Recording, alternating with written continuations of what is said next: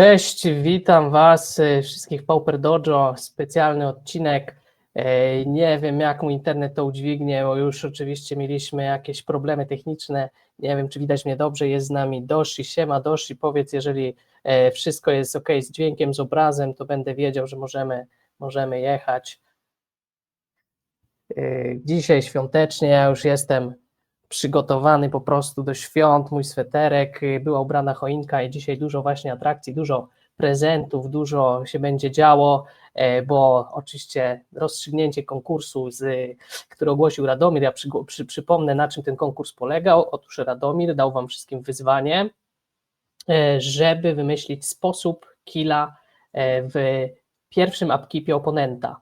Zanim w ogóle gra się zacznie, nazwijmy to, zanim gracz coś zagra, wy w waszym, znaczy w jego upkeepie po prostu go zabijacie. Przyszło kilka bardzo ciekawych rozwiązań, ale zanim jeszcze do tego przejdziemy, krótkie ogłoszenie, bo mieliśmy pierwszy turniej czwartkowy w nowej lokalizacji Centrum MTG, przyszło 23 graczy, więc znowu bardzo fajna frekwencja i mamy z tego grania dla Was krótki filmik, który już puszczam. Siemanko, witam na czwartkowym turnieju w Centrum MTG. Dzisiaj w nowej lokalizacji gracze zaczynają pierwszą rundę. Tutaj proszę bardzo mecz Chachman versus Kusha. No ja też kipnę. No to chciałbym... To czekaj, bo ty zaczynasz, tak? To No. ja w twoim upkeepie chciałbym. Ja Okej. zegzailuję Simian Spirit Guide'a po manę czerwoną i zrobię drugiego. I zagram manamorfozę, wydam te many na czarną i czerwoną. Storm 1 dobiorę kartę.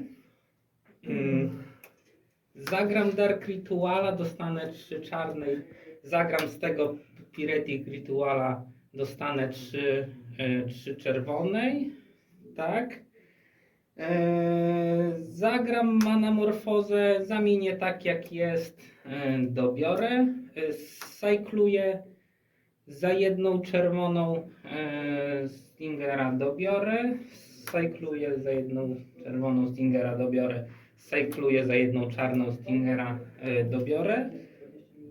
Cykluję za 2 życia Street Wraitha, dobiorę. Cykluję za 2 życia Street Wraitha, dobiorę. Cykluję za 2 życia Street Wraitha, dobiorę. Zagram Dark Ritual, dostanę 3 czarnej. Cykluję za 2 życia Street Wraitha, dobiorę. Zagram Songs of the Damned za jedną czarną, dostanę raz, 2, 3, 4, 5, 6, 7 czarnej. Raz, 2, 3, 4, 5, 6, 7 czarnej. I za 3 czarnej rzucę Ripping the Graves, tak? Storm 7, wrócę 7 kart do ręki, wrócę o te 7 kreatur i w takim razie chciałbym jeszcze raz cykluję za 2 życia Street Wraitha, dobiorę. Cykluję za 2 życia Street Wraitha, dobiorę. Cykluję za 2 życia Street Wraitha, dobiorę. Cykluję za 2 życia Street Wraitha, dobiorę. Cykluję Draining Singera za 1 czarnej, dobiorę. Cykluję Draining Singera za 1 czarnej, dobiorę. Cykluję za 1 czarnej, dobiorę. I tak, rzucę Songs of the Damned, dostanę jeszcze przed tym w odpowiedzi na to cykluję Draining Stingera, dobiorę. I teraz rzucę Songs of the Damned, dostanę 8 czarnej, raz, 2, 3, 4, 5, 6, 7, 8 czarnej. Zagram z tego jeszcze Shitting Songa, dostanę, zamienię go na 5 czerwonej, raz, 2, 3, 4, 5. Dobra, zagram sobie Manamorphos, dodam sobie 2 niebieskie z tego Manamorfoza, dobiorę. Zagram sobie drugi Manamorphos, dodam sobie 2 zielone z tego Manamorfoza. A z czego ten? Z czarnej i czerwonej? Z czarnej i czerwonej, tak. Z czarnej i czerwonej dobiorę. Za jedną niebi 3 czarnej. Zagram Quick Study, dobiorę 2. Raz, 2. I teraz tak. Myślę, że wygrałem. Zagram Elementalist za jedną niebieską, jedną czarną. Rzucę na niego oczywiście Storm do góry. Rzucę na niego Giant Growtha za jedną zieloną, więc Storm do 6 góry. powera. Tak, ma 6 powera. Rzucę na niego drugiego Giant Growtha, Ma Storm. 10 powera. Tak, zagram na niego Tainted Strike'a, czyli dostanie +1, +0 i Infecta. 12 powera Infect. Tak, i chciałbym zatrzymany zagrać Soulsfire w ciebie. Target kreatura zada damage'a. W ciebie 10 Wow. Infecta, przegrywasz. Wow. Dobra, tak gra. się wygrywa w Warszawie właśnie. Siemanko, jestem już z powrotem, jest ze mną Radomir, czyli autor konkursu. No popatrz Radomir, co Siema za przypadek, ale nam się gra trafiła, nie? Niesamowite. No, to jest przypadek jak jeden prawdopodobnie na kilkadziesiąt miliardów. Po prostu czasem tak się zdarzy. Magic. No, ale tak serio, to właśnie, jak już pewnie się domyślacie, to było jedno z rozwiązań konkursu. Akurat tak się zdarza, że to jest rozwiązanie wygrywające, rozwiązanie Doshiego i tu gratulacje, ponieważ pierwszy nadesłał w pełni poprawne rozwiązanie. Więc Tak, Doshi nie bardzo jest szybko, to bardzo jedyne. szybko przesłał.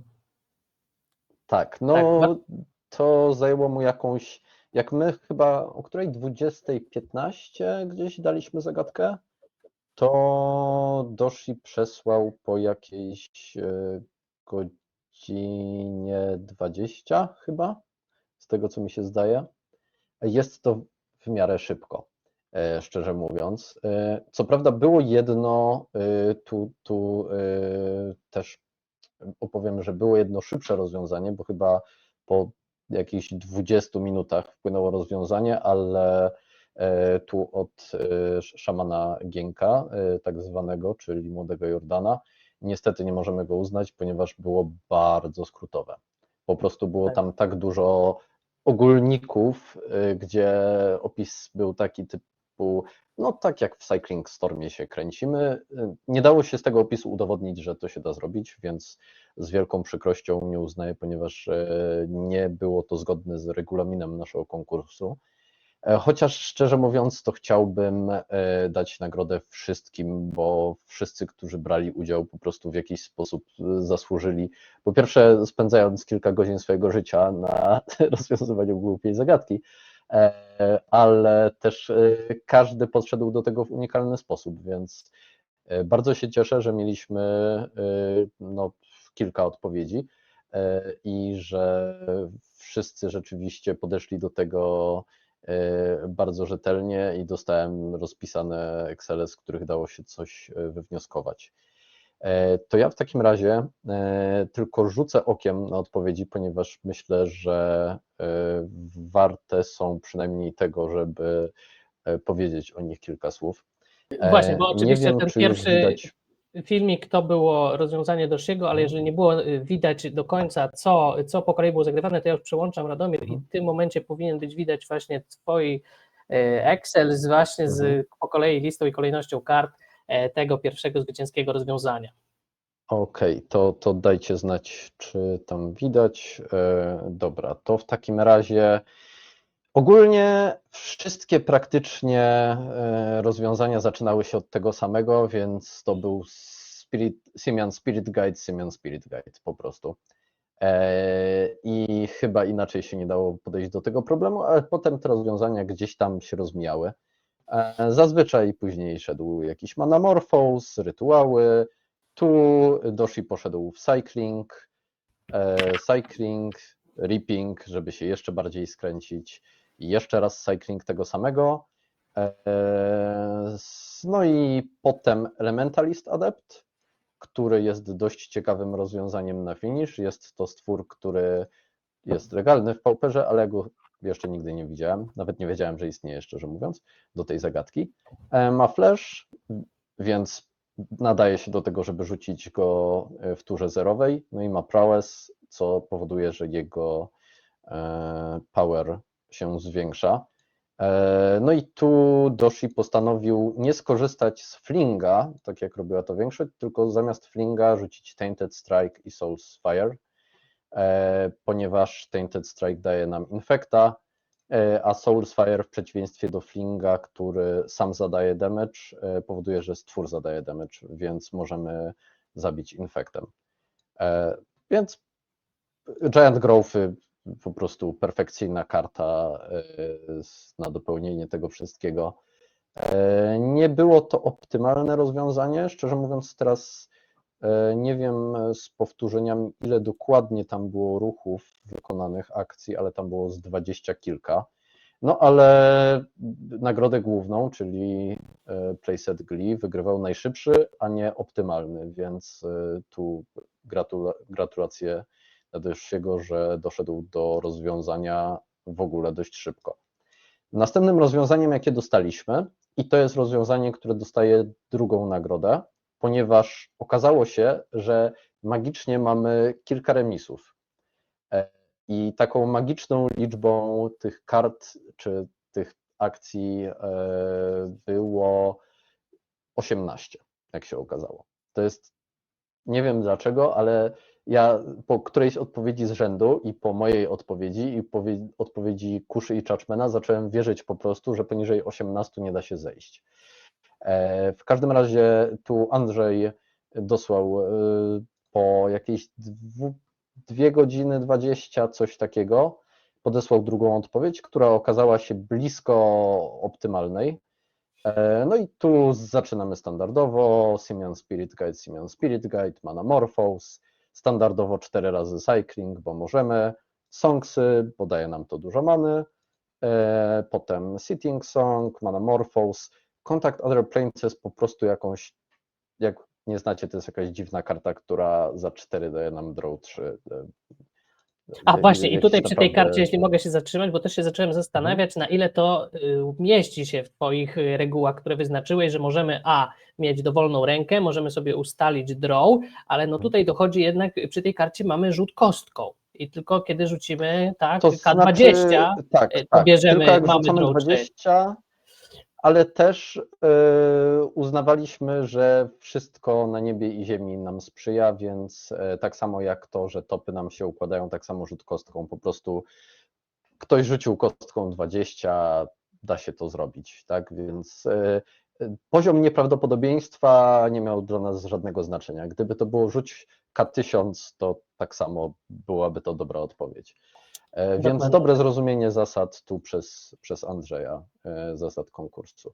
No i później końcówka dość standardowa, z tym, że kreaturą był ten Brzydal, a finisherem był Inside Out, Astral Steel, bardzo ciekawa karta ze Stormem, też jak pewnie niewiele osób wie, że w ogóle Storm jako przegięta mechanika w Pauperze ma też coś takiego. No i Fling. I łącznie zajęło nam to dokładnie 18 akcji, więc jest to wynik, którego nikt nie pobił. Następny był Mateusz, który w niedzielę rano, czyli po kilkunastu godzinach, ale pewnie spał gdzieś po drodze, dosłał bardzo ciekawe rozwiązanie, gdzie oczywiście początek standardowy, Simian, Manamorphose, rytuały, Manamorphose, Perilous Research, który ciągnie nam 2 karty i poświęca permanent. Oczywiście nie mamy permanentów, więc po prostu ciągnie nam 2 karty. Następnie dochodzimy do końca, gdzie mamy 10 many, w tym 7 czerwonej i 3 czarnej, i 2 razy rzucamy Riddle of Lightning, który mówi choose any target, scry 3, then reveal the top card of your library. Riddle of Lightning deals damage equal to the card's converted mana cost to that permanent or player. I po prostu stopa, tak jak mówiłem już, że po prostu wszystko nam sprzyja, więc na topie wśród tych 3 kart Oczywiście jest Rust Goliath, kreatura jedyna w pauperze, która ma CMC 10. Co oznacza, że 2 razy strzelamy po 10 w opa i op ginie. Następnym rozwiązaniem było rozwiązanie, które podesłał Skóra i aż musiałem to przeliczyć 2 razy. Jakby nie chciałbym tu robić matmy za niego, ale wydaje mi się, że Skóra mógł wygrać naszą nagrodę za kill w najmniejszej liczbie kart, ponieważ on opisał nawet w tytule maila, że robi to 18 kartami. Dla mnie 18 karta jest zupełnie bez znaczenia i może to zrobić w 17 i to nie jest jakieś turbo skomplikowane. No zaczyna w dowolnej kolejności, zaczyna od street right'ów, żeby po prostu się przecyklować, potem są Simiany, potem jest Manamorphose, potem są Songsy, Elementalist Adept, którego już widzieliśmy, kolejne Songsy, Reaping, żeby sobie jeszcze raz użyć street right'ów. Przypominam, że w zasadzie naszego konkursu raz użyta karta nie liczy się już drugi raz, więc ta akcja jakby jest tu darmowa. No i znowu Songsy, 2 razy Manamorphose, Mutagenic, tu widzimy Powera Elementalisty po drodze, no i Teach by Example, co jest pierwszy raz ktoś użył tu tej karty, też bardzo ciekawa karta, która myślałem, że będzie w rozwiązaniach. I Fling. Tylko że z mojej matematyki wynika, że flingowany stwór, co ważne, fling nie dodaje się do prowesa, więc nie można było po prostu rzucić flinga, zobaczyć, że ok, stwór ma teraz 12, 11 i wtedy flingnąć. Fling poświęca w koszcie, czyli zanim ten prowes wejdzie. Ale nadal, jeżeli byście tu zobaczyli, to power jest 11, co oznacza, że jednego tego Manamorphose'a można było zupełnie wyciąć i po prostu rzucić za RB Manamorphose'a, mielibyśmy to samo, czyli RRR BBB i power na końcu byłby 10 i Stitch by Example, więc jakby nie wiem, czy tu ja się pomyliłem, czy Skóra się pomylił w liczeniu powera stwora, ale można było to zrobić spokojnie tu jedną kartę mniej, no ale napisał, że robi to w 18, więc wierzę. Nie chciał wygrać, chciał dać szansę Andrzejowi po prostu. Następne rozwiązanie, tu w ogóle bardzo ładnie opisane wizualnie na wszelkich poziomach, to było rozwiązanie Gwintet, czyli Konrada, który tu wykorzystał też prowesa, tylko że w formie Goblin Wizardry i Kazab's Brew do dobierania, widocznie dlatego, że po prostu mógł. No, jest to rozwiązanie, które w sumie oprócz tego nie różni się za bardzo od innych. Na końcu rzuca Fists of Flame, co jest chyba pierwszym właśnie, ja to mam w rozwiązaniu akurat Kuszy i Churchmana, co jest też bardzo sprytnym posunięciem. No ja tu właśnie tylko pokażę rozwiązanie jeszcze, ponieważ przed konkursem chcieliśmy udowodnić sobie, że jest to możliwe, więc zarówno ja, jak i oprócz mnie Kusza i Churchman spróbowaliśmy to rozwiązać, więc na szybko tylko powiem tu rozwiązanie. Oczywiście Churchman poszedł od razu w cycling, jakby wiedział, że to się da zrobić cyclingiem. No i to jest rozwiązanie, w którym widać skupił się na tym, żeby podbijać sobie draw count i na końcu rzucić Rotten Reunion, Fists of Flame i Flinga. Zrobił to 20 akcjami, czy zrobili, no ale też nie optymalizowali tego jeszcze, bo nie znali tej zasady konkursowej, żeby optymalizować akcje, więc podejrzewam, że może dałoby się to coś tu zrobić. W każdym razie jest to kolejne rozwiązanie, które jest bardzo blisko. Teraz mieścimy się wszędzie w tych 18 do 20 akcji.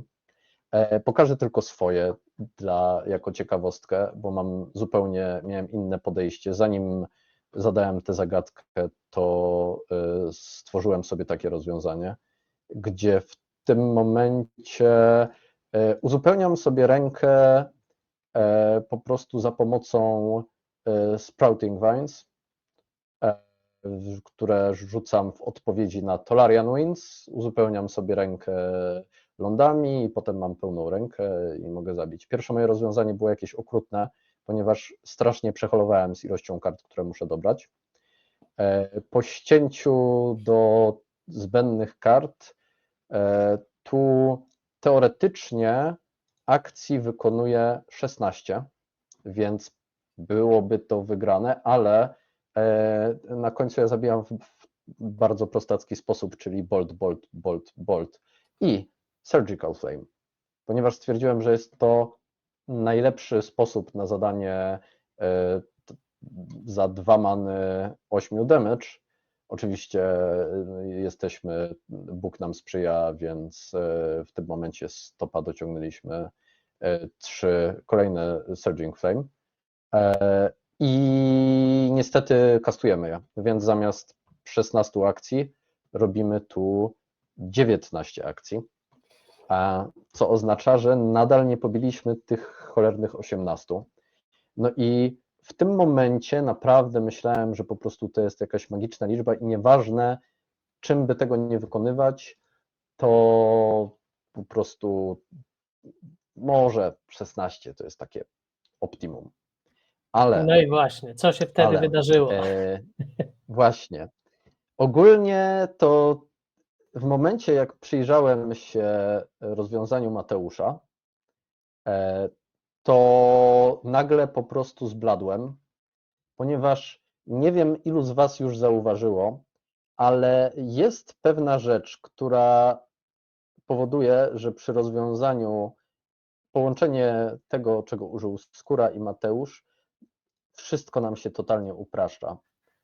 I może teraz przedstawimy rozwiązanie, które no, wykorzystuje tych kart dużo mniej. Nie wiem, Ja czy już chcesz przełączam po kolei, właśnie i Prospero. jest już wyświetlone, widzowie widzą rękę startową rozwiązania, które w tym momencie po przejrzeniu Waszych rozwiązań, jeszcze raz przemyśleniu przez Radomira, tutaj powiem, że to on po prostu doznał olśnienia i powiedział, kurczę, da się to zrobić dosłownie w Tak. ilu kartach, Radomir? Czy chcesz już zdradzić w ilu? Bo na 8. razie jest ręka. Da się to zrobić. No to powiem, że tak, da się to zrobić 8 kartami, tak naprawdę dobrze 9, gdzie 8 z nich kastujemy lub używamy jak Exile Simiana. Tak, czyli na ręce zaczynamy. Tak, no po kolei początek jest standardowy, oczywiście Simian Manamorphose, tu nic się nie zmienia, rytuały, żeby sobie podbić ilość many, tylko że tak naprawdę okazuje się, że potrzebujemy tylko 7 many i 2 kart pozostałych na ręce. I tylko do tego musimy dojść. Także w tym momencie Simian, Manamorphose, rytuał. Z Manamorphose musimy dociągnąć jeszcze jedną kartę, więc w tym momencie będzie to Riddle of Lightning. I zostajemy na ręce z Teach by Example i Riddle of Lightning, które rzucamy i skopiowane z Teach by Example odkrywa oczywiście 2 razy tego samego stwora, którym jest tu Rust Goliath. I tak właśnie możemy zabić w pauperze 8 kart. Jestem totalnie załamany tym, że to jest możliwe, ponieważ myślałem, że wszyscy już jesteśmy blisko jakiegoś optymalnego rozwiązania. Okazało się, że nie. No i tu gratulacje dla Mateusza, który postanowił iść inną drogą niż reszta i po prostu odkrył optymalne rozwiązanie, tylko brakowało mu tego, ponieważ chciał koniecznie mieć 10 many i 2 Riddle of Lightning, czego już osiągnięcie jest dużo trudniejsze. Brakowało mu tego, żeby po prostu odkryć, że istnieje Teach by Example, co oznacza, że jak zwykle udowodniło nam to, że kolektywny umysł jest lepszy niż jakikolwiek z naszych pojedynczych umysłów. I jest to, nie wiem, jakaś nauczka na przyszłość, którą możemy wyciągnąć, może a propos próbowania, że może lepiej razem niż osobno. No i takie 7-8 kart, żeby zrobić killa, no, może się uda, może warto próbować. Tak. Może ktoś. to już myślę, że prawdopodobieństwo rośnie dramatycznie, że w tym momencie po prostu z szansy jak, nie wiem, no, od teraz do śmierci cieplnej wszechświata nagle okazuje się, że może, nie wiem, w swoim życiu jesteśmy w stanie to zrobić, chodząc na wszystkie FNM-y na przykład i grając 2 razy tygodniowo. I zostać Także legendą już do zachęcam. końca życia. Zostać legendą po prostu w całej Polsce pauperowej, Tak jest. że coś takiego zrobiliśmy. Tak jest. No dobra, Radomir. Także raz jeszcze gratuluję wygranym, gratuluję wszystkim uczestnikom. Dziękuję bardzo, ponieważ sprawiliście mi dużą radość. No i w takim razie, no co, ja się zwijam i oddaję głos w takim razie naszym gościom specjalnym dziś. Dzięki, Do zobaczenia Radomir. na innych wydarzeniach. Trzymaj się, zapraszam Cię do oglądania Dzięki. w takim razie. Do zobaczenia. Hej. Jeszcze Radomir mówił Wam, trzymajcie się miłej soboty, ja już go wyłączyłem, bardzo przepraszam. I teraz, żeby już nie przedłużać, przechodzimy do głównej części naszego odcinka, czyli rozmowy z moimi gośćmi specjalnymi, których zaprosiłem dzisiaj. Dobrze ich znacie, wybitni pauperowcy, zarówno gracze, zarówno kreatorzy kontentu, czyli autorzy, założyciele podcastu Gra Magic Podcast, który też na pewno znacie. Jeden jest obecnym mistrzem Polski Paupera, drugi jest pierwszym mistrzem Polski sprzed 12 lat, czyli są to oczywiście Skóra, Franek i Sodek. Cześć panowie, witam was serdecznie w Pauper Dojo. Dzień dobry. Siema. Ja tutaj chciałem tylko zaznaczyć, Gra Magic Podcast jest dwuosobowa, a ja jestem dodatkiem, jestem jak trochę Batman, Robin i ten Batmobil. No to ja jestem Batmobilem w tej sytuacji, więc no. Tak, oczywiście autorami Gra Magic Podcast, kanału, nazwijmy to już zaprzyjaźnionego, który serdecznie polecam, są Franek i Skóra. W ostatnim odcinku Sodek był ich gościem i właśnie. Bardzo Wam dziękuję panowie, że przyjęliście moje zaproszenie.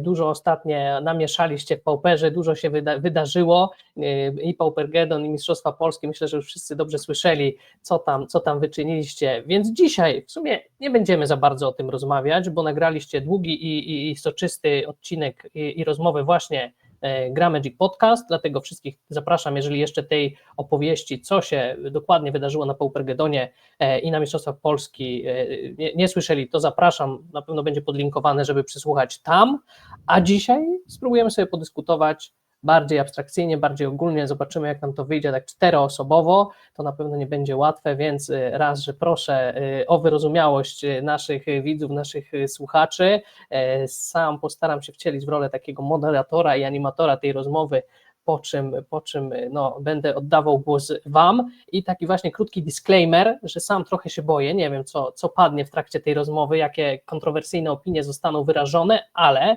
właśnie proszę o taki kredyt zaufania dla nas, że wszyscy tutaj jak jesteśmy, to co robimy, to co mówimy, na ile właśnie poznałem już Franka i Skórę i Sodka, to oni jednak robią to wszystko z troską o format, z troską o Paupera, o community, więc nawet jak czasami może powiedzą coś, co zabrzmi może trochę kontrowersyjnie, może będzie to jakaś opinia czasami nie tylko pozytywna, to przemyślcie to wszystko pada tutaj, żeby uczynić naszą grę lepszą.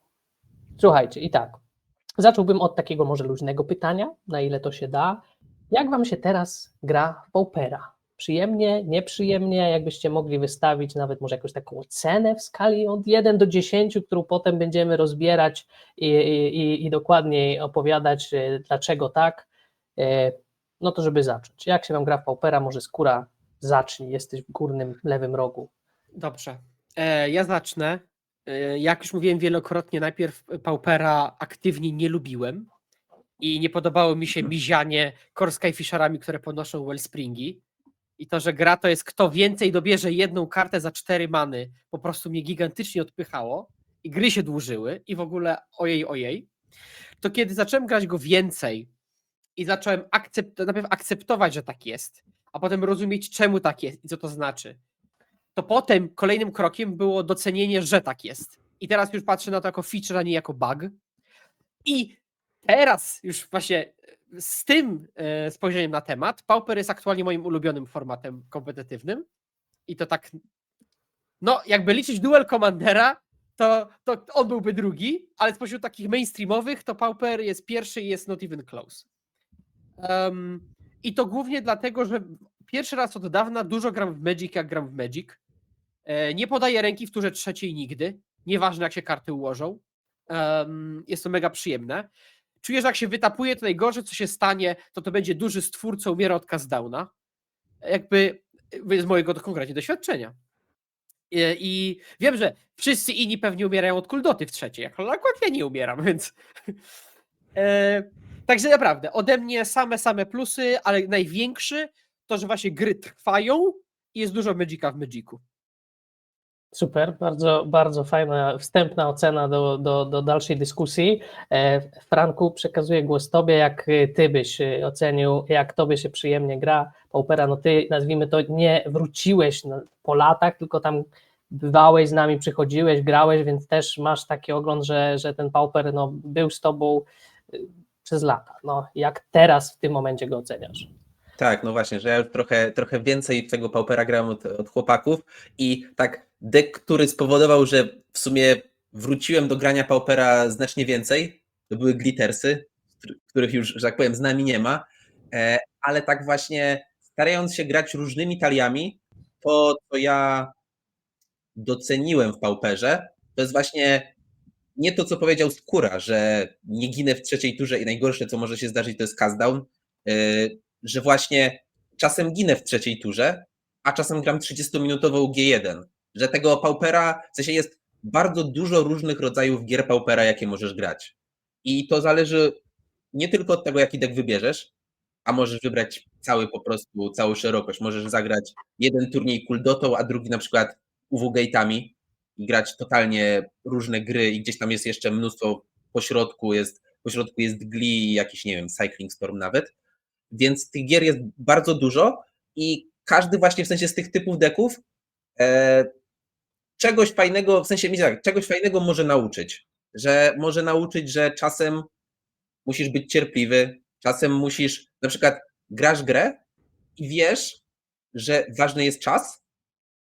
W sensie, że czasami właśnie ta kontrola czasu też jest typem gry, który musisz grać. I wiesz, że na przykład dużo tych rzeczy, które są wykonywane, typu na przykład, nie wiem, mirrory około Affinity, że dużo tych kart nie ma żadnego znaczenia. W sensie musisz szybko przejść i tylko jest to kilka kart, które mają znaczenie. A z drugiej strony masz na przykład Kuldotę, gdzie każda konkretna karta ma znaczenie. Każda karta, każde obrażenie. Więc to, co mi się podoba, to jest właśnie ta różnorodność i coś właśnie, czego brakowało Pauperowi, bo Pauper wydaje mi się, że właśnie jeszcze przed czasami tych, powiedzmy, suplementarnych setów był dużo węższy. W sensie tam combo nie za bardzo, agro nie za bardzo i tak naprawdę wszystko to było to właśnie, że tak powiem, mizianie się Wellspringiem i jakimiś innymi Draw 2, w sensie, więc to, co mi się podoba, właśnie ta szerokość formatu. Super, bardzo Ci dziękuję. No, też z chęcią tego słucham, bo ja w Pauperze jestem po prostu od paru lat, Wy jesteście od kilkunastu, więc też macie o wiele szerszy ogląd tego, jak to się zmieniało, jak ten Pauper wyglądał wcześniej. Sodek, powiedz jako trzeci, bo Ty właśnie 12 lat temu zostałeś mistrzem Polski, czyli no też już od tego Paupera grasz od lat nastu, widziałeś jak się zmieniał, wróciłeś, jak Ci się gra teraz? O, z tym granie 12 lat to nie przesadzę, bo Pauper dla mnie bywa, nie jest i teraz myślę, że będzie bywał ciut częściej, ale dalej no muszę być mimo wszystko bardziej skupiony, nie wiem, na standardzie, bo Pro Tour i na modernie, bo to moja praca, więc Pauper z takim właśnie hobbystycznym podejściem sobie pograć w karty i on do tego idealnie pasuje. Po pierwsze, chciałbym się odnieść do Franka, że format to właśnie nie był oparty aż tak bardzo na combo, no właśnie początki Paupera, gdzie trzeba było banować gry przed Invigorate'a, no to było takie właśnie podejście do stricte combo, jak później trzeba było banować Temporal Fisher, to było tak samo, więc moje wejście do Paupera było bardzo kombogenne, a no później w tych późnych latach, gdzie tam się Multidriftera stronę rzucało, to było już trochę inaczej, ale czuję właśnie, że teraz proaktywne deki dostały tyle dobrych narzędzi, że jest względny balans pomiędzy takimi makroarchetypami, że można grać i agro, i control, i midrange, i creature combo, jak na przykład Glee, i jakiś spell-based combo, tak, przykładowo Cycling Storm i tak dalej, do pewnego stopnia może nawet tak liczyć RP Madnessa, tak, który potrafi nie zdeployować nic na board i po prostu zagrywać czary i wygrać. Więc każdy znajdzie tu coś dla siebie. Co mnie najbardziej urzekło w Pauperze, to jest ekonomia tego formatu, czyli że jest to jedyny format, który ma tak niski próg wejścia i to trochę dyktuje całą dyskusję wokół niego w przyszłości, bo jeśli ma niskie próg wejścia, to gracze, którzy mają, że tak powiem, mniejszy zasób portfela albo chcą mieć bardzo dużo talii, mogą wejść i przykładowo to powoduje, że jest łatwiej mieć dużo talii, ale też nie ma osób, które są, albo inaczej, nie wszyscy są tak wybitnie związani z jedną talią, aby ją tam próbować na wszystkie możliwe sposoby, co też prowadzi do tego, że i też to przyciąga graczy, nazwijmy to bardziej hobbystycznych niż kompetytywnych, co sprawia, te dwa czynniki sprawiają, że format jest trochę underexport i według mnie jeszcze dużo w Pauperze jest do odkrycia i w momencie, który, nie wiem, byłby Pro Tour w Pauperze, to dużo rzeczy by się zmieniło, tak? I ja lubię to w Pauperze, że można czymś dalej zaskoczyć, że można nawet znane talie jakoś wariację na temat zrobić, tak aby jakoś się w tym formacie odnaleźć. Więc już to chyba kiedyś mówiłem u chłopaków na Grammagic Podcast, że jeśli nie byłbym zainteresowany nigdy proturowym graniem i tym kompetywnym, Pauper jest najlepszym miejscem do gry, bo jest tani, ciekawy i fajnie się go gra. Oczywiście ma swoje minusy. Przykładowo, jak się gra Dispute Mirrory, to ten, kto bierze pierwszego disputa, ma olbrzymią przewagę i później dobierasz jeszcze więcej disputów i to się tak kręci. No, ale to każdy format ma jakieś tam swoje to takie kluczowe zagrania. Ogólnie jestem bardzo na tak, mocno ocena 8/10. Pojawiła się ocena 8/10. No ja przyznam, że trochę jako też taki amator i znający tylko Paupera daję w tym momencie nawet 10/10. Ja się bawię bardzo dobrze, ale no tak jak też to powiedziałeś, Sodek, że no to jest format bardziej amatorski, do zabawy. Ty masz te rzeczy, którymi się zajmujesz bardziej zawodową, czy protury, którym grasz standard, czy inne rzeczy, a Pauper hobbystycznie, ale no jeżeli by nie był, rozumiem, przyjemny, to byś nie grał, bo miałbyś lepsze rzeczy do roboty. I teraz właśnie, wypadły jakieś informacje o jego wadach, zaletach. Zacznijmy może od zalet, czyli z jednej strony jego szerokość, mamy bardzo dużo deków do wyboru, dużo różnych styli grania. To się przekłada, że niektóre gry trwają krócej, trwają dłużej, może być tak, że da się zawsze tę grę odwrócić. Z zaletą gdzieś padło, że jest też cena. No jaka ta zaleta waszym zdaniem wypływa na to pierwsze miejsce, które może przyciągnąć nowych graczy do tego community, zarówno w ogóle nie magicowców, jak i magicowców, którzy grają inne formaty. I tutaj bym, przyznam, chciał taką nawet luźniejszą dyskusję, bardzo dobrze wam wyszła w grze Magic Podcast, więc już postaram się nie wskazywać, komu daję głos. Jeżeli ktoś chce powiedzieć, to śmiało. Nauczyciel. Nie, no dla mnie kluczowa jest ekonomia. W sensie, jeśli nie trzeba wydawać na talię 5000, tylko 300 zł, kiedy ktoś sprzedaje całą talię za 150 gdzieś tam, albo możesz sobie już pal licho za 400 zł z przesyłką złożyć sobie talię używając card marketu, no to jest motor napędowy do wszystkiego. I to jest później motor napędowy dla rozwoju community, bo nagle jedna osoba, która ma 10 talii, czy tam 5, czy coś, jest w stanie nagle zagospodarować nie tylko samego siebie, ale na przykład zachęcić kogoś nowego z innego formatu, powiedzieć: słuchaj, mam dla ciebie talię, może wpadniesz. I tak to się powinno kręcić. Więc dla mnie koszt. Pytanie jest też z dostępnością i ta dostępność paradoksalnie nie jest taka zła, bo okej, są karty takie starsze, nie wiem, Sadistic Glee na przykład, tak? Albo Snuff Out, chociaż Snuff Out był przedrukowany teraz.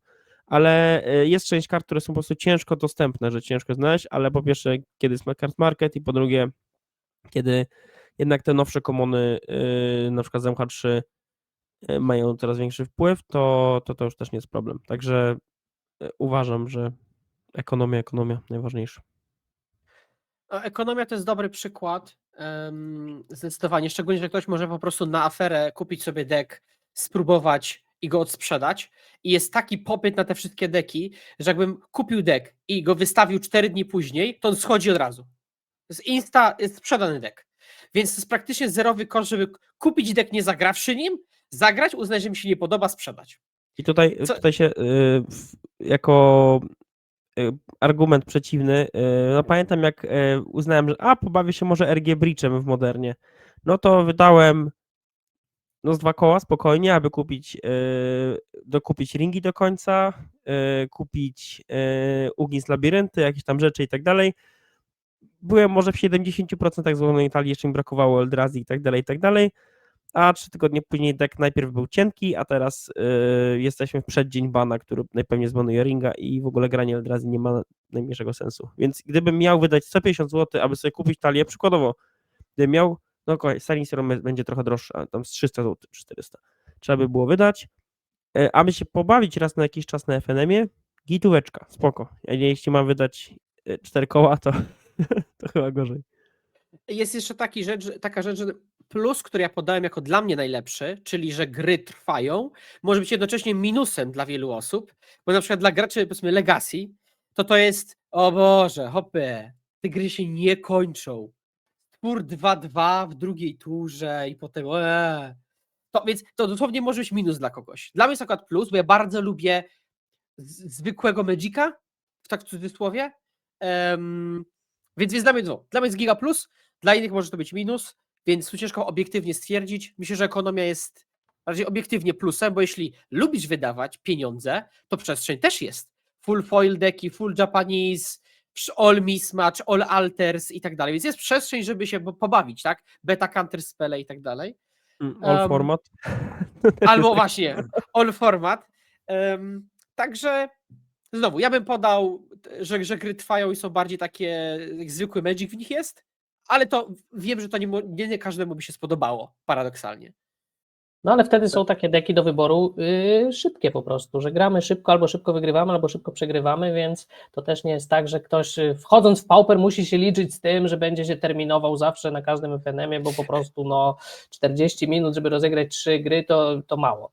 No i nawet nie musi się angażować w normalnego Magica, bo wtedy bierze Cycling Storm i gra i nie grinduje, i gra trochę inaczej i też jest dla niego deck. Więc fundamentalnie jest deck dla każdego w tym formacie, więc absolutnie.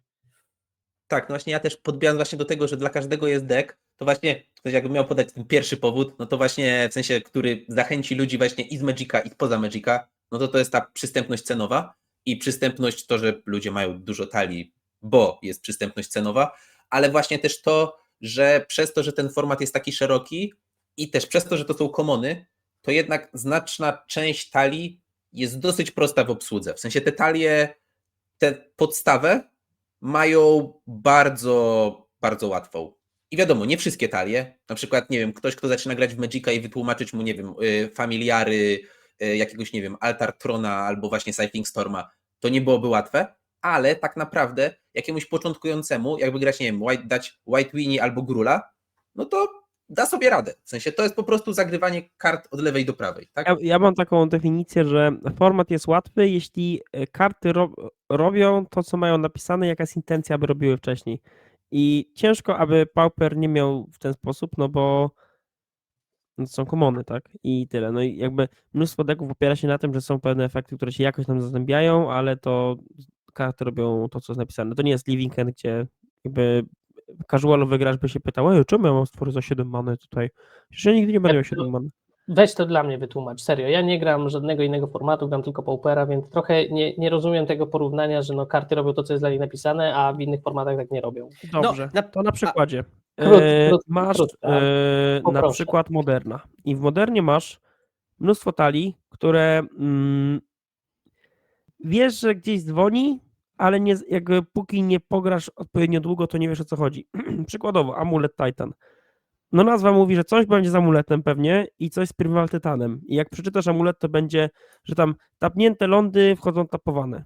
No i Tak. mówisz sobie, no fajnie, coś tam, no ale później trzeba pograć i wiedzieć, że to są triggery, więc jak masz dużo amuletów, to te triggery się stakują i możesz je sobie układać w odpowiedniej kolejności i potem jak masz Primal Tytana, to ci szuka 2 kolejne landy, to mając odpowiednią ilość amuletów, możesz to wszystko lupować i zagrywać dużo więcej tytanów, robiąc inne rzeczy i tak dalej. Albo masz Grinding Station, które masz jakby artefakt za 2 many, zmiel 3 karty, ale jak chodzi o artefakt, to się może odtapować i możesz tam coś poświęcać i tak dalej. Masz Underworld Breacha, który ci pozwala zagrywać karty z grobu i myślisz sobie pierwotnie, no to przewijanie to jest bez sensu, a ten Underworld Breach, no to zagrywasz sobie karty z grobu, aby mieć kartę advantage, tak, bo to w teorii tak powinno działać, no ale jest taka karta jak Thassa's Oracle, która mówi ci za 2 many potwór 1/3, co robi scry, za ile masz devotion niebieskiego, ale jeśli ten scry jest mniejszy bądź równy twojemu devotion, przepraszam, twoja liczba kart w bibliotece jest mniejsza bądź równa devotion, to wygrywasz grę.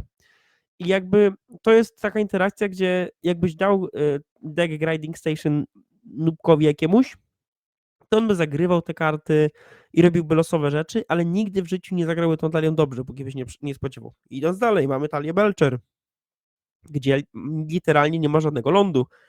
To mogło być trochę konfundujące. Storm, Broodscale, Eldrazi Rampa też nie jest taka, znaczy, okej, tam karty mniej więcej robią co trzeba, ale tak można, albo nie wiem, Living End, co masz talię pełną cyclerów, które kosztują dużo many i karty zatrzymane, które kaskadują się, czyli w momencie zagrania patrzysz, szukasz karty z góry biblioteki, które kosztuje mniej i masz talię zbudowaną tak, że zawsze trafisz na jedną konkretną kartę, która się nazywa Living End.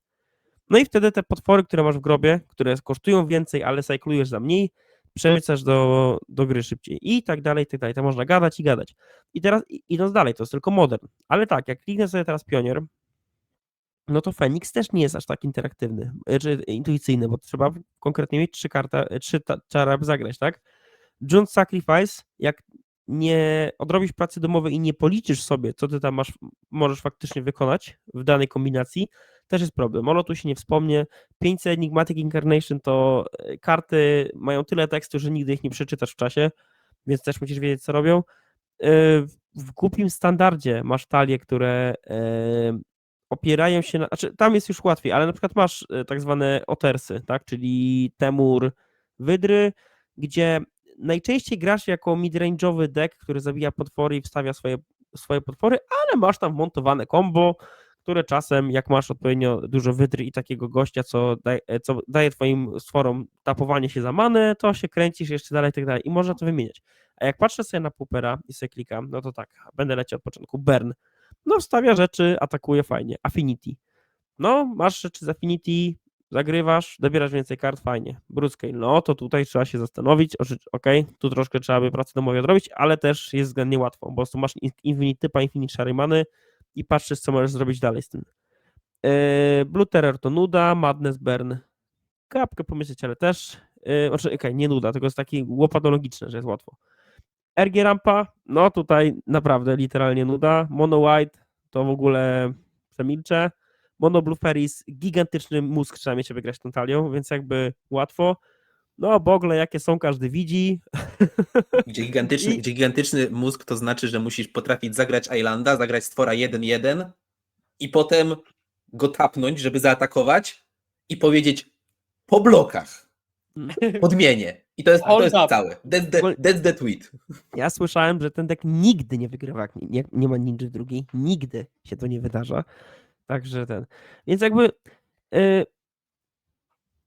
Pauper ma takie talie, które są trochę nieintuicyjne na pierwszy rzut oka, ale ich poziom wejścia jest dużo niższy niż talie w innych formatach, szczególnie w tych starszych, innych eternalowych formatach jak Modern, Legacy, Vintage, czy tam Commander, to już w ogóle nawet nie chciałbym zaczynać. I to też zachęca innych do gry, bo jeśli pożyczasz łatwą talię, później ktoś gra na kogoś, kto ma trochę taką dziwaczną, ale jak poczytasz sobie chwilę te karty, to się wszystko składa w logiczną całość. Przykładowo, nie wiem, grasz na Foga i dostajesz 10 raz Fogiem, no raczej wiesz, na czym ta talia polega i tutaj nie potrzeba jakiegoś mędrca do tego, więc to ja czuję, że to jest bardzo duży plus. Jeszcze w ogóle, tak jak byłem na Paupergedonie, to też czułem taki vibe starego Grand Prix, że tam ludzie grali swoją ulubioną talią i mieli jakieś tam plany na inne topowe talie, ale nie było takiego dyktatu power levelu. W sensie, że te karty na tyle się rozkładają. Okej, są najlepsze karty w formacie, jak w każdym, ale one się na tyle rozkładają po taliach, że różne talie są w stanie robić wyniki. I teraz ktoś mi powie, ale było tam 4 gli czy coś tam. No fajnie, no i jakby na Grand Prix modernowych starych czasów to też tak było, ale mówię o tym Day One i o tym takim, o tych pierwszych 5 rundach, tak? To mogło się zobaczyć tam naprawdę wszystko. I ludzie naprawdę z dziwacznymi taliami mieli tam deep runy, tak? I tak dalej. Ale już, ja już strasznie dużo gadam, sorry w ogóle, bo się zagadałem. Dobra. To ja Poddałem się odbiję. Szybko odbiję dokładnie ten punkt, żeby też, ja bym osobiście nie mylił, nie wiem, progów kurde, nie wiem jak to ująć. Ale chodzi mi o to, że jest dużo specyficznych talii w modernie, nie znaczy, że gry są inherentnie trudniejsze, one są specyficzniejsze, ale na przykład w modernie widziałem dużo ludzi, którzy są świetnymi amuleciarzami, konkretnie, kropka, i to jest ten deck, that's the deck. Ale na przykład w Pauperze ja odczułem, że przez to, że jest więcej zwykłych gier, to fundamenty mają większe znaczenie. Tak, to na pewno. Więc to na pewno. nie mogę się nauczyć amuletu i że powiedzmy, jak się nauczysz BW Blade'a, to nie jest tak, że weźmiesz inny deck i tak nagle nie umiem tym grać. Bo No ty to- wciąż To było Removal trochę zabawne, spory. jak się słuchało pauperowców, którzy na Discordzie, którzy mieli jakieś takie rzeczy typu, wiesz co, ja to tylko pół roku gram Kuldotą, to ja nie gram niczym innym. Nie, niestety. A to w praktyce wystarczyłoby wziąć talię, czytać karty i optymalizować zagrania, które chcesz wykonać. Czy to jeśli masz agrotalię, to próbujesz domykać gry możliwie szybko, jak midrange to dobierać karty i tak dalej, i tak dalej. Tu nie ma wielkiej filozofii, no nie wiem, może dla mnie przynajmniej nie ma, ciężko powiedzieć, ale no rzeczywiście ten jakby umiejętność grania, przykładowo, ja myślę, że jakbyśmy specjalistę jakiegoś od Limited posadzili w Pauperze, to on by sobie bardzo dobrze poradził. A na przykład specjalista od, był, czekaj, chyba pan Oleksij Anfijew, nie wiem, czy coś przekręciłem, czy nie. Jak były Mistrzostwa Polski w 2022, pamiętacie? Te przez Magic Cafe organizowane, to on wygrał baja jednego, zrobił 6-0 w Limited, 0-4 w Constructed i tam się na tajach jakoś dostał w top 8 i w top 8 też przegrał, bo po prostu bo tam był Limited/Modern, w Limited wszystkich rozwalił, w Modernie wziął amulet, no nie poszło mu najlepiej ale to był ten dysonans pomiędzy jednym a drugim, tak? Jak robisz 6-0 w Limited, a później 0-6 w Modernie, ja myślę, że takich dysonansów w Pauperze by nie było, bo tam bardziej się skupiasz na realnej grze w Magic. Ale dobra, Tak. ja naprawdę Właśnie nie gadam. tutaj na czacie Doshi wspomniał właśnie Modern i problem Boros Energii. Ja troszeczkę to obrócę i właśnie też powiem, dlaczego Boros Energia w sensie osiągnęła taki sukces również i dlatego jest tak bardzo popularnym deckiem, bo właśnie Energia to jest deck, który gra w Magica. W sensie tam karty robią to, co mają napisane i że są mega mocne, to jest oddzielna sprawa. To, że The One Ring jest mega mocną kartą i kombinacje między tymi kartami są super mocne, to prawda, ale właśnie deck, który nie byłby taki, powiedzmy, oczywisty w swoim gameplayu, nie osiągnąłby takiego sukcesu, bo takie, nie wiem, przykłady właśnie, takie już wspomniane tutaj wcześniej, Amulet nigdy nie był najpopularniejszym deckiem, nawet jeżeli byłby najmocniejszym deckiem, bo po prostu nie każdy mógłby go wziąć, bo nie każdy by umiał nim grać. A Nie każdy Energia... chciałby nim grać, to też jest... No właśnie, tak. A ta Energia, to tak naprawdę pod względem trudności kart, no to jest bardzo łatwe. I tutaj właśnie jeszcze co do tych trudności deków w Pauperze, nie mówię, że wszystkie, w sensie nie mówimy, że wszystkie te deki są takie łatwe i po prostu do wytłumaczenia, ale no powiedzmy uśredniając, że nie ma takich właśnie deków typu Amulet, które ktoś umie grać tylko tym dekiem, ale tak właściwie to jego umiejętności magicowe to jest oddzielna totalnie kwestia, bo tutaj, że to są totalnie dwie różne kwestie. No. Albo ja myślę, że znajdziesz takie talie, ale one są marginesem, a nie dyktującymi warunki. Że przykładowo, jak sobie popatrzysz teraz na Goldfisha modernowego, to z pierwszych 10 talii to spokojnie 6 byś do tego wora wrzucił. Tak? Bez energii, Oculusa i tam jakichś pojedynczych przykładów. A jak myślisz o Pauperze, to no oczywiście legendarny Cycling Storm jako argument na wszystko, to zawsze pasuje. Może Fog, ale to też średnio. Teraz może mniej grywalne gobliny, one też mi się kojarzyły jako taki deck, który na początku, co tu się dzieje, czemu First Day of Class, takie dobre, no ten ginie, ale co, no wraca, -1, też za pierwszym razem jak na to grałem, to czekałem na kombat, co tu się stanie, bo w ogóle to było moje początki z Pauperem, z Magiciem, po czym nagle combo się wydarzyło i okej, no i się dowiedziałem. No ale na przykład jeszcze tak patrzę po tych, no są wole, tak, które są trochę nieintuicyjne i to faktycznie trzeba wiedzieć, co się dzieje. Pamiętam, jak ja wziąłem wole, tak sobie mówię, bez żadnego przygotowania zagram, bo nie, i muszę znaleźć kartę, którą wtedy znalazłem. Miałem tutora po ścianę i jak tak patrzę, mówię, nie, no to ja mam się tutorować po transmutera, który mi znajdzie Fleet from the Real, to jest jakieś bez sensu. To sobie znalazłem walla za 1 manę, co to wchodził do dungeona za 5 many i przegrałem i nic nie robiłem przez całą grę i później pomyślałem, nie, no to jednak tutaj trzeba coś wiedzieć, co się chce wykonać, a wtedy zupełnie się nie spinało. No, to są jeszcze walle i inside out combo. I tak jak patrzę na szybko, to są jedyne talie, które próbują robić coś, co są outside the box, a... Famsy jeszcze? No i famsy, okej. Ale to famsy to też przez 95% czasu próbują przeżyć w fair wersji, a potem nagle, jak już zbiorą te wszystkie karty, to robią rzeczy. Więc to też no tak to działa przecież. No, nie widziałeś streamu Iwana, co on do modlitwy Nie, widziałem, po prostu, widziałem. Co Tak, które nie, może bardzo. dożyjemy, O, może tutaj- starczy, wow. Tutaj pozdrawiam chłopaków, którzy właśnie, w sensie ja obejrzałem sobie, tak powiem, potem powtórkę tego streama, że oni tam, ale jesteśmy unlucky, po prostu takie fatalne drawy tymi famsami, a tak naprawdę to ich deck dobierał dokładnie, w sensie robił dokładnie to, co miał robić, tylko po prostu jest żenujący i tyle, no. Sorry.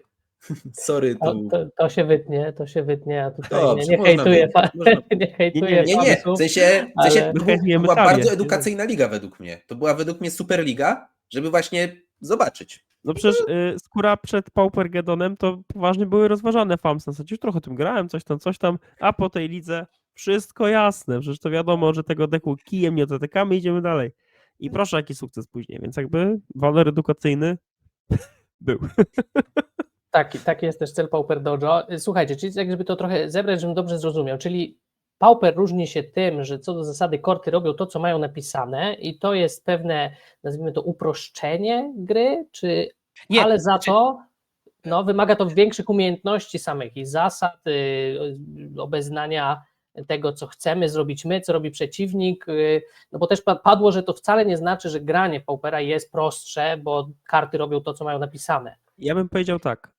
Pauper bardziej nagradza za dobre granie w Magic, a nie dobre granie swoją talią.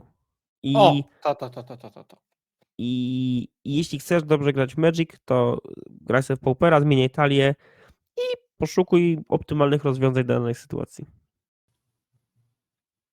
Czy to Podpisuję się skóra w pełni. coś chciałeś powiedzieć? To dokładnie to chciałem powiedzieć. Właśnie, żeby nie pomylić tego, że jak mówisz, że mamy słowa proste, to nie chodzi nam o łatwe, tylko Tak. nieskomplikowane, ale to jest różnica. Jakby to, że ja mogę na przykład, nie zagrawszy nigdy, wziąć BW Blade'a i zagrać kompetentną grę, jest plusem. Tak? Ale znowu, finalnie to się sprowadzi nie do w większości znajomości BW Blade'a, tylko zagrania w grze Magic jak najlepiej z tymi kartami, które tu mam, które są w BW Blade'zie. I to, że jest dużo właśnie Magica w Magicu, jest gigantycznie super dla mnie. Czyli karty robią to, co mają napisane, ale to nie jest też tak, że my się mniej napocimy grając, wręcz przeciwnie, może być tak, że się sporo napocimy w trakcie tej gry, będzie dużo myślenia i wygra lepszy. Powiem więcej, jest duża szansa, że się bardziej napocisz, bo nie masz non-game. Znaczy, są talie, co generują non-game, na przykład Kuldota, że masz te 3 Bashwalkera po Kuldocie i Nara, ale dużo więcej gier będzie się sprowadzało do takiego około midrange'owego podejmowania decyzji i tak dalej. Więc jakby ilość decyzji, którą trzeba podjąć i niemożność prowadzenia za rączkę przez własną talię. Przykładowo, nikt nie masz darmowych kontr i nie masz, nie wiem, te 3 kaskady, co po prostu, bo czasem masz takie weekendem, że po prostu wstawiasz 12 powera w trzeciej turze, masz 3 darmowe kontry, przeciwnik nie jest w stanie nic zrobić, nic, zero. No i czasem takie gry są, trzeba je zaakceptować, albo nie w vintage'u, jak masz w pierwszej turze killa z protekcją, no i wiesz, 5 przebijasz, tak? Więc Pauper ma dużo więcej Magica w sobie. Myślę, że Pauperowi jest dużo bliżej limited niż do Moderna. Ale w dobrym sensie. Tak, Znaczy, tak. No dobra, czyli mamy wśród zalet cena, próg wejścia, to, że karty są dostępne, można je pożyczać też. Ja tutaj może sobie zrobię autoreklamę, że mam rzeczywiście sporo deczków, mogę jak ktoś chce, to niech się do mnie odzywa w Warszawie, z chęcią każdemu pożyczę, na turnieje zagraniczne też. To z tym myśleniem, że trzeba rzeczywiście znać format, znać zasady, wiedzieć, co się chce zrobić, to też jest jakaś zaleta. Tak ja ją oceniam, w takim razie odbieram. Czy jeszcze jakaś przewaga taka Paupera nad innymi formatami, albo no zaleta po prostu, że to jest plus Paupera i dobrze, że on taki jest? Znaczy, znowu, myślę, że to się będzie kręciło wokół tego wszystkiego cały czas. Właśnie, że gry się wygrywa i przegrywa znajomością kombatu. Czy to jest multiblock, czy robić jump attack, iść szerzej. To szczególnie we wróżkach. Myślę, że wiele osób za bardzo też myśli o tym, że no masz te wysokie, high power level otwarcia i że to jest zawsze T1 wróżka w ninja, wygrałem, jak tego nie ma, to przegrałem. A tak naprawdę trzeba grać na całej długości grę Magic i da się ją wygrać. Tylko po prostu się myśli zawsze o tych cheese drawach. No i Znowu, ekonomia. no to się wszystko będzie kręciło wokół tych rzeczy, ale są gigantycznie ważne rzeczy. W sensie ekonomia to jest, czy gram w ten format i natura i power level to jest, jak te gry wyglądają, jak już gram w ten format. To jest dokładnie Właśnie, to. ten charakter tych gier, ja jeszcze tutaj chciałbym to podkreślić, by to wybrzmiało, czyli gry są takie, że się rzeczywiście gra, mało jest takich gier, gdzie siadasz i po prostu przeciwnik ci pokazuje Makao i ty po prostu nic nie możesz zrobić, nawet jak masz dobrą rękę, dobre swoje rzeczy, nie, tutaj jest to w miarę zawsze idzie się powalczyć i gdzieś szybciej lub wolniej ta gra jest rozgrywana i rozstrzygana.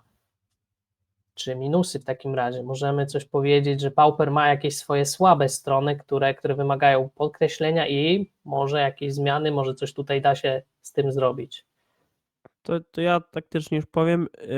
Według mnie te minusy, o których będziemy mówili w formacie, będą się odnosiły bardziej do oczekiwań pewnej grupy graczy versus rzeczywistość, bo coś, co dla jednego będzie minusem, dla kogoś innego będzie plusem i fajną rzeczą.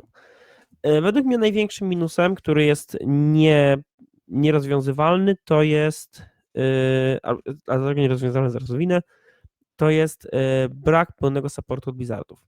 Czyli z racji tego, że to jest fanowy format, historia Paupera, no to Pauper powstał na MTGO jako format i tam wtedy był jeszcze Pauper Classic i to było takie później w wyniku oddolnej inicjatywy chyba profesora konkretnie, tam w sensie no była jakaś tam grupa ludzi, którzy faktycznie puszowała, aby zacząć grać Paupera w papierze, bo po prostu był tani i się fajnie grało i tak dalej. Zaczęli organizować side eventy Paupera na GP i potem jakoś to się zakręciło i to się jakoś tam trzyma. I teraz jest już stosunkowo duża grupa ludzi, którzy grają tylko i wyłącznie Paupera albo głównie Paupera i ale na przykład nigdy nie, znaczy jest opcja kwalifikacji z Paupera na Pro Tour, tylko to jest dosłownie dla jednej osoby w ramach MOX-u, tak, czyli w ramach tych jakby MTGO Championships i tak dalej. Ale na przykład nigdy Pauper nie będzie sezonem RCQ, nigdy nie będzie sezonem na Regional Championshipsach i tak dalej, i tak dalej. Czy to jest plus, czy minus? Dla niektórych plus, dla niektórych minus. I tutaj uważam, że nie ma co szadrzeć.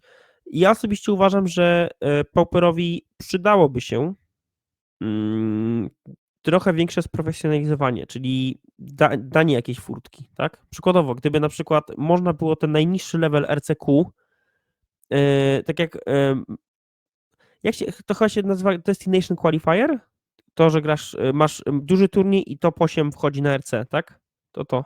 Albo top 4, albo top 2. Albo top 4. Generalnie. Uważam, że gdyby na przykład były takie turnieje, Destination Qualifier, czyli takie większe RCQ, które by kwalifikowały na RC, ale już w innym formacie, to by było z plusem dla wszystkich, bo wtedy gracze Paupera, gracze z innych formatów mieliby motywację, aby grać w Paupera, czy tutaj pula graczy by się zwiększyła, część by została po prostu tak jak my, tak, że sobie graliśmy, bo był duży turniej i zostaliśmy, tak. A z kolei sam format też by się rozwijał, bo nagle większa pula graczy, większa pula dobrych graczy, którzy aspirują do grania to to jest też większa szansa na to, że te konstrukcje będą bardziej zoptymalizowane i tak dalej, i tak dalej. Więc tego brakuje, tego raczej nie będzie i to się próbuje łatać jakby oddolnymi inicjatywami, tak jak Paupergeddon, tak jak Common i tak dalej. I to jest super i fajne i tak dalej, tylko to nigdy nie zastąpi tego Pro Tour The Dream, tak? Przynajmniej, nie wiem, może ja mam taką optykę i po prostu trochę krzywo na to patrzę, ale tak mi się przynajmniej wydaje. Dawaj, Franek. Tak? Właśnie ja tak właśnie myślałem, w sensie to co Sodek powiedział, to się z tym zupełnie zgadzam.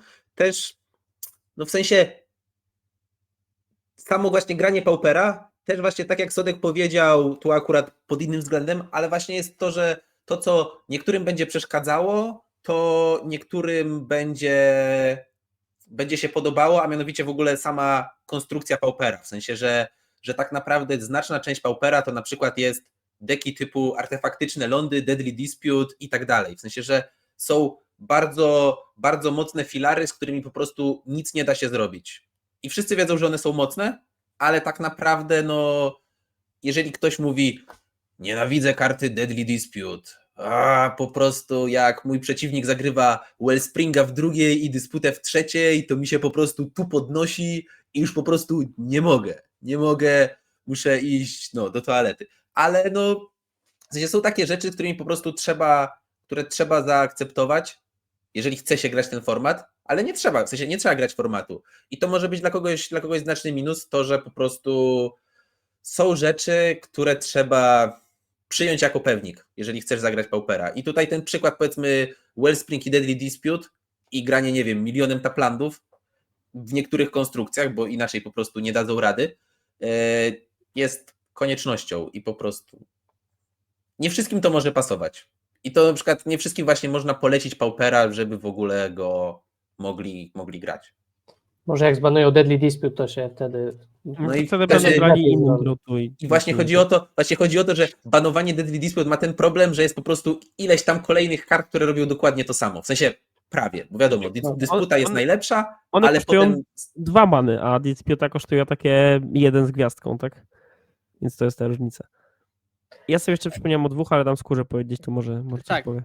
Ja powiem, że jeśli chodzi o jakiś outlet kompetytywny, to na przykład my jesteśmy w dobrej pozycji, żeby tę potrzebę mieć zaspokojoną, bo jak dodamy powiedzmy 3 Geddony w roku plus 3 Commony w roku przykładowo i jakieś losowe rzeczy społeczne, lokalne, to jest wystarczająco. Jakby 6 dużych turniejów w roku, 3 wyjazdowe, 3 lokalnie plus jakieś mniejsze, to jest klasa, to jest super. Jakby IMO to jest, ja mógłbym grać tylko Paupera kompetytywnie w tym momencie, ale jakbym miał znaleźć minus, kurde, ciężko mi o tym pomyśleć, bo na przykład jeśli chodzi o dysputę, to właśnie to jest, że może inaczej, może przez to, że my przychodzimy z innych formatów, gdzie rzeczy są znacznie częściej i bardziej złamane, to mamy trochę inny też próg bólu. Jak ja wiem, że jak dysputa spadnie, to coś innego będzie najlepsze. Jakby zawsze coś będzie najlepsze. Teraz to jest dispute, a jak nie, to będzie tam, nie wiem, Krark Szaman, a jak nie Szaman, to coś innego będzie zaraz. Pytanie, o ile lepsze jest to najlepsze? No, bo to jest problem. To nie jest problem, jakby jak się gra high power format, to jest fajny experience.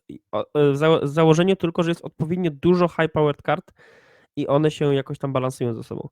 Największy problem, tak jak jest teraz w Modernie, że mamy One Ringa, który pasuje do wielu talii i jest dobry i po prostu widać wyraźnie, że posiadanie One Ringa w talii tam ci podwyższa win rate to tam ponad 5%.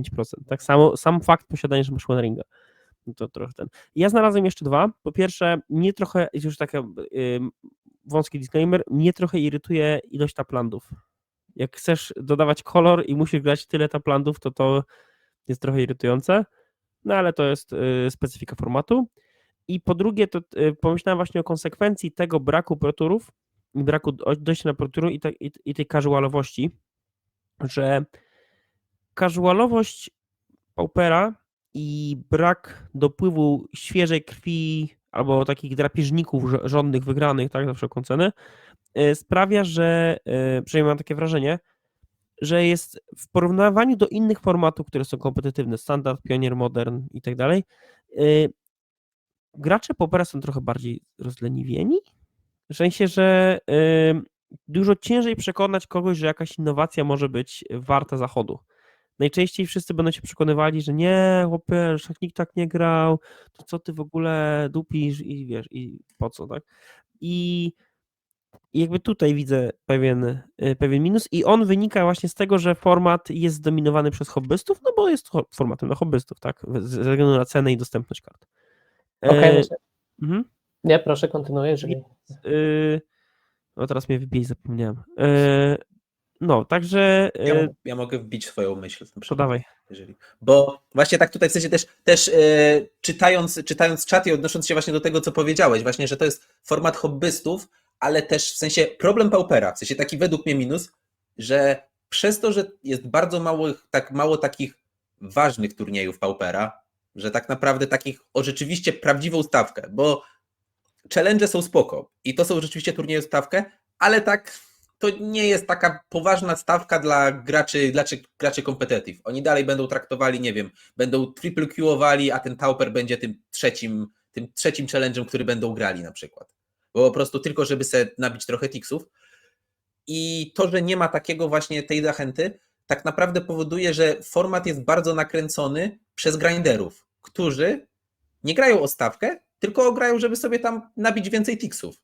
I tak naprawdę ci, co są uznawani za tych go-to formatu, w sensie najlepszych graczy Paupera, to oni tak naprawdę nie optymalizują tych talii, żeby one były rzeczywiście najlepsze, tylko po prostu, żeby nabijać se cash. W sensie, żeby po prostu zarobić pieniądze, a nie żeby ta talia rzeczywiście była optymalna, bo oni nawet nie mają, w sensie oni nie muszą zoptymalizować tej talii, bo tak długo jak wygrywają, to jest okej. Jak I nie ma widzimy na konkurencji, przykład, że tak? rzeczywiście, tak, nie mają konkurencji i na przykład są osoby, nie wiem, na przykład tutaj przykład Luffy'ego grającego Awką. On jest najlepszym graczem Awki pewnie na świecie, albo jednym z, ale on nie musi w niej za dużo zmieniać. Czasem sobie zmienia i to jest spoko, ale tak naprawdę on może wrzucać sobie troll karty, tak po prostu, ale on dalej będzie wygrywał tą Awką, więc Bo zagrany. on nawet nie musi w niej eksperymentować, bo tak Albo naprawdę dalej by wygrywał. Albo powiem inaczej. Przez taką dominację jednej osoby, która gra jednym konkretnym buildem, bo jej wygodniej, bardzo trudno znaleźć kogoś, kto skontestuje te pomysły i spróbuje zagrać jakoś inaczej. Jest duża szansa, że się wywali na ryjec i okaże się, że lista Rafiego jest najlepsza po prostu, ale czuję, że właśnie w Pauperze nie ma tej motywacji, aby spróbować inaczej. Nie wiem, może tutaj zmienić troszkę kapkę build, podkręcić w jedną, w drugą stronę. Ludzie tak kopiują te rzeczy. Jak widzi się decklisty z challenge z modo, to jak jest, można zobaczyć, kiedy jest ta lista origin, a potem jest naście wyników dosłownie tą samą listą, może zmienioną jedną kartą, tak? I w innych formatach to też się zdarza, ale myślę, że rzadziej niż w Pauperze. To są oba bardzo dwa ciekawe wątki. Może tutaj w takim razie trzeba by zrobić rozróżnienie, że Pauper różni się w papierze, różni się na modo i pytanie, na ile to, jak wygląda na modo, ma wpływ na to potem, jak ludzie grają w papierze. Tutaj Hakamata rzucił też taką myśl, że na przykład kiedy wyszła inicjatywa, to w papierze wszyscy podeszli do niej spoko, nikt jakoś specjalnie nie dostrzegł jej mocy, a kiedy ludzie zaczęli grać tym na modo, to się okazało, że jest turbo OP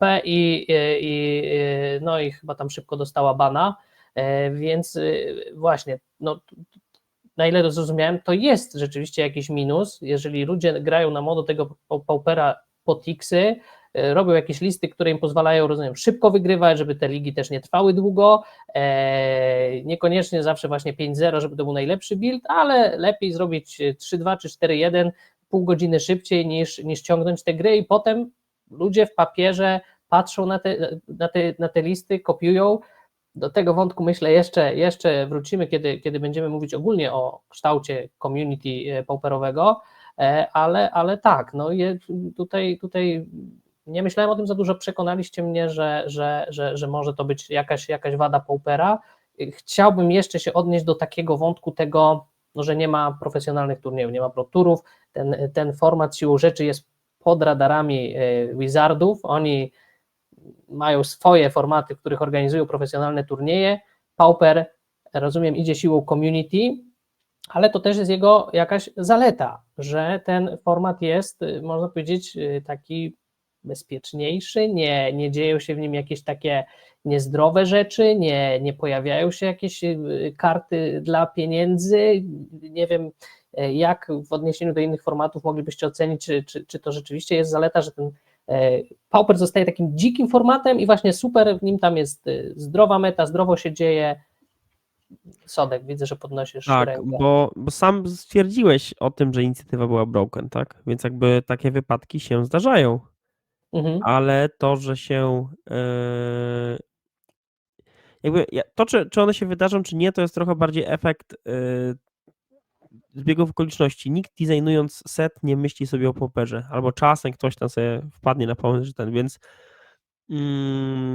kiedyś był taki wywiad, a to było dość moderne na przykład, że tam designowali karty, te nowe dodatki pod limited i standard i pytali się, a myśleliście jak ta karta zadziała w modernie, bo ewidentnie będzie za mocna i tak dalej. Oni, no ogólnie to jak w modernie będzie problem, to zbanujemy. Dosłownie, bo to taki argument był. I ja czuję, że Pauper ma bardzo podobną filozofię i dyskusję. Przykładowo, patrz na Cranial Rama, tak? Z Modern Horizons 3. No, jakby zrobili sobie kartę, która wiadomo będzie, że będzie absolutnie broken w Pauperze w Wawce, no ale im pasowała do limited, to zrobili i tyle, tak? Więc ja bym tutaj nie przeceniał Wizardów i nie przeceniał bezpieczeństwa, które daje niebycie na pierwszej linii, bo z drugiej strony patrząc na standard, który jest na pierwszej linii od tam 2-3 lat, to jest naprawdę dobry format. Jakby ten poprzedni przed rotacją grało się super, ja tam grałem, nie wiem, Infectem, czy tym Toxikiem, ale tam było z 15 talii do wyboru, wszystkie były dobre i teraz jest tak samo i ludzie cały czas odkrywają nowe, mimo że pula kart nie jest zbyt duża, ale po prostu te dodatki są designowane z myślą o to, aby standard był dobrze zbalansowany i to działa, więc paradoksalnie to, że Wizardzi na coś patrzą, to nie jest zła rzecz, tylko no czasem im nie wyjdzie, tak jak nie wiem, z One Ringiem. No, to po pierwsze. I coś tam jeszcze miałem do powiedzenia, zapomniałem. Także pomóżcie. Może Wątek wróci, spoko. Ja też chciałem zapytać o jedną rzecz, której powiedziałeś, czyli konkretnie co Ci się nie podoba, czy to oceniasz jako minus, czyli taplandy, konkretne karty w Pauperze. Jak często Wy, zwłaszcza mając porównanie do innych formatów, macie tak, kurczę, ale by tu pasowała jakaś karta, no jednak to, że to są same komony, że nie ma unkommonów, nie ma erek, nie ma potężniejszych kart, no to macie czasami tak, no czegoś brakuje, jest tak niepełny ten format. Czy nie ma tego czegoś takiego? Czy że właśnie wystarczająco jest duża pula kart, duża pula deków, kombinacji, archetypów, że tak powiem się nie nudzicie? No ja się nie nudzę w ogóle a nawet raz nie pomyślałem sobie, kurde, a gdyby. Jedyne takie momenty to jest gdybym miał albo musiał tak troszkę sobie pofantazjować i tak może Crackling Drake'a bym chciał zobaczyć w Pauperze, ale to musiałbym się aktywnie zastanawiać po tym jak ktoś aktywnie mnie zapyta. Ale jakby według mnie jest tyle narzędzi i w tyle stron można iść i w ogóle to też jest kolejna kwestia Paupera, że wybierz jakiś makroarchetyp i to będzie jakieś tam tempo, potem to rozdzielasz na mówisz, generalnie Ferris i Ninja to jest fajne połączenie, ale z tego punktu możesz grać Mono Blue, Blue UR, UB ze snackerami, bez snackerów. Z tego już ja mam z 5 członów. Ktoś powie, ja bym chciał grać gate'ami w jakimś flavorze. 5 opcji. Chciałem grać snackerami. 5 różnie playoutujących się opcji. I jakby mi to bardzo pasuje. Według mnie opcji jest gigantycznie dużo. Nie uważam, że brakuje więcej ich kart do formatu. Absolutnie. Niech sobie wpadają, wiadomo, ale no nie. U mnie to jest humor gituwa tak zwane. Jedyne, co ja bym chciał zobaczyć, to byłyby jakieś wąskie odpowiedzi na bardzo konkretne zagrożenia. Przykładowo, jak ludzie narzekają na Brute Scale'a,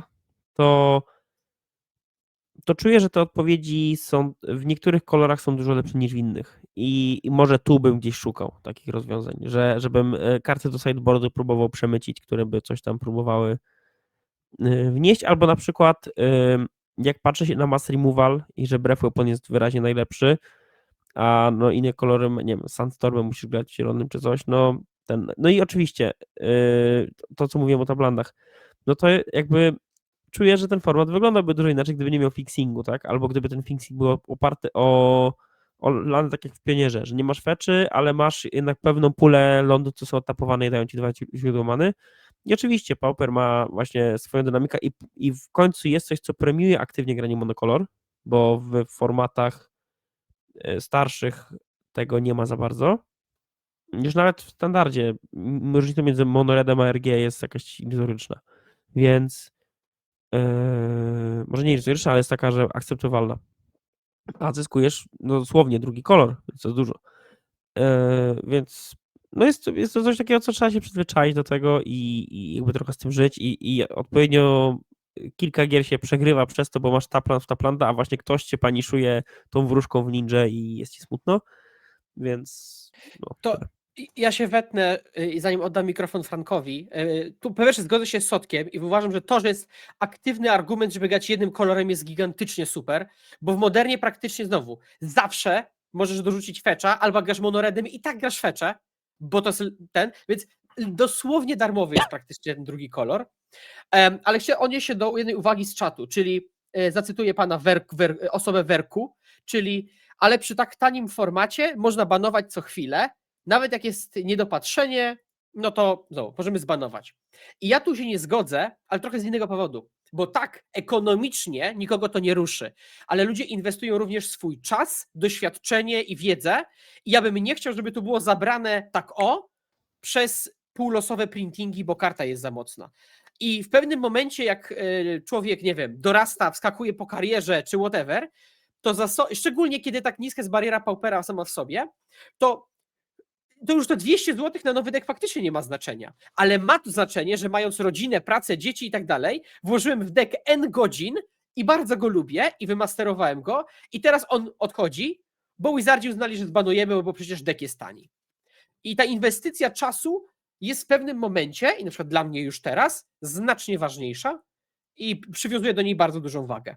I też jeśli trzeba też pamiętać o takim głównym celu. Format jest tym bardziej jakby udany, im więcej osób gra dany format. I każdy ban, jaki by nie... Okej, no są bany, przykładowo ban One Ringa, co się wydarzy jutro, to będzie ban, który sprawi, że więcej osób zacznie grać moderne, ale to jest konsekwencja tego, że polityka banów jest zła i teraz modernie i trzeba czekać 3-4 miesiące, aż się wydarzy jakaś akcja.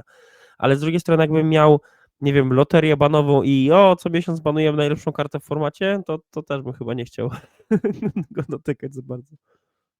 I też jeszcze odnosząc się właśnie do tego drukowania tych potężnych kart, które można zbanować. Okej, w sensie tak, można. To jest też to, że jedno jest na przykład, nie wiem, możesz być ekspertem od Paupera i grać, nie wiem, nad 5 konstrukcjami i testować sobie, którą akurat konstrukcją gram i wychodzi jakaś OP mechanika, typu właśnie na przykład inicjatywa, która się pojawiła.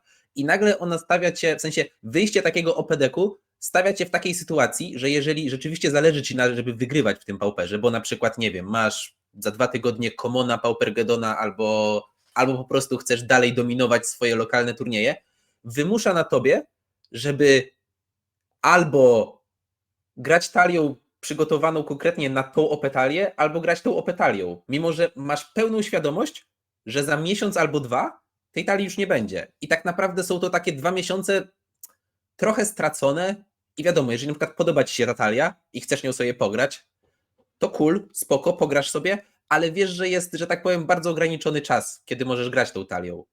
Więc troszeczkę to psuje format, tak, no bo to takie za mocne karty zdecydowanie psują karty, w sensie psują formaty i też to, że Pauper obrywa rykoszetem, to co Sodek wspomniał, że po prostu karty nie są tworzone, żeby być dobre w Pauperze i może jakieś tam na przykład, nie wiem, karty, co są downshiftowane, to może one były przemyślane, żeby być w tym Pauperze, aczkolwiek myślę, że to dalej jest bardziej ukłon w stronę limited, ale na przykład, no właśnie, w sensie mechaniki, które bardzo zmieniły Paupera, czyli Monarch i Inicjatywa, to są mechaniki zaprojektowane pod Commandera. Tyle, w sensie dosłownie. Według mnie duży plus jest taki, że jest bardzo naturalny zawór bezpieczeństwa dla Paupera, czyli to, że te karty przechodzą przez limited, więc dużo rzeczy musi być wyłapane, bo nie wpuściliby danej karty przez limited jako common. Z jakiegoś powodu w ogóle Refurbished Familiar jest commonem i nadal tego nie rozumiem, ale generalnie, bo w limited jest giga OP, nie wiem, co mi się wydaje. Nie jest. Chrysalis. Grałem dużo MH3 Limited i mogę ci bezpiecznie powiedzieć, że sam refurbish jest fajny, ale kolor RB artefakty jako archetyp były chyba drugim najsłabszym archetypem do złożenia, że musiałeś, No. nikt na padzie nie musiał go nie składać i ty musiałeś dostać uncommon odpowiednie, aby się skręciło. No, ale to wciąż zostaje ten element, że takim właśnie zaworem bezpieczeństwa jest to, że to musi przejść jako common przez limited. Właśnie I to już to, że odcina musi jakiś... przejść, to jest pół biedy, bo na przykład broken mythiki przechodziły przez limity w zasadzie, no jak ktoś dobierze ci mythika, no to się zdarza. Ale właśnie to, że coś jest commonem sprawia, że no będzie bardzo często w grach, tak?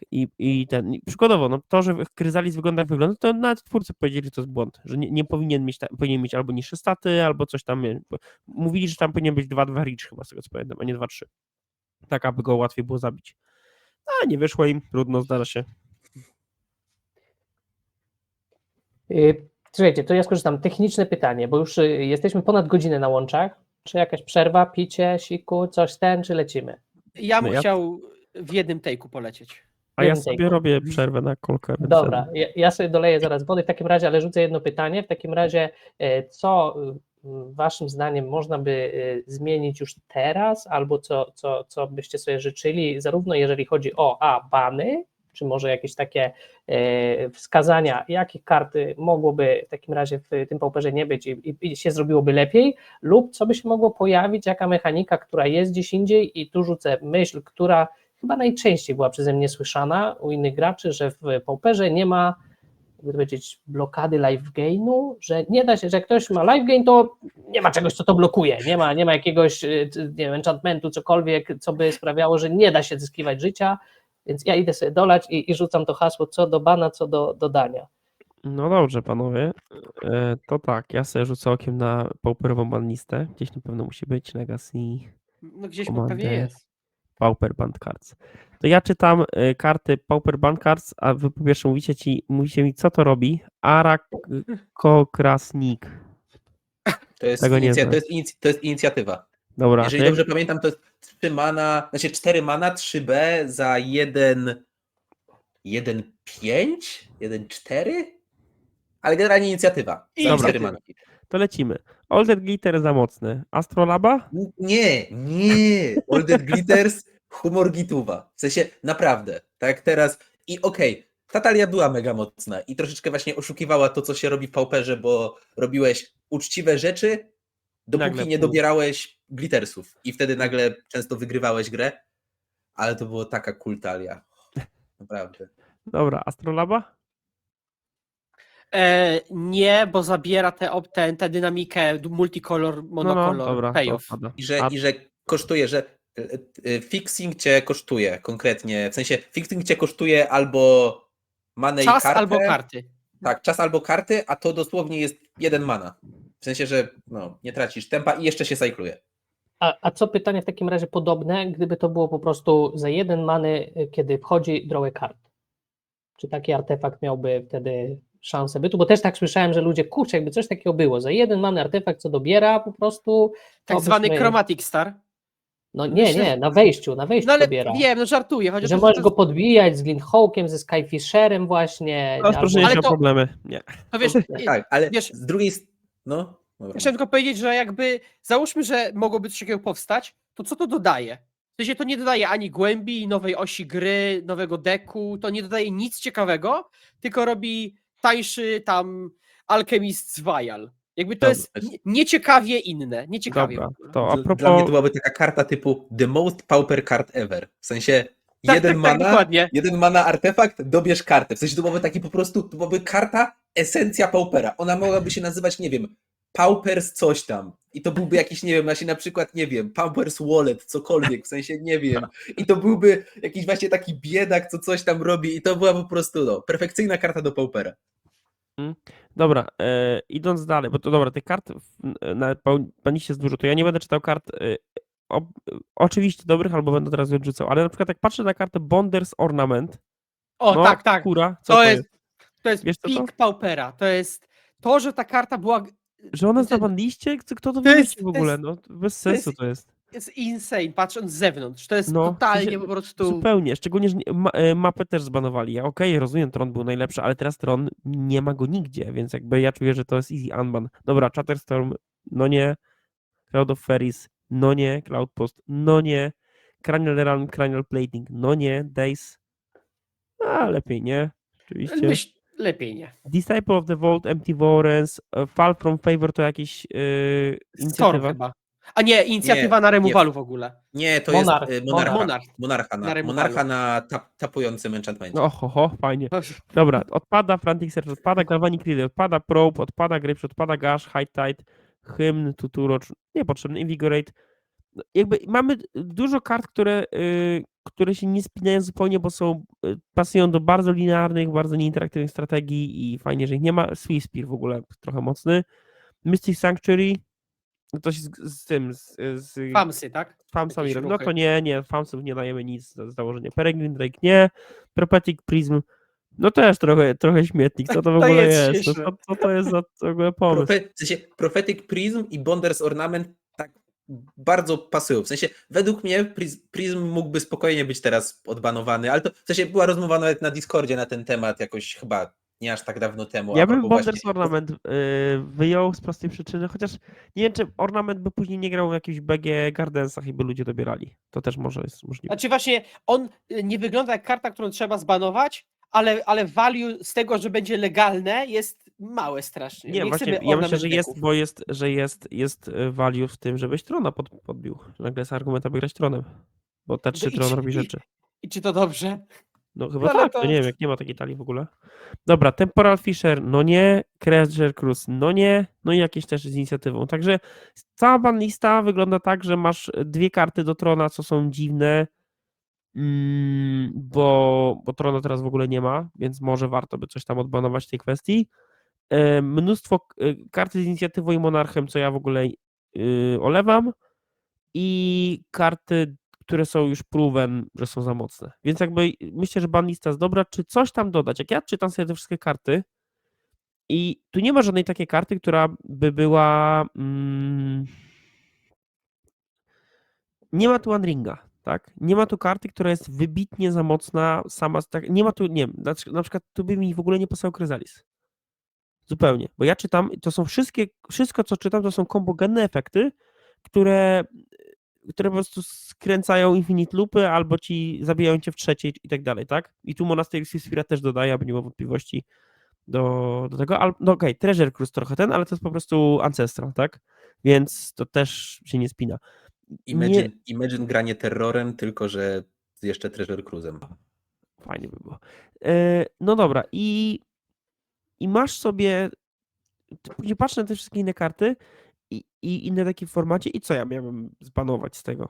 Co by pasowało do tych wszystkich kart, co przedstawiłem? No nic, no w sensie, okej, jest Chrysalis, no 4 mana, 2-3, co urośnie do 4-5, coś tam poblokuje, da ci manę.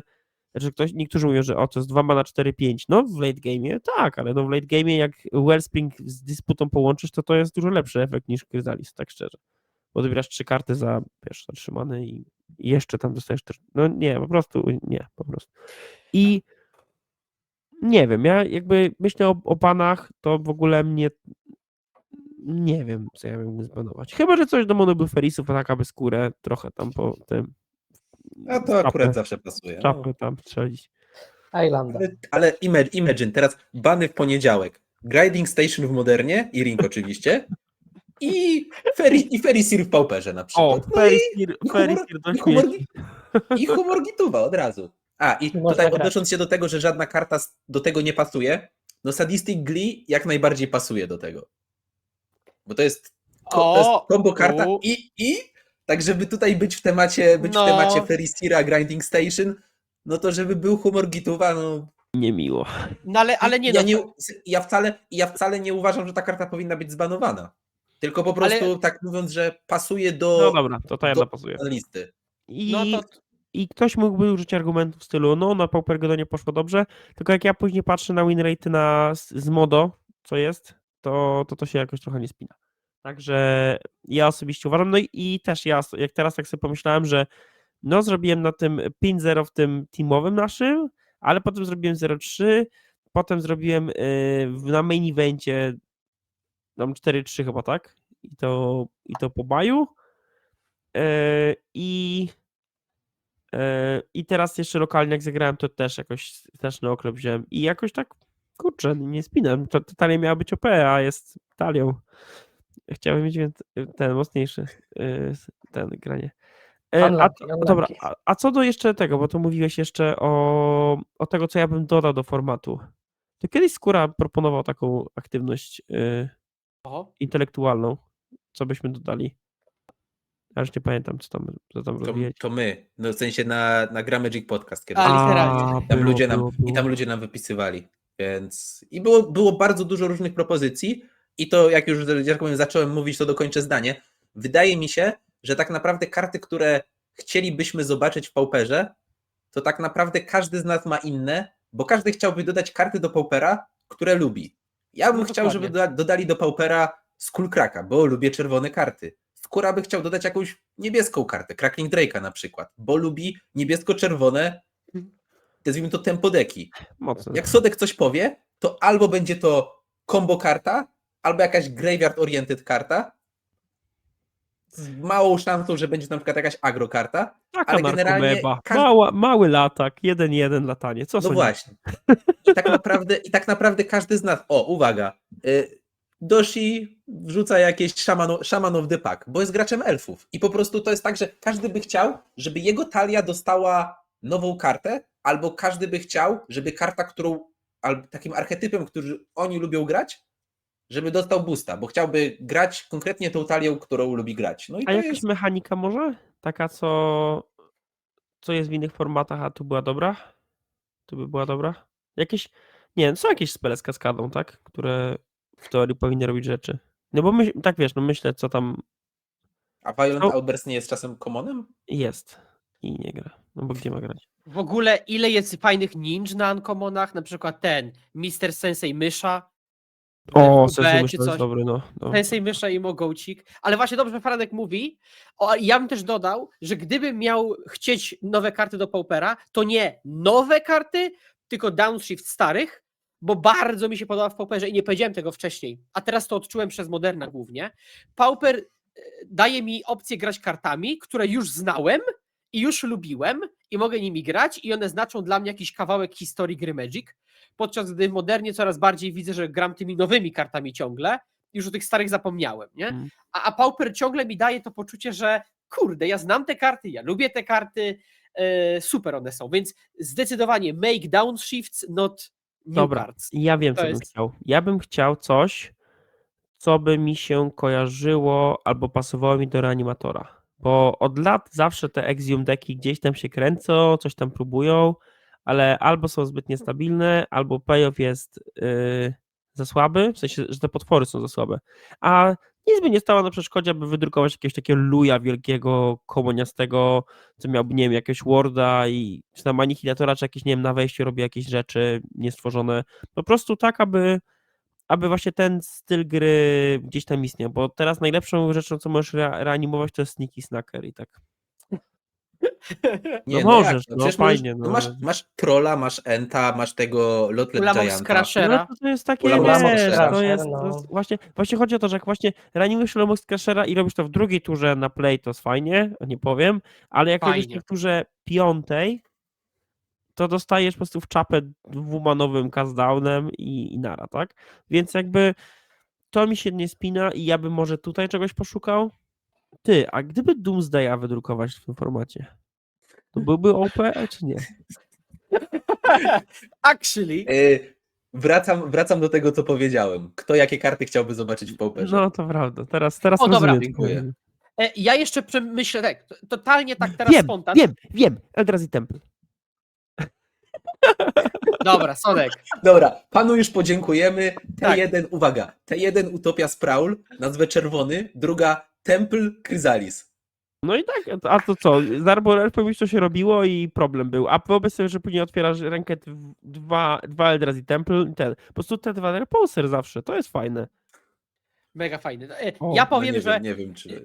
zdziwiło mnie, że w Pauperze nie ma żadnych MDFCs na przykład. Chociaż nie wiem, czy to nie jest za bardzo free roll do niektórych na przykład monodeków. Jak ja bym sobie wrócił Sinking to Stupor do wróżek, to jest O nie. gigantyczna essa, tak zwana. No nie. Ale mogą w przyszłości dodrukować może jakieś MDFCsy sprytne. Chodzi mi o to, oczywiście dla kontekstu, karty te są spelem po jednej stronie, landem po drugiej. żeby mieć trochę utility w landach, a nie grać, bo tak to tutaj Tapland jest jakby payoffem za to, że jest Taplandem, to są 2 kolory. A może by dało się dodać payoffem za to, że jest Taplandem, to jest to, że czasem nie jest landem. Ale jakoś tak to sprytnie zrobić. Ale to znowu, to jest takie, wiesz, że pytacie, to ja coś szukam w głowie. Ale według mnie po prostu nie trzeba, nie trzeba. I No tyle. tak. W sensie to na przykład zostało w sensie poniekąd wprowadzone, tak nie do końca, ale no landcyclerzy to wprowadzili powiedzmy Tak. do Paupera, I to że jest masz super, no pseudo-londa, ale masz też właśnie możliwość zagrania spela, no i okej, Lorien Revealed jest najlepsze, a reszta jest grywalna na przykład jak masz Exhuma w deku albo tam Tylko inne nie rzeczy, ale tymi Eagles of the North. To jest najgorsza karta w historii. Naprawdę, jak ja widzę, jak ktoś gra White Winnie i w pierwszej turze cykluje Eagles of the North, to ja mu chcę 5 przebić i pogratulować, jak genialny deck building. W sensie, co to ma dać? W 6 turze chcesz mieć lataka, czyli to coś ma zmienić? Co chcesz sobie discardować kartę, aby mieć pod informanta, bo on był trochę większy? Jakby to jest tak ogromna, tak słaby efekt za ogromną cenę posiadania Taplanda w deku, że mi się to zupełnie nie spina. I po prostu nie grajcie tego nigdy w życiu, to nie jest dobre. To jest, swoją drogą, to jest powód, dla którego, bo też miałem pytania, czemu Loriena nie gram we wróżkach. Jakby nie grajcie Loriena we wróżkach. Tak. Otopowane lądy, dobra. I tutaj jest Jest. jeszcze z czatu, więcej sag. I ja lubię sagi jako karty. The Modern Age to myślę, że to jest taki dobry balans kart No. do Paupera i To jest ja ją super, bardzo no. lubię. Także tu bym może też trochę poszukał. No dobra, tak możemy ten koncert życzeń dalej prowadzić i on do niczego nas nie doprowadzi tak naprawdę, także może pójdziemy dalej z naszą listą. Dobra, były rzeczywiście różne ciekawe pytania na czacie. Przepraszam, Może jeszcze to nie jedno, wrócimy. przepraszam, jeszcze jedno, coś tak. wspomniał. Ja bym jeszcze chciał zobaczyć taki mass removal, co nie jest szamanem artefaktycznym, ale aby kosztował dużo many i był wogiem. I był komonem. Ale to myślisz, że 5 mana WOG byłby grany na przykład? Nie, 6 mana wog. 6. 6 mana Sześć? wog, już okej. Myślę, że to byłoby fajne. Dobra, consume the mic. Dla fanów, consume the mic. A na sorcery i tracisz jest instant. życia. No ale to No przedrukowałem lepsze do komona, zrobiłem downgrade. Dobra, a nie pytając o konkretne karty, bo tutaj Moonwalker tak zarzucił trochę, może Bejta, może nie wiedział, a kiedy O pierwszy nie. Planeswalker? Czy jest Najgłupszy szansa na pomysł w Planeswalker historii. w Tragedia. Pauperze? Nie, nigdy. Nie. Bo nie będzie Najgorsze- grany, czy najgorsze będzie za nie? dobry, czy totalnie wywróci format, czy co? To jest zbędne. Jak będzie dobre, to warpuje. Jak nie jest dobre, to jest agrywalne.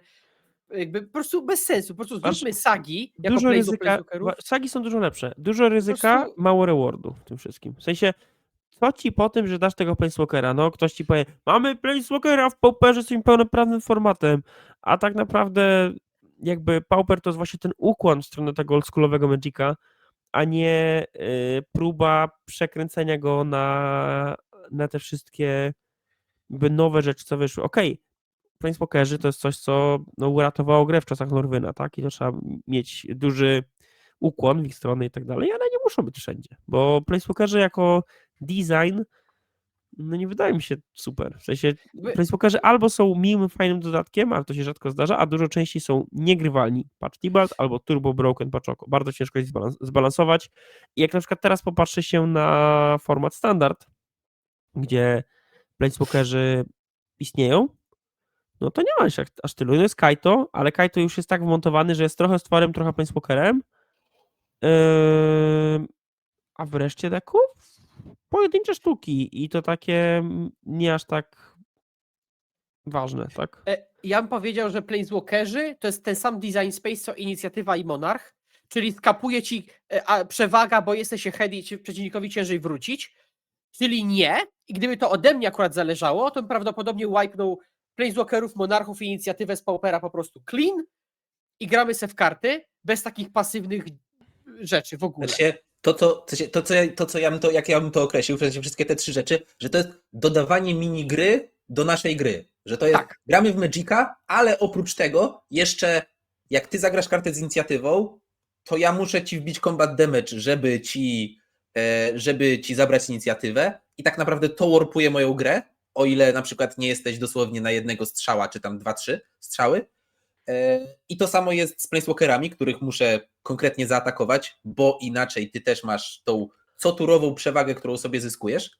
I to samo jest z Monarchą, więc takie dodawanie kolejnej minigry do Paupera według mnie nie jest, nie byłoby z zyskiem dla formatu, też zwłaszcza właśnie jeżeli te minigry by się nakładały na siebie. No na przykład Inicjatywa i Monarcha tak naprawdę są jednym typem minigry.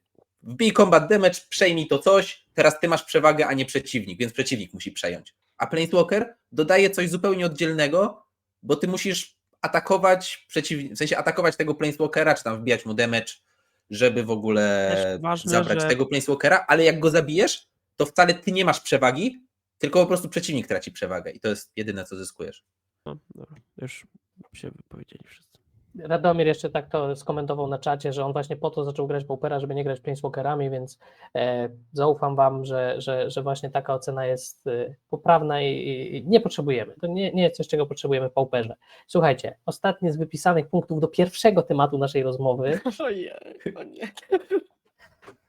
Tutaj jest 3 kartki, ale dobra, jedziemy szybko.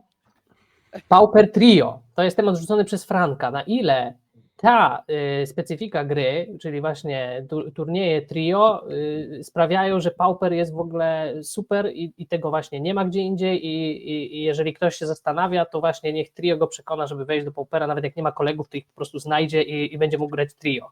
Jak trio zmienia waszą ocenę Paupera? Z tym znajdowaniem kolegów to nie jest to zero-jedynkowa sytuacja. Dalej trzeba być decent human being, aby sobie znaleźć kolegów i to polecam ten styl życia.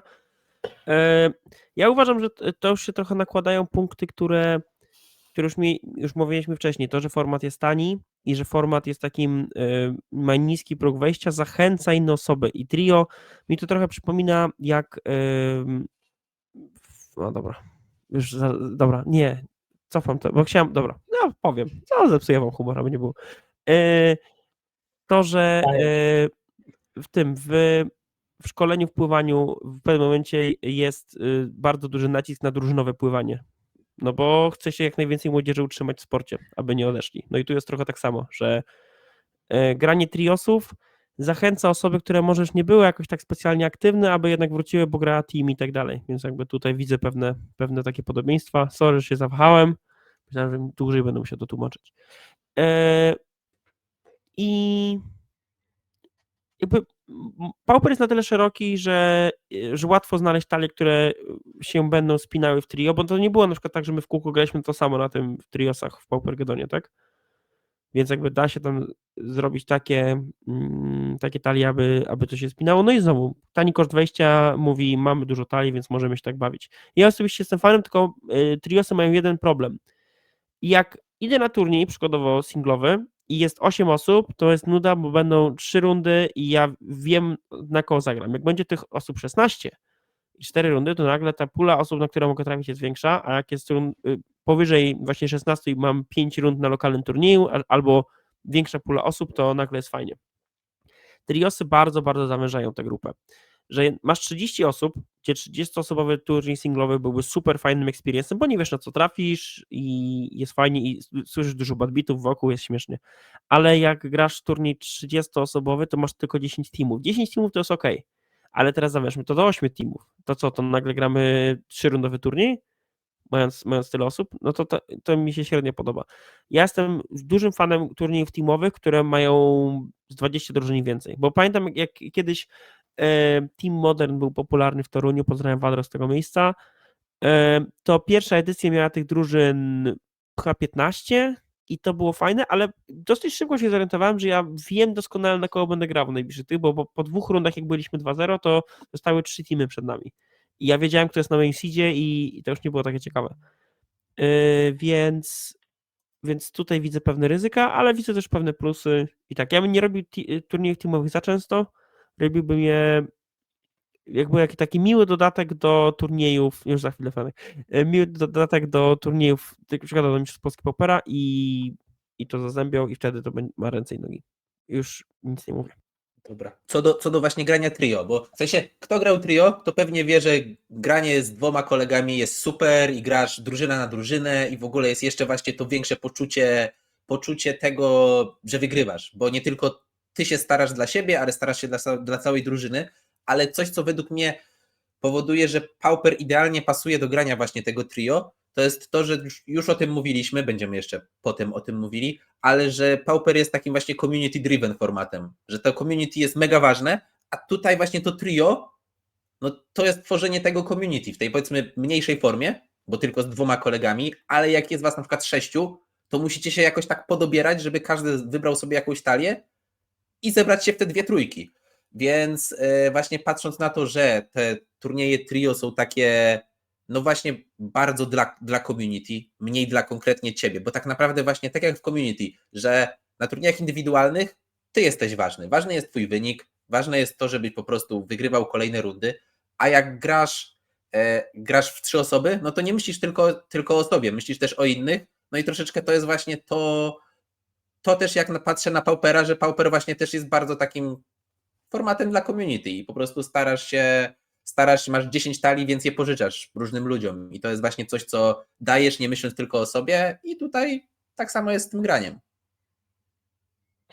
Tu jeszcze pewną myśl dodał Radomir, cytując Paolo, czyli Włocha, z którym graliście trio w Rzymie na Paupergedonie z jego drużyną, że według właśnie niego trio to format najbardziej nagradzający skill, bo gracie 3 na 3, best of 9 i tutaj na poparcie tego, że Paolo chyba wie, co mówi, bo to był jego 3. finał, nie wiem, czy z rzędu, chyba z rzędu, tak pisze Radomir, z czego 2 poprzednie wygrał, więc rzeczywiście z jednej strony jest to przyjemne, przynajmniej dla mnie, ja już tych trio pary grałem, zawsze po prostu świetnie bawiłem, nawet jak przegrywałem, fajnie było poobserwować, co robią koledzy, trochę im poodpowiadać, trochę żeby oni mi podpowiadali, to jednak właśnie może wymaga to jak najwięcej skilla i te gry właśnie potem są nagradzane, kto gra lepiej. No wiadomo, jak masz 55% win ratio i rzucasz monetą raz,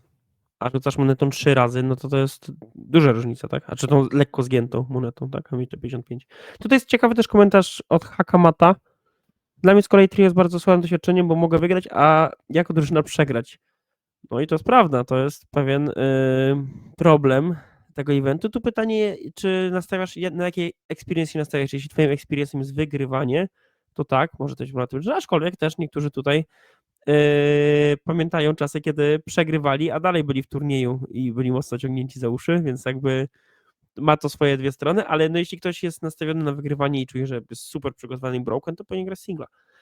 Ale jeśli twoim nastawieniem jest po prostu miłe spędzenie czasu z kolegami i po prostu takie przeżywanie, uwielbiam i nienawidzę to słowo jednocześnie, taka celebracja tego formatu, to trio według mnie jest bardzo dobrym pomysłem, tylko znowu, nie za często, aby tych teamów było odpowiednio dużo naraz w jednej sali.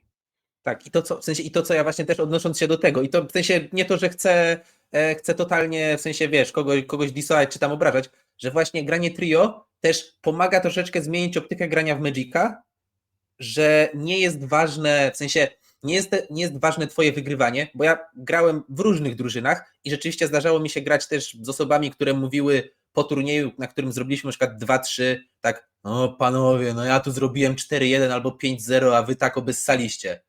No i jak rozmawiać z taką osobą? No tak było, ale gramy ten turniej zespołowy i liczy się nasz wspólny wynik i chodzi o to, że powinniśmy siebie wspierać nawzajem, bo ważne jest to, tak naprawdę twoje zwycięstwo ma znaczenie, bo dwie z 3 osób muszą wygrać, żebyście wygrali cały mecz, więc twoje zwycięstwo nie ma 100% wartości, powiedzmy, do wygrania, tylko 50%, bo to tyle wystarczy, ale ważne jest takie też myślenie nie tylko o sobie, bo wiadomo, można zagrać turniej zespołowy jako 3 oddzielne mecze i każdy gra swój mecz, ma klapki na oczy, patrzy się tylko na swój własny stół, a właśnie to jaka jest korzyść z turniejów trio, to jest to, że możesz patrzeć na pozostałe stoły i nawet nie musisz dosłownie pomagać twojemu koledze z drużyny, bo na przykład on może być ekspertem od danej talii, ale nawet można w trio zyskiwać tym, że po prostu patrzysz się na ten mecz,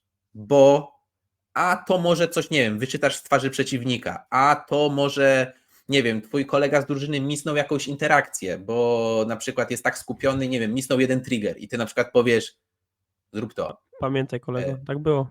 No właśnie, tak, dokładnie. Albo nagle musisz, przepraszam, tak się wetnę, albo trzeba użyć trochę innego skillsetu w danej konkretnej grze. Pamiętam waszą pierwszą grę Wróżki na RG, tak? No to tam champa tak wszystkim, aby przebić tam 2 obrażenia więcej, no to jest coś, o co skóry bym nie podejrzewał, no ale Franko już jak najbardziej, tak?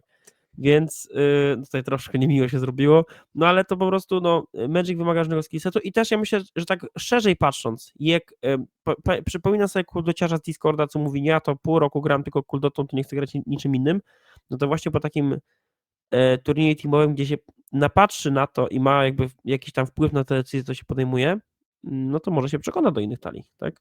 I będzie działało.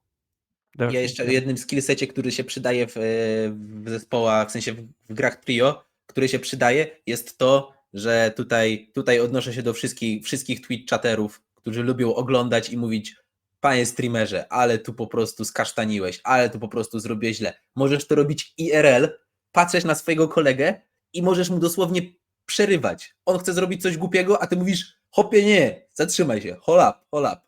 I bo tak na właśnie, bo to w sensie tak brzmi tutaj, że trochę prześmiewczo właśnie z typowego Twitch czatu, to zawsze wie lepiej od streamera, co ma robić, ale to, że ty nie grasz tej gry i nie jesteś skupiony na konkretnie swoich kartach przeciwnika, daje ci zawsze szerszą optykę. W sensie dużo więcej widzisz, jeżeli nie grasz konkretnie tej gry, więc jest to coś, co też można wykorzystywać i tak.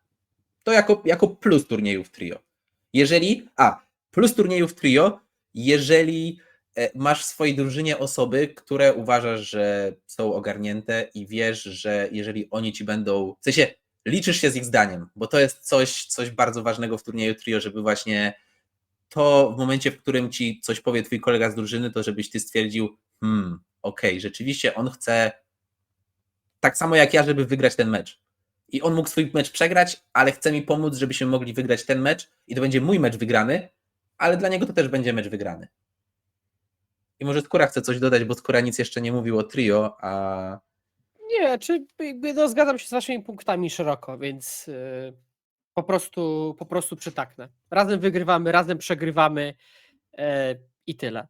Ale ten punkt o zaufaniu jest ważny. W sensie warto mieć team, że opinię swojego współkompana jakkolwiek szanujesz, bo nie chcesz sytuacji, kiedy kolega coś mówi, a ty tak, dobra. Albo jeszcze gorzej, siedzisz na środku i osoba z prawej i osoba z lewej strony chcą się nawzajem pozabijać, a ty musisz to przeżyć, bo nagle się nie skupiasz na Magogu, tylko skupiasz się na tym, aby oni się nie pogryźli ze sobą, tak? No. Jest to bardzo konkretny przykład, który przydarzył się na teamowym Grand Prix. Ja byłem tym środkowym. I dosłownie jeden z moich teammateów obraził się na tego drugiego i prawie się spóźnił na jedną z rund. Myśleliśmy, że on po prostu nie przyjdzie, bo tak się obraził. Ale przyszedł. I z tym drugim nie gadał. W sensie nie gadali ze sobą przez połowę turnieju. Tyle dobrego, że tam, z tego co pamiętam, to ty musiałeś przekonywać, abyś ty był na środku, tak? Tak. Ja musiałem tak przekonać, że nie, no panowie, ja jestem najspokojniejszy, więc tak nie ryzykujmy, coś tam Ja tam w ogóle na tamtym turnieju nawet ustąpiłem i nie grałem swoją główną talią, tylko po prostu od początku musiałem szukać sobie jakiejś losowej talii, bo tak było. No i więc to były piękne przeżycia. Czyli takie historie się zdarzają, razem się wygrywa, razem się przegrywa, ale tak jak się domyślam, nawet to razem się przegrywa jest łatwiejsze właśnie w takim trio, zwłaszcza jak drużyna jest po prostu dobrych kolegów, którzy się znają, sobie ufają i też takie doświadczenie łatwiej znieść. Czyli rozumiem, ogólnie trio na plus, jest to dla was jakaś zaleta formatu, a gra się trio gdzie indziej? Bo ja nawet nie wiem. Są turnieje trio właśnie w Modernie, Pionierze? Historycznie był z tego czasu popularny Team Unified Modern i nawet miał support od Wizardów, że to się grało tak, że jakby to można się było tym na Pro Tour dostać. Więc to coś w ogóle stąd wzięło, z tego co ja pamiętam, że pierwszy ten właśnie Team Unified, że tam nie mogło się później był Team Modern, że wszyscy mogli grać tym samym, potem Unified, jak masz format z fetchami i dualami, to troszkę się zazębiało za często. A Pauper to chyba przejął jako taką naturalną schedę tego, że masz bardzo dużo różnych talii i masz też, tam nie ma problemu budowania mana base'u, że jak już na te grasz, masz jeden artefaktyczny deck, ok, ale masz, jak chcesz grać w kolorach i chcesz splashować, to możesz, nie wiem, Snowlandami sobie zagrać, tak? I też to jakoś pójdzie. Tak, jest dużo duali, taplandów dwukolorowych, nie, o Dokładnie. różnych nazwach. Dobra, panowie, to lećmy dalej z tematami, bo rzeczywiście już jesteśmy głęboko w czasie. Komentarze z czatu były takie podzielone. Ktoś mówił podzielić nasz odcinek na 2 części, żeby tylko nie skracać, a najwyżej zrobić 2 odcinki. Nie wiem, czy to się uda. Zaproszenie na pewno do Pauper Dojo będzie. Drugie głosy były, że jechać do północy możemy po prostu wytrzymać każdą ilość tego kontentu. No tak jak się gdzieś umawialiśmy, tą granicą będzie 19, myślę najpóźniej, więc jesteśmy już na pewno za połową i jej postaramy się nie przekroczyć. Może się uda wcześniej. Nagrywać może teraz- dalej, goście wytrzymają, tak? Tak, dokładnie. Takie były głosy też.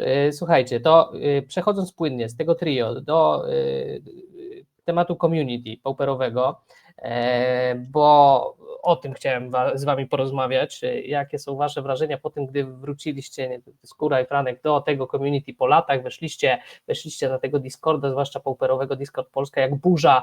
Skóra tam po prostu na tych wszystkich podkanałach pisał w wielu tematach.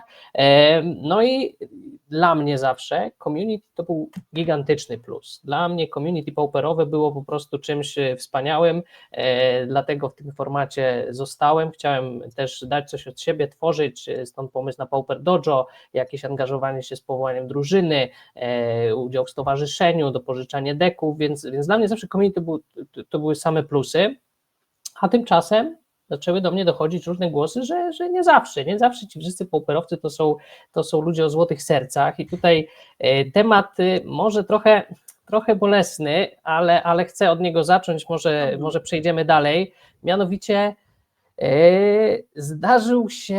zdarzyła się dyskwalifikacja na ostatnim turnieju poprykarzowym. Jeden z graczy, też dość znany w community, nie będą tu padały nazwiska kto, został z tego turnieju, nie z głównych mistrzostw Polski, ale z turnieju pobocznego, zdyskwalifikowany za cheating. I no cóż, no to zawsze jest taka dość niemiła sytuacja. Moim zdaniem niech to będzie lekcja dla wszystkich, że po prostu cheating się nie opłaca, nieważne jak dobrzy jesteście, jak zręczne macie ręce i jak bardzo chcecie wygrać, to po prostu takich rzeczy się nie wybacza, może się wybacza w tym sensie, że to nie znaczy, że po prostu będziecie skreśleni już do końca życia, ale na pewno nie warto. To jest jednak pasja, my robimy to jest jako hobby w wolnym czasie, to nie jest sprawa życia i śmierci, jakichś gigantycznych pieniędzy i jak nie wygramy danej gry, to po prostu świat się skończy.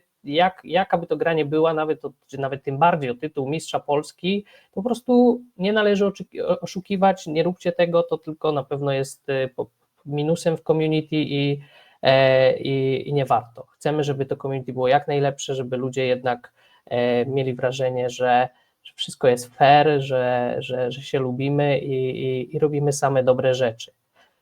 I teraz, nie wiem, czy chcecie też coś do tego skomentować, czy ogólnie będziemy ciągnąć temat community. Ja chciałem ten temat poruszyć, chciałem powiedzieć o tej sytuacji, nawet bez wymieniania kogokolwiek, bo ja byłem z nią bardzo zbulwersowany, zwłaszcza, że gdzieś kiedyś tam po obronie tej osoby stawałem, gdzieś też tak się trochę obudziłem, widząc, że nie wszystko jest tak różowo, tak kolorowo, jak mi się wydawało.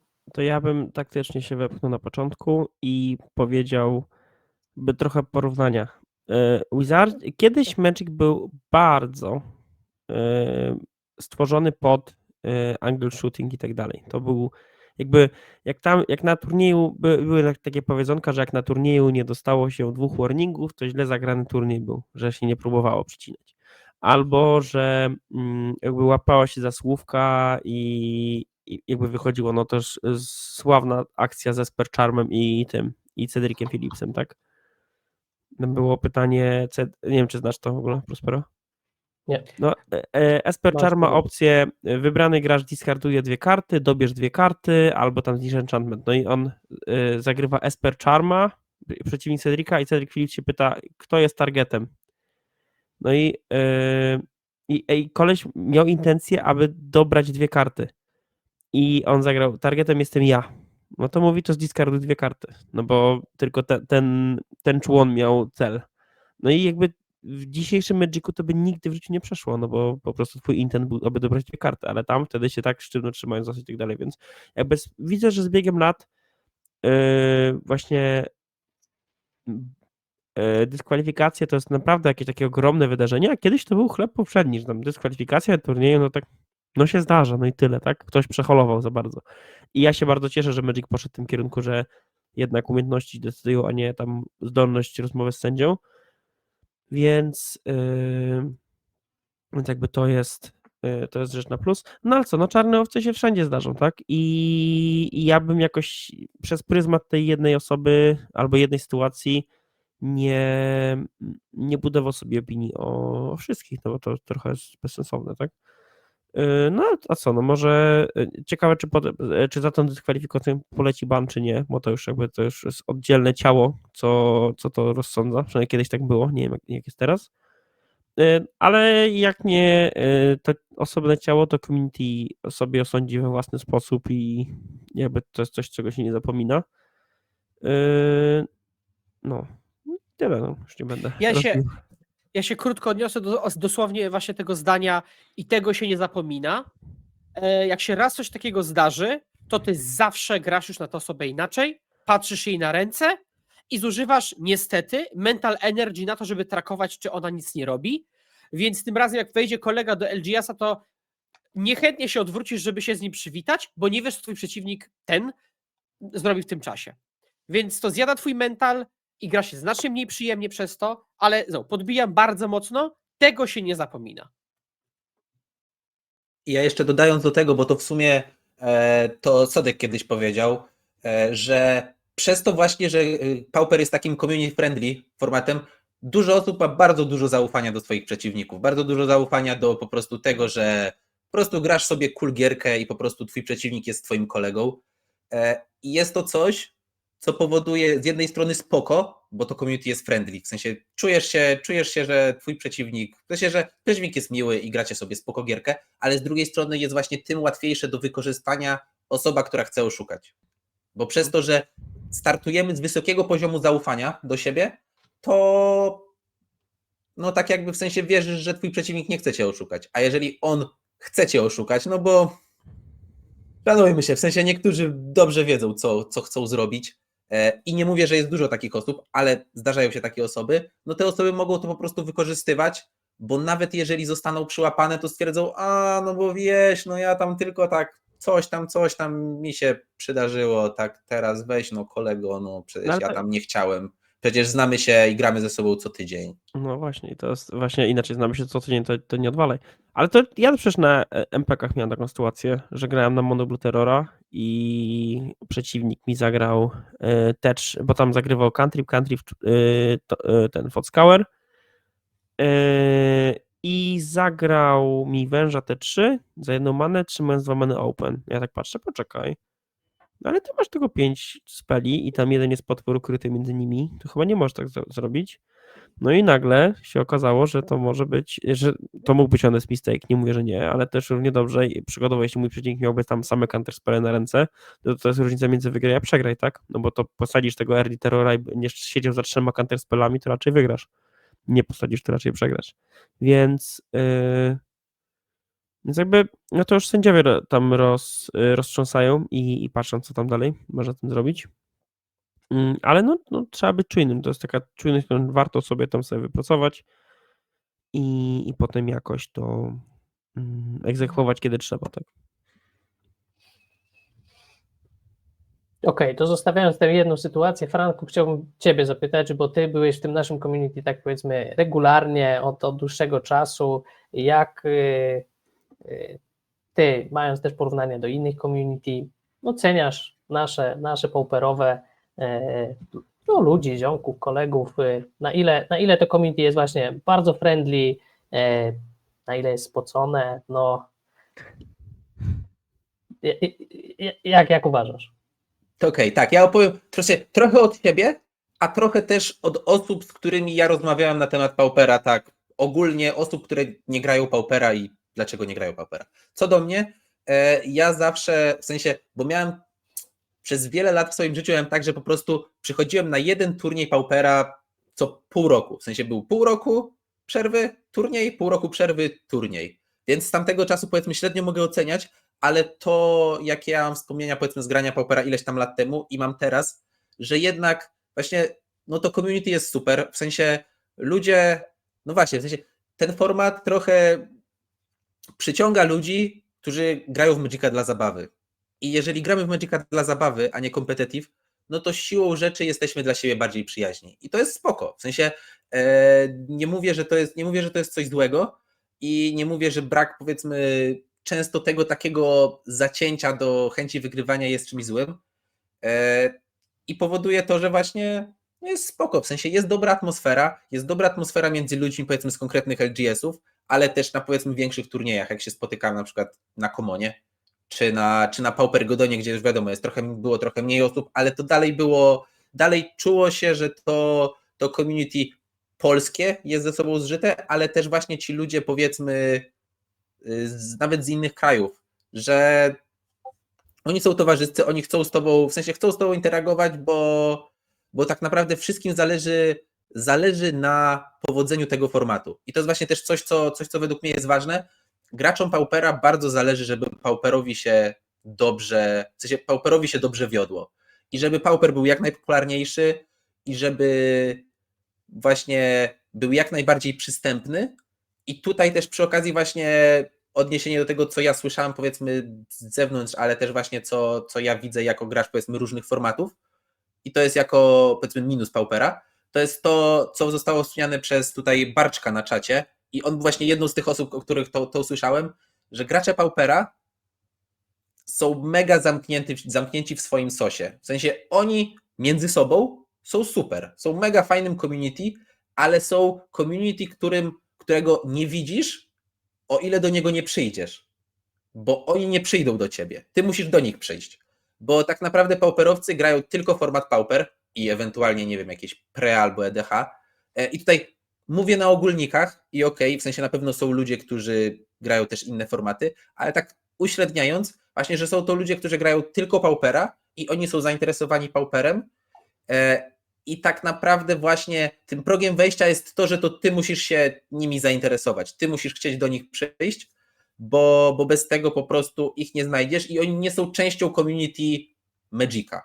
W sensie oni są częścią community Magica, bo grają w Magica, ale nie są tak jakby, nie wiem jak to dobrze określić, mam nadzieję, że to powiedzmy to tłumaczenie takie naokoło dobrze to, no dawaj. Wyobraźcie sobie FINA, czyli Związek Pływacki Międzynarodowy i myślisz sobie, masz pewne wyobrażenie, masz pływaków, masz skoki do wody, masz synchroniczną piłkę wodną, 4 główne składowe, no ale masz też takie skoki do wody, takie high diving, taki z klifów. No to Pauper to takie diving. Niby pod tą ogidą, niby coś tam skaczesz, niby robisz rzeczy, ale to się nigdy na pływalni nie odbędzie. Będzie takim trochę doczepionym sporem. Nie wiem, czy to cokolwiek. Chodzi o to, że masz zbiór, tak, rzeczy, co się dzieje na No pływalni. tak, ja to opisałem, okej, A to jest dobra. trochę obok. To jest I chirurgicznie precyzyjny opis, Tak, prawda? Pauper to literalnie skakanie z klifu, więc jak pomyślicie sobie, czy chcecie grać Paupera, Jezu, nie wiem, czy to jest sorry. zachęta, czy nie, ale jak chcesz grać Paupera, to równocześnie możesz skakać z klifu. No easy. Ja uważam, że to jest... Jakie to ma konotacje? Nie wiem, ale don't get me started on EDH. No. Więc ja myślę, że na tym, w sensie, na tym mogę skończyć. Ogólnie duży plus, ale nie jest brak minusów i też właśnie co do na przykład minusów to też już to, co wspomniałem, że bycie tym, w sensie duże zaufanie do siebie i to, że po prostu właśnie jak ktoś chce oszukać, no to łatwiej mu to zrobić i też właśnie jest to, że przez to community jest takie towarzyskie, w sensie takie nastawione na tym, żeby właśnie tworzyć to wewnętrzne community, to też jest to, że mniej wydaje mi się, że jest takich kontrolniaków między konkretnymi osobami i osoby, którym powinno się powiedzieć, że a może coś byś zmienił w swoim zachowaniu, bo wiesz, to co robisz, to nie jest cool, bo to nie jest fajne, właśnie to nie działa na ten plus dla community. Nie chcesz, żeby powiedzmy, żeby ludzie przychodzący na Paupera lepiej się czuli na tym Pauperze. Tu nie podaję konkretnych przykładów, jak ktoś wie, do kogo mogę pić, no to już oddzielna sprawa, ale właśnie też no, ta towarzyskość trochę blokuje, żeby po prostu dać czasem kontrolniaka i powiedzieć, że hopie, no weź, bo naprawdę nie wykopiemy cię, ale no, wiesz jak jest. Też tutaj to już trochę pochodna tego, jak jesteś osobą z zewnątrz innego formatu, która przychodzi grać Paupera lokalnie, to to jest jakby to, z kim będziesz miał styczność na samym początku, determinuje to, jak określić tę grupę. I jeśli jest przyzwolenie społeczne na to, aby w danej grupie byli ludzie, którzy mają mocno, nazwijmy to, szemraną opinię, albo mają opinię, no, takich męczydób czy coś, i tacy ludzie się zdarzają, ale też jeśli tę składową połączymy z tym, że grupy pauperowców są dość hermetyczne, bo grają tylko Paupera i siedzą we własnym sosie najczęściej, to część osób się po prostu odbije, a też widać z kolei, że te środowiska, nazwijmy to Magica, nie chcę mówić właściwego, ale no tego supportowanego przez Wizardów i Paupera, czyli oddolnej inicjatywy, która sama stworzyła swój format znikąd, no się zaczynają powoli przecinać, tak? Tutaj można dużo tak przykładów dawać, że niektórym się nie podoba, jak Wizardzi wprowadzają, jak prowadzą ten swój competitive play, się przesiadają, inni przez budżet, jeszcze inni przez no, albo że na przykład w końcu są duże turnieje, które zachęcają, tych przyczyn można wymieniać, ale część osób odbije się, jeśli nie będzie się dbało o tą taką, nie chcę mówić, że inkluzywność, ale o nieprzyzwolenie na jakby takie frajerskie zachowanie, jakkolwiek to nie brzmi, tak?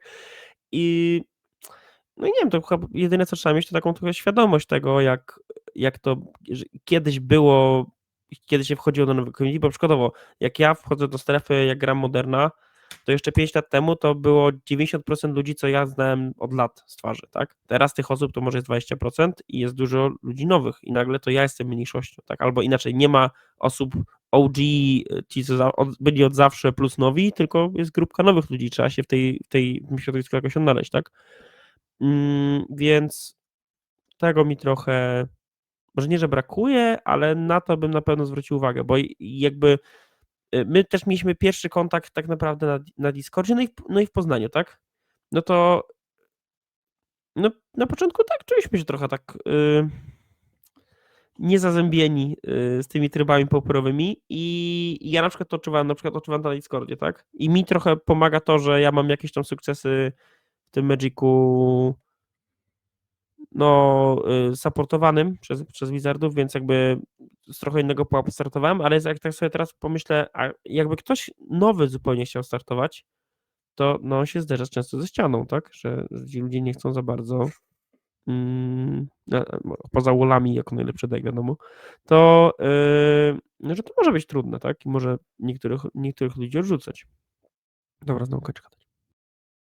Skóra, to chciałbym Ciebie usłyszeć jeszcze, bo Ty właśnie, nie chcę powiedzieć wróciłeś do Paupera, no ale w pewnym momencie wbiłeś na ten Discord i tam wchodziłeś w dużo interakcji, czy też czułeś jakąś taką, no nie wiem właśnie, że inkluzywność, czy właśnie nie, że opór, że tutaj wszyscy znani, Ty jako nowy, jakimiś dziwnymi pomysłami swoimi, niesprawdzonymi, bez właśnie udokumentowania tego pucharkami, wchodzisz i próbujesz i z jakimi reakcjami się spotykałeś? No, to wraca bumerang do punktu, o którym mówił Sodek hen godzin temu, czyli brak chęci innowacji, bo kiedy ja na przykład, jeden z pierwszych postulatów to było, a może by gadżetka i ephemerate bez Cleansing Wildfire'a. I od razu to było ściana argumentów, czemu nie. Oczywiście ja miałem argumenty, czemu tak. Przy czym wydaje mi się, że ludzie traktowali to jako, jakbym twierdził, że tak trzeba, a ja bardziej twierdzę, że teoretycznie spina mi się alternatywa, może warto ją wyeksplorować. Ale to nie dało się przez to przejść. I poziom kontrargumentów był niski, Znaczy inaczej, jak wchodzi osoba z zewnątrz, to retorycznie te argumenty po prostu się nie spinały albo były bezwartościowe. Bo jak na przykład ja przychodzę do formatu i widzę, jak się gra i proponuję jakby grać inaczej, a argument jest taki, no nie, bo tak się gra, no wiem, że tak się gra, bo dokładnie to spojrzałem. Jak ty mi powiesz jeszcze raz, że tak się gra, to mnie to nagle nie przekona, tak? Więc that's not the point. I potem zazwyczaj jest linia argumentacyjna, którą jest to jest napisane na karcie, ale trochę w innych słowach, lub to robi ta karta w praktyce, co też jest oczywiste. Na przykład, no, Cleansing Wildfire jest ważny, bo rampi i dobiera kartę. Ja wiem, że to robi. Ja wiem, że to robi. To jest jasne. Te rozmowy były takie strasznie, tak nie dało się przebić przez taką względnie prozaiczną i oczywistą taką barierę i dojść do prawdziwego meritu. Tak? I kiedy ja podawałem jakieś argumenty, czemu na przykład taka rampa może nie być ważna, to jest, ale jest ważna. No okej, no dobra, okej. No i było ciężko się przebić, przy czym celem nie było przytaknięcie mi, że mam rację, tylko takie, kurde, to może jesteśmy w stanie jeszcze dziś na styku tego znaleźć jakąś wypadkową, która jest tak naprawdę tym, czego my szukamy. Nie? Bo na przykład, zostanę przy tym przykładzie, był argument, że Jeskai Ephemerage nim nie grał, bo jest za wolny i się nie działa w tym formacie. Więc ja powiedziałem, a może by spróbować mniej taplandów, żeby było mniejsze poczucie, że jest wolne. Czyli też nie granie Wildfire'ów. No ale trzeba grać Wildfire'em, bo nie ma, było rampa. No dobra, ale jak wersja z Wildfire'em jest niegrywalna, to może spróbuję wersji bez. Bo jeśli przytaknę ci, że Wildfire jest lepszy, ale ta wersja literalnie jest niegrywalna, to jesteśmy nigdzie. Tak? I jakby, no i to były tego typu dyskusje, pomijając oczywiście już takie bardzo wprost niemiłe odzywki typu mówi osoba, która robi 1-4 w lidze i tego typu tam niemiłe komentarze. Więc ja generalnie, ja w ogóle z natury, chłopaki o tym wiedzą, ja bardzo lubię grać w Magic, bardzo lubię mówić o Magic i udzielać się w Magic. Więc ja na bardzo wielu kanałach pisałem, pytałem i tak dalej, ale wchodząc, może ludzie tego nie wiedzą o mnie albo nie widzą tego, ale jestem bardzo pokorny, żeby dowiedzieć się od lepszych lub takich, którzy mają wiedzieć więcej. Więc ja dużo pytałem, bardzo dużo pytałem i się angażowałem, bo wchodząc jako osoba, która nie zna Paupera, chciałem posłuchać od osób, które go znają. I odbić pomysły, posłuchać i tak dalej. Ale miałem wrażenie, że tam nie było żadnej substancji, tylko ludzie mi albo czytali karty, albo mówili minimalnie, co te karty robią, ale wiem, że to robią, bo widzę, że to robią. I nie miałem tego poczucia absolutnie, że to teraz pokażemy ci tajemną wiedzę Paupera po 5 latach grania w nim. Tylko karta jest napisane i właśnie to robi i to dobrze, bo tak gra. Okej, fair enough. No i tak. Franku. Ja tutaj właśnie tak odnosząc się do tego punktu, co wspomniałeś, skóra właśnie tego tutaj rozmawiania na Discordzie i w ogóle, to poza tym, że daję wam tutaj, możecie eksploitować bóg skóry, skóra nie potrafi nie odpisać. Jak napiszecie do skóry, to skóra wam odpisze, bo nie potrafi nie odpisać. Tak. Sorry, skóra musiałem, więc teraz wiecie jak jest. No, ale nie, co do tego odpisywania na Discordzie i w ogóle, to tutaj też tak właśnie w sensie że tak powiem, żeby spojrzeć ogólnie krytycznie na community, to jest też to, że to co widać na Discordzie i Discordach w ogóle i na konwersacjach messengerowych i grupach facebookowych jest to, że zawsze wypowiada się bardzo mały procent osób, ale on ma bardzo duże znaczenie do tego, jak nowa osoba odbierze całe community. I to samo jest przychodząc na turnieje papierowe. Nieważne jest, że na przykład na 23 osoby 20 osób jest mega cool gościami i w sensie są mega mili, mega spoko, ale jak trafisz na jednego tego oszołoma w pierwszej rundzie na przykład, albo nawet w trzeciej, tego jednego z 3, to on ci zepsuje humor i będziesz miał zły humor do końca dnia. Bo nieważne, że będziesz miał 3 miłych oponentów, ale zapamiętasz tego jednego niemiłego. I właśnie niestety trochę jest tak, i to nie jest tylko, w sensie, to nie jest tylko stwierdzenie do Paupera, tylko ogólnie do interakcji międzyludzkich, że no po prostu, no to bardzo zapamiętujemy coś, co dzieje się złego, nieprzyjemnego i w ogóle, a mało zapamiętujemy te dobre rzeczy i to jest odniesienie do powiedzmy nowych osób przychodzących na Paupera.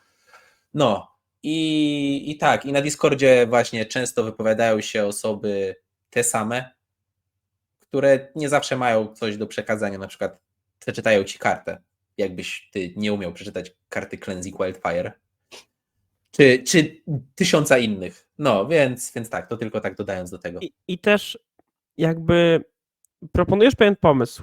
Mówisz, że ja miałem złota dyskusja, a pamiętam 2 dyskusje, Ponder versus Preordain i jakby jest szereg argumentów, które można użyć na Ponder versus Preordain, naprawdę. Tam można powiedzieć, no El Clasico, Ponder widzi 4 karty, Preordain 3.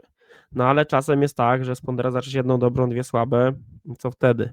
No to wtedy masz shuffle efekty i w innych formatach shuffle efekty są za 0 many, bo to fecze, a tutaj shuffle efekt kosztuje manę 1, więc nagle ten country sprawia, że jesteś jeszcze wolniejszy. No ale z drugiej strony 4 versus 3 to jest mocny argument. I tak można też szukać, albo na przykład, że w late game'ie jeden efekt jest lepszy od drugiego, a inny jest lepszy w Verdi, jak na przykład musisz znaleźć 3. ląda. I tak dalej, i tak dalej. A argumentacja w stylu, no ale jakiś grinder na modo gra tak i gra dużo, to musi być dobre, no to nie jest dyskusja. To jest jakieś, nie wiem, baby na bazarze tak sobie gadają o pomidorach, a nie o Magicu, tak? Więc, albo nie wiem, ta sama dyskusja z Lotus Petalem, tak? W sensie, ja zidentyfikowałem problem. Jak grałem Broodscale'em i miałem dużo Wellspringów i tych drawtu, to często dobierałem więcej kart, aby dobierać i nic z tego nie wynikało. I kończyłem grę, przegrywałem do jakichś szybkich agrostartów, mając dużo kart na ręce. Wniosek? No to może Lotus Petal, bo nagle będę mógł zagrywać te karty, które jakby zagrywać więcej many w czasie, aby jeśli dobiorę karty, to dobiorę więcej kart, aby je szybciej przemielić, a jak nie, to będę miał kartę, aby zagrywać wcześniej moje zagrożenia, albo mieć z 3 do 5 many przeskoki, mieć infinite manę z automatu, gdzie się nikt nie spodziewa. I ja się odbiłem od ściany, w sensie, że ja mówię, słuchajcie, to może być dobre i tak dalej, i to znowu ja będę testował i to ja będę tracił moje tiksy, jak sobie tam zepsuję, mimo że tam mam dużo do przebimbania, ale po prostu ciężko było, ale jak się dyskusja zmieniła nagle, jak tam zrobiłem chyba tam top 8 w challenge, potem top 4, no to nagle może jednak dobre. Nagle postawiłem jakieś tam screeny, 1, 2, 3, może nie jest takie lipne i tak dalej, więc jakby trochę takiego open-minded bym polecał, szczególnie, że przykładowo ja jestem ogromnym fanem Barczyk mi się teraz na głowie jest taki gracz z Poznania, co grał Wallami i później UB kontrolą.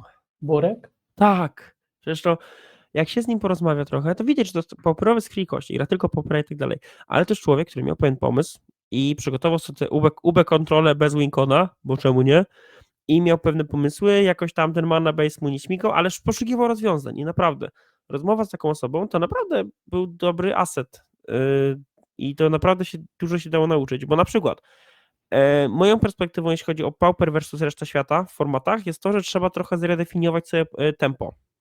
Już tam trochę wcześniej o tym mówiłem, że w Pauperze dużo bardziej premiowany jesteś za maksymalizację dobierania kart, a nie za próbę tempa, bo odpowiedzi są silniejsze niż zagrożenia, więc jak dożyjesz do 5. tury, to na ogół lepiej maksymalizować value, a nie grać na tempo. No oczywiście są wyjątki, ale to tak z założenia tak może być.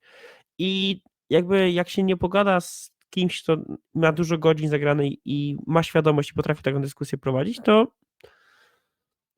jakby ciężko jest tam się później przebijać, tak? Ale dobra, to można narzekać. Ogólnie ja osobiście uważam, że to jest dalej mniejszość, tylko ta mniejszość jest bardzo wokalna i to sprawia, że trochę ten obraz się zakrzywia, bo później jak się spotyka z ludźmi, co raz, że coś ugrali, a dwa, że gdzieś się pojawiają w tych turniejach papierowych, no to nie masz takich problemów jak na Discordzie papierowym, tak? Więc jakby gdzieś tu jest ten rozjazd i to albo warto rozwiązać tym, aby te osoby bardziej kompetentne były bardziej aktywne na Discordzie,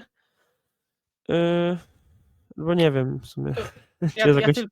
Ja Biergu. tylko dodam, że tu nie chodzi o to, żeby teraz się poklepywać po plecach i mówić, że twój pomysł jest świetny, ale fajnie, tylko żeby to retorycznie miało jakiś poziom, bo tu nie chodzi o te same karty i konkretne pomysły, tylko jak się prowadzi tę dyskusję. Jakby, bo nawet a propos tego Pondera i Preordaina, bo dosłownie sytuacja, że wróciłem do chłopaków, do Stotka i Franka i powiedziałem, ej chłopaki, bo teraz nie wiem, czy ja jestem głupi, czy co wy sądzicie? Oni podali mi parę argumentów i ja wtedy fair enough, bo użyli jakichś takich retorycznie sensownych zdań w ramach kontekstu Magic i teorii gry Magic, że mnie to przekonało. A mówienie masz 1-4 w lidze, chłop tak gra, więc tak powinieneś, jak będziesz lepszy, to zrozumiesz, jest puste, no. Bo to można powiedzieć zawsze do czegokolwiek, a jeśli tak, to pewnie to nie jest dobry argument. Znowu, retorycznie. Więc tak, to tak a propos tej retoryki w dyskusjach. Ja bym chciał na pewno skomentować to, że kiedy czytałem wasze dyskusje, wypowiedzi, tutaj bym chciał szczególnie się odnieść do Sotka, którego najmniej znałem. Dla mnie był taką osobą, która nie wiedziałem, co o nim myśleć i czytałem te jego wypowiedzi i one były takie, kurde, no chłop mówi z sensem, w sensie nagle zupełnie inny styl dyskusji, jakość tych argumentów i ja tak sam nigdy o tym tak nie pomyślałem, nie? I to miało sens, więc na pewno fajnie, że wbiliście, fajnie, że tam się nie poddawaliście i argumentowaliście. Cieszyło to na pewno, że wy się czuliście w tym mocni, że wy jakby pewni, że nie przychodzicie rzeczywiście, tak jak Sodek powiedział, ktoś nowy do community, który nie zna ludzi, nie zna gry, chce się czegoś dowiedzieć i może się wtedy spotkać właśnie tylko z komentarzami. To ma pucharki, tym graj, twoje pomysły nie są dobre, bo nikt tak nie gra i się wtedy zamknie. Wy no, mieliście za sobą ten background, więc na was takie argumenty czy komentarze nie robiły większego wrażenia. Pytanie, na ile to jest rzeczywiście specyfika Paupera, czy po prostu no wszystko jakby to Magic jako format no, skupia pewnego rodzaju typ ludzi i tak samo argumentują i modernowcy, pionierowcy, nie wiem, no po prostu magicowcy, tak się zdarza. Czy tutaj jest jakieś wyróżnienie i to wynika z tego, co mówiliśmy wcześniej, o tym progu wejścia, o tym właśnie, co przyciąga do Paupera, że jesteśmy, że właśnie nie ma kompetytywnych graczy, że tutaj trafiają bardziej właśnie hobbyści, nie tacy proturowcy, że czym się pauperowcy jako community różnią w porównaniu do innych? Jak to oceniacie? Ja tak też nie się biję pierwszy, aby to skrócić. Patrzę teraz sobie na standard metagame i patrzę, jak wygląda przez 30 dni i jak wygląda po 7 dniach. Jakby w sensie, że to środowisko jest dużo bardziej dynamiczne. Że w standardzie, który jest formatem dopiero co odkrywanym, to, że coś nagle jest dobre i coś się, przykładowo jest jakieś, ostatnio się pojawił deck, co się nazywa GW Agro, bo ja tam siedzę w tych agro, jest fajnie, to jest coś, co miesiąc temu nikt w ogóle nie wspomniał o tym, a teraz patrzę, o, ma jeden wynik w challenge'u, ma drugi wynik w challenge'u i jest taka atmosfera poszukiwania nowych rozwiązań i tam wręcz na plus jest prowadzenie dyskusji, gdzie powiesz 5 pomysłów, gdzie 4 będą beznadziejne, a jeden będzie bardzo dobry, bo inni poprzez właśnie ten taki wyuczony system używania argumentacji, a dlaczego i zadawania pytań odpowiednich, dojdziesz do wniosku, co jest dobre, a co nie jest dobre. I przykładowo taki standard, czy pionier, tak, to one są dużo bardziej dynamiczne, zachęcają wręcz do tego, aby próbować nowe rzeczy i też jakby no łatwiej jest po prostu przekonać kogoś do tego. Ja czułem, że w Pauperze Pauper, nie wiem, czy przez ostatnie pół roku się jakoś drastycznie zmienił? No po MH3, tak? Bo to już było tam pół roku, no ale to nie za bardzo, tak? Nie, po MH3 no to chyba nie. No to ja już czuję, że ten efekt, że na samym początku jak weszło MH3, to jeszcze mogli ludzie tak bardzo otwarcie na to patrzeć i tak dalej, a później weszło takie zestalenie i nikt już tam nie za bardzo próbuje. Aczkolwiek nie wiem, no ja sam byłem świadkiem tego, jak ktoś tam znalazł nową opcję na RG rampę, tak? Więc i to było przyjęte na plus. Albo na przykład jak ktoś tam właśnie z tego polskiego community zaczął grać fogiem BG tylko i tam miał kersy mainowe, tak? I na przykład jak ja czytałem tę argumentację, to bardzo do mnie trafiła, że to jest po prostu live game deck, a nie fog deck bardziej. I jakby mi się to bardzo, bardzo spodobało, ta koncepcja. Albo ktoś tam dredge'a próbował, A no dużo było tych opcji i są takie jaskółki, ale ja czuję, że powinno być ich dużo więcej, bo takie innowacyjne podejście powinno długoterminowo być premiowane. Dobra, już przestaję, Franek, już nic nie powiem. Panowie, czy coś wy jeszcze chcecie właśnie do tego porównania, zwłaszcza z innymi community, formatami? To ja bardzo krótko powiem, że jest bardzo duża plaga kopii w klej i bardzo dużo właśnie jest premiowane to, co się widzi online. A z czego to może wynikać? Może przez to, że jest taki mały background takich właśnie struktur kompetytywnych i troszkę te fundamenty i właśnie ta teoria gier trochę na niższym poziomie stoi, zdawałoby się przynajmniej, z osób, z którymi się rozmawia, to przez to ciężej jest trochę podważyć to, co się widzi, więc się to po prostu bierze i się uczy na pamięć argumentów, czyli Blazing Wildfire Rampy to jest ważny i się po prostu się powielać, po prostu przelewanie tego samego w kółko, tak? A potem przychodzi Sonic i gra bez Wildfiresów Giant Glee, a potem przychodzi inna osoba, która wygrywa Paupergeddon Giant bez Wildfiresów i nagle jest, okej, to w takim razie Wildfires nie jest dobry. A czemu? Nie wiem, nie interesuje mnie to, teraz rampa nie jest taka ważna, Dziękuję. Tak? Tak, to Kropka. ja jeszcze dorzucałem, w sensie już myślę, że tak kończąc temat też właśnie krótko, co do tego, czy występuje to tylko w Pauperze? Nie, totalnie nie. Czy występuje to tylko w Magicu? Nie, w sensie, że zawsze to mówienie tych oczywistości i takich oczywistości po prostu tak, jak ktoś chce zrobić coś nowego, jak ktoś chce się o coś zapytać, to zawsze jest po prostu mieszany z błotem, w sensie nie zawsze, ale że często, na przykład, nie wiem, zapytasz się, chciałbym sobie kupić młynek do kawy za 100 zł i dostaniesz 10 odpowiedzi, byku, za 100 zł to kij, a nie młynek se kupisz, wydaj 3000 i wtedy to będziesz miał młynek. I to dotyczy wszystkich rozmów, więc to nie tylko jest do pauperowców. Tu rozmawiamy akurat konkretnie o community pauperowców, więc odnosiliśmy się do tego i odnosiliśmy się, no właśnie, w gruncie rzeczy do małego procenta osób. To jest tak, że na Discordzie jest, nie wiem, 500 osób, a to dotyczy 10. Ale też właśnie to, że ta grupa 10 osób jest najbardziej wokalna, bo to są osoby, które się najbardziej wypowiadają. Ale w innych tematach jest dokładnie tak samo, więc to nie to, że to jest konkretnie przytyk do pauperowców, chociaż trochę też jest. I tyle. No dobra, to pytanie, czym pozytywnym wyróżnia się pauperowe community? To bym chciał was zapytać, też po prostu nie wiem, nie znam, co tam się dzieje w innych formatach, na ile takie stowarzyszenia, na przykład jak Common Magic, seria turniejów, tak zwanych commonów, które no, są dużymi turniejami, chyba zorganizowanymi naprawdę bardzo profesjonalnie, jest czymś, co wyróżnia z kolei nasz format na plus i tego przez to, że w innych formatach mamy wizardów, którzy to organizują, nie ma takich inicjatyw właśnie jak stowarzyszenie, które by chciało zarówno rozruszać community, jak i robić turnieje, nie ma innych takich turniejów naprawdę dużych, no nie wiem, no poza paprykarzem. Jak patrzycie na pozytywne inicjatywy, które wyróżniają właśnie Pauper? To ja tu mam bardzo konkretną opinię, bo już o tym myślałem wielokrotnie. Dzięki temu, że Pauper jest oddolny trochę z definicji i cały czas jest, to wszystko, co jest tworzone, jest od fanów, przez fanów, dla fanów, więc to się po prostu trzyma. Ludzie chcą grać, bo chcą grać, a nie tak jak Pionier, że jak nie ma sezonu, to właściwie ten format nie istnieje i nie chce go dotykać kijem. I według mnie to jest giga super. Jakby to ode mnie zależało, to Pauper by się w ogóle nie dotykał z Łocji, może poza tymi banami, bo zdaje się, że to jest, nawet to działa, ale to tyle.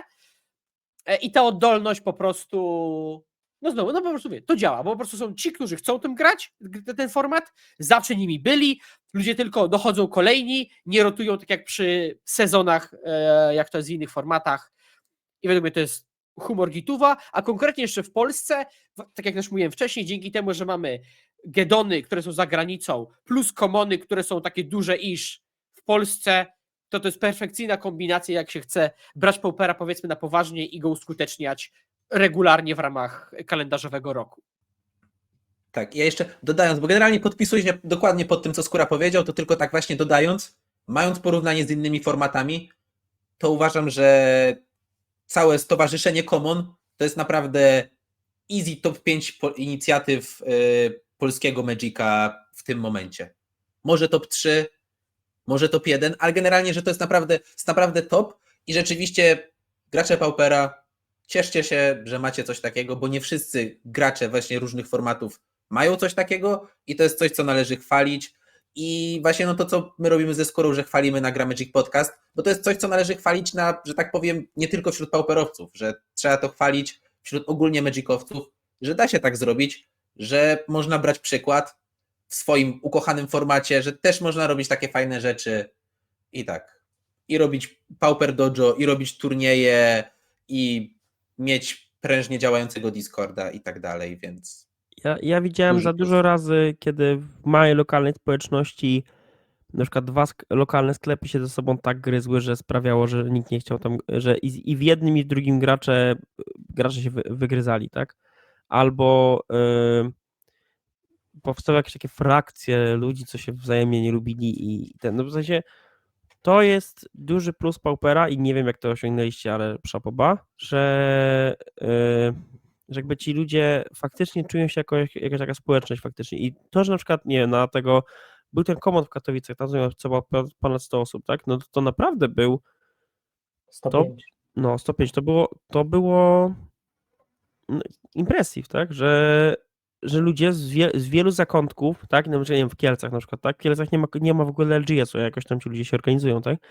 Albo jakieś tam innych pomniejszych i większych miast zjechali się na turniej de facto o pietruchę, tak? No bo to nie jest coś, to nie jest ten Pro Tour Dream, tak? Co najczęściej ludzi nakręcą do tego, a jednak chcieli i zagrali, tak? I najlepsze jest to, że im więcej takich inicjatyw działa, tym większe jakby zaufanie do kolejnych inicjatyw tego typu rośnie, więc coraz łatwiej zachęcać nowych ludzi, przykładowo ludzi, co grają, nie wiem, Paupera, Pioniera czy Moderna, aby zaczęli też grać Paupera, bo koszt, jak już znasz zasadę Magic, jest bardzo niewielki i nagle się okaże, że to jest inicjatywa, która będzie się ciągnęła i trwała przez naprawdę długo i ja widzę świetlaną przyszłość dla Paupera, tak? W sensie, tak długo jak nie zniszczą formatu jakimiś drukami / banami, to sam aspekt tego, że format jest tani, przystępny i są ludzie, którym zależy na tym, aby to się rozwijało, to jest idealny przepis na to,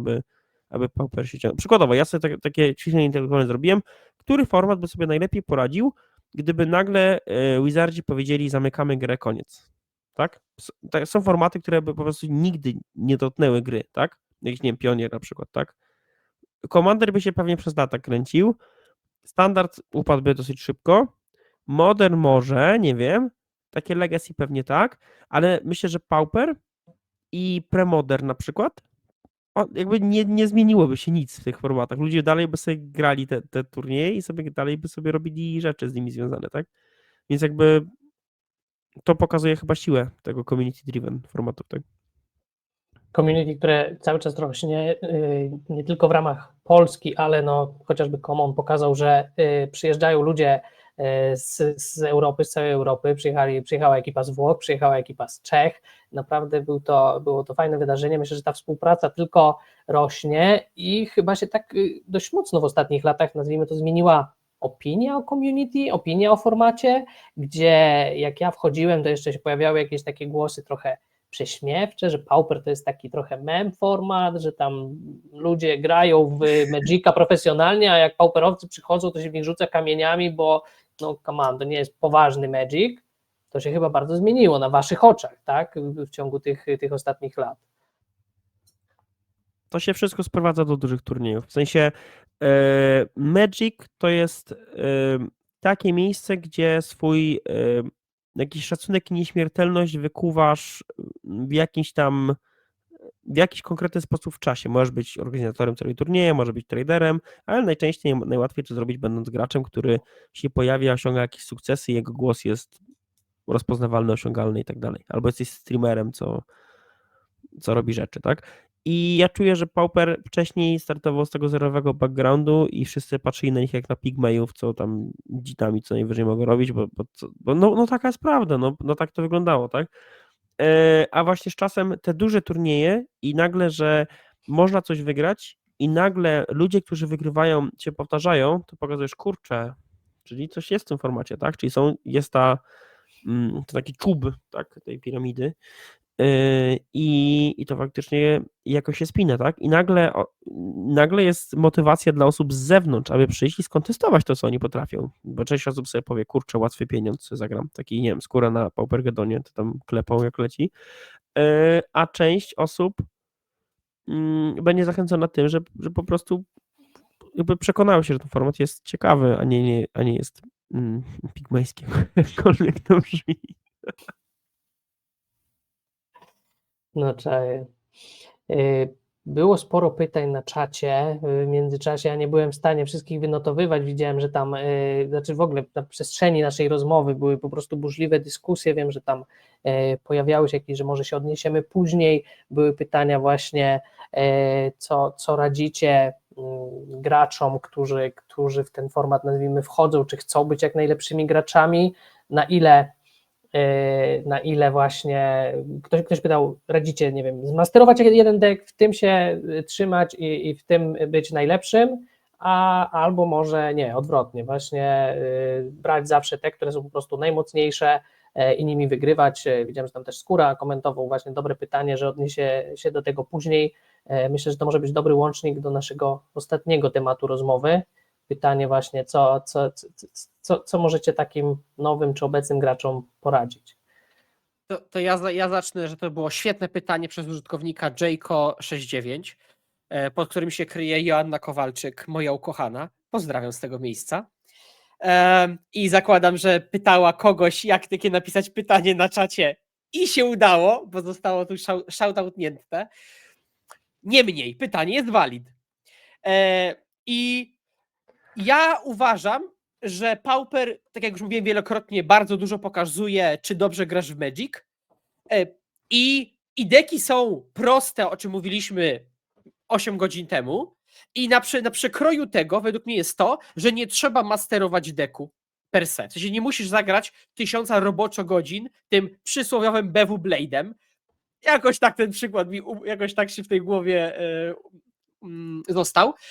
Lepiej jest, oczywiście trzeba zagrać z 2-3 ligi, żeby rozumieć deck wewnętrznie i ciągle znajdujesz jakieś triki i tak dalej, ale fundamentalnie jak grasz dobrze w Magic i szczególnie jak grasz w Paupera jakiś czas, to już czym grasz, to już po prostu czym ci się gra najlepiej po prostu, no. Jakby robienie tego typu, że nie wiem, wcześniej grałem UB wróżkami, a teraz wezmę Gli, bo jest najlepsze, spoko. Czy bardzo ci wzrośnie win ratio? Ja nie uważam, że delta między najlepszymi dekami jest taka duża, żeby to miało bardzo duży sens, więc graj se czym lubisz i będzie gituwa.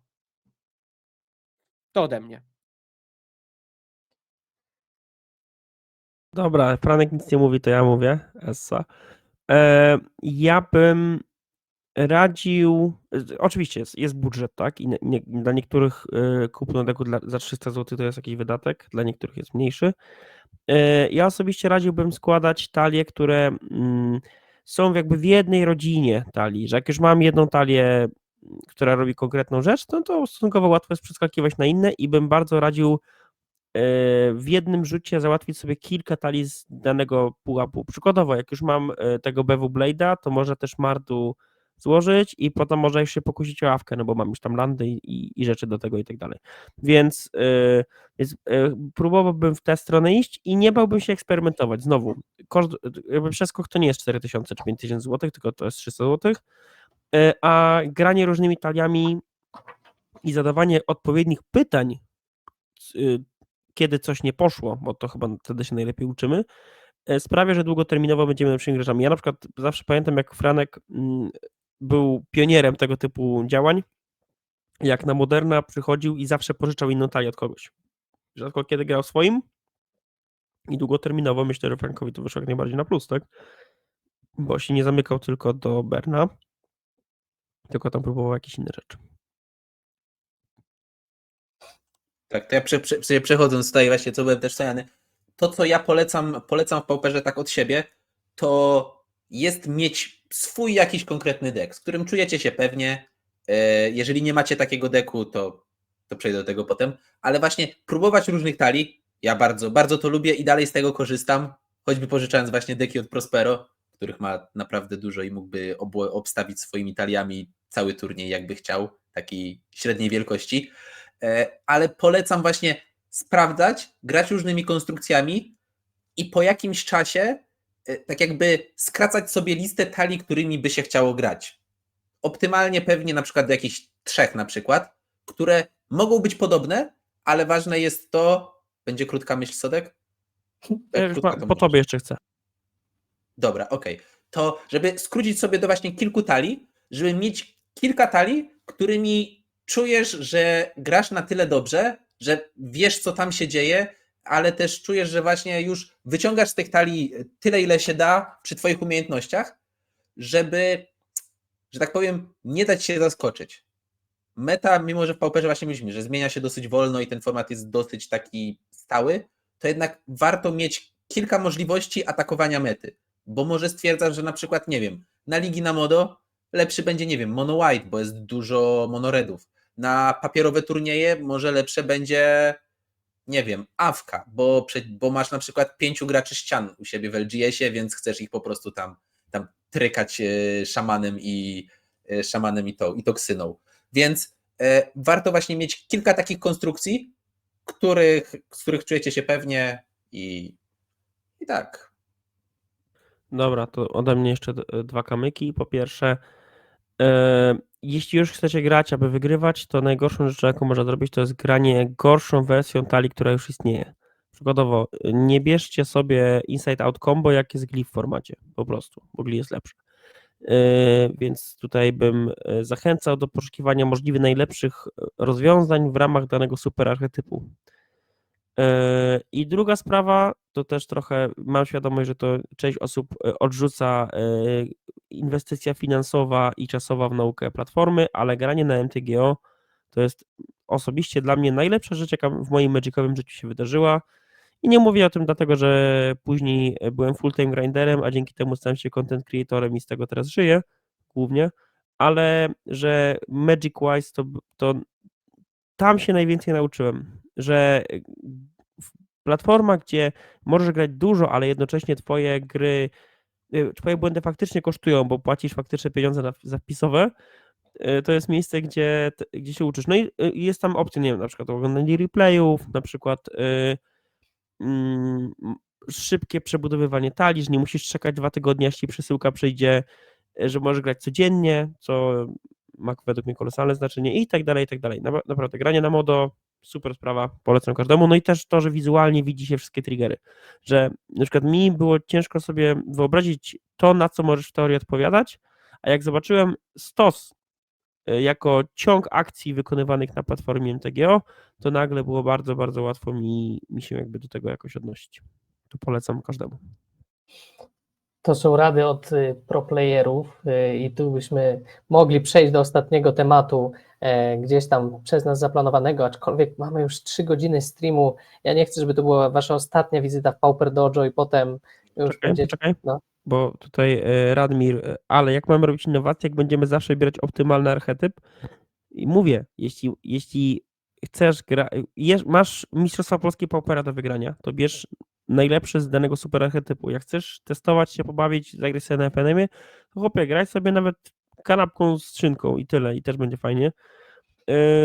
I wtedy właśnie w takim testowaniu różnych pomysłów może coś nowego się wykluje, tak? Przykładowo, pojawienie się Junt Wildfiresów, no to był eksperyment, który pojawił się stosunkowo niedawno, tak? To nie było coś, co było od zawsze, bo zawsze na początku zawsze były te deki praktycznie mono black z Gardensami, a dopiero potem dołożyli do tego czerwone karty i że ten mana base się jakoś spina i tak dalej, ale ktoś gdzieś to musiał pierwsze przetestować. Testowanie gorąco na tak, branie stosunkowo sprawdzonych rozwiązań na ważne turnieje, to też na tak, no. Nie odwracałbym tego w sposób. Tak, ja też tak zrozumiałem twoje przesłanie, że jak chcemy skutecznie grać, to najlepszym na dużych turniejach, ale to nie jest jak najbardziej zniechęcanie do testowania, próbowania nowych rzeczy, uczenia się na własnej skórze, nawet na modo, kiedy nas to kosztuje pieniądze i możemy po prostu widzieć, jak realnie tracimy na naszych głupich pomysłach, to nie, to ja tak zrozumiałem wasze zalecenia, że warto, jeżeli chce być się jak najlepszym graczem, jeżeli chce być się no właśnie, no w Pauperze pro playerem pewnie być na razie nie można i pewnie nigdy nie będzie można z tego żyć. Czy tak szybko jeszcze wejdziemy na ten temat grania pro, bo bardzo mnie to ciekawi, tutaj komentarze były, spoko się was słucha, mówcie ile się da, jest już 18:26, czyli no naprawdę 3 godziny, to dosłownie krótko, po kilku zdaniach, co? Możemy? No, co ja zapraszam chętnie, ale kto mówi te komentarze, bo ja nie widzę ich nigdzie. Żeby słuchać, no to moi ludzie opłaceni, A, rozumiem, Kuszman, rozumiem. no to byłem z nimi umówiony. Nie, a poważnie, no myślę, że widać też po zaangażowaniu na czacie, ludzie piszą, nie wyglądają na znudzonych. Czy wy się uważacie za prograczy, grając w innych formatach? Nie uważacie się, to jest wszystko amatorka. Ja myślę, że skrobię gdzieś tam, wieko tego, bo w sensie byłem na 4 Pro Tourach, teraz jadę na 5 i mam Players Tour Arena 4, top 8. I jakby coś już w tego Magica Lifetime ugrałem i jakby to już jest ten poziom, gdzie już no nie dokładam do gry, tylko raczej Magic pomaga mi zarabiać pieniądze i to jest fajna rzecz, polecam. Ale bycie prograczem to jest bycie dobrym w Magica jako całość. A ja startowałem z punktu, w którym zacząłem grać Moderna, gram tylko kombodekami, bo nie rozumiałem damage'u na stos. Dosłownie. Nie byłem w stanie tego zrozumieć i nie miałem hajsu na modę, byłem biednym dzieciakiem, który musiał nie jeść obiadów w gimnazjum, aby mieć na pierwszą talię, tak? No i mi bardzo długo zajęło przeskoczenie tego poziomu, aby zacząć coś ugrywać, ale głównie grałem modern kombodekami i tak dalej. Ja bardzo powoli się tam gdzieś tam wspinałem do tego, aby się odnaleźć w tych innych formatach i dalej na przykład w Limited czuję się może nie jak totalna noga, bo czuję, że w ostatnie 1,5–2 lata to zrobiłem duży skok.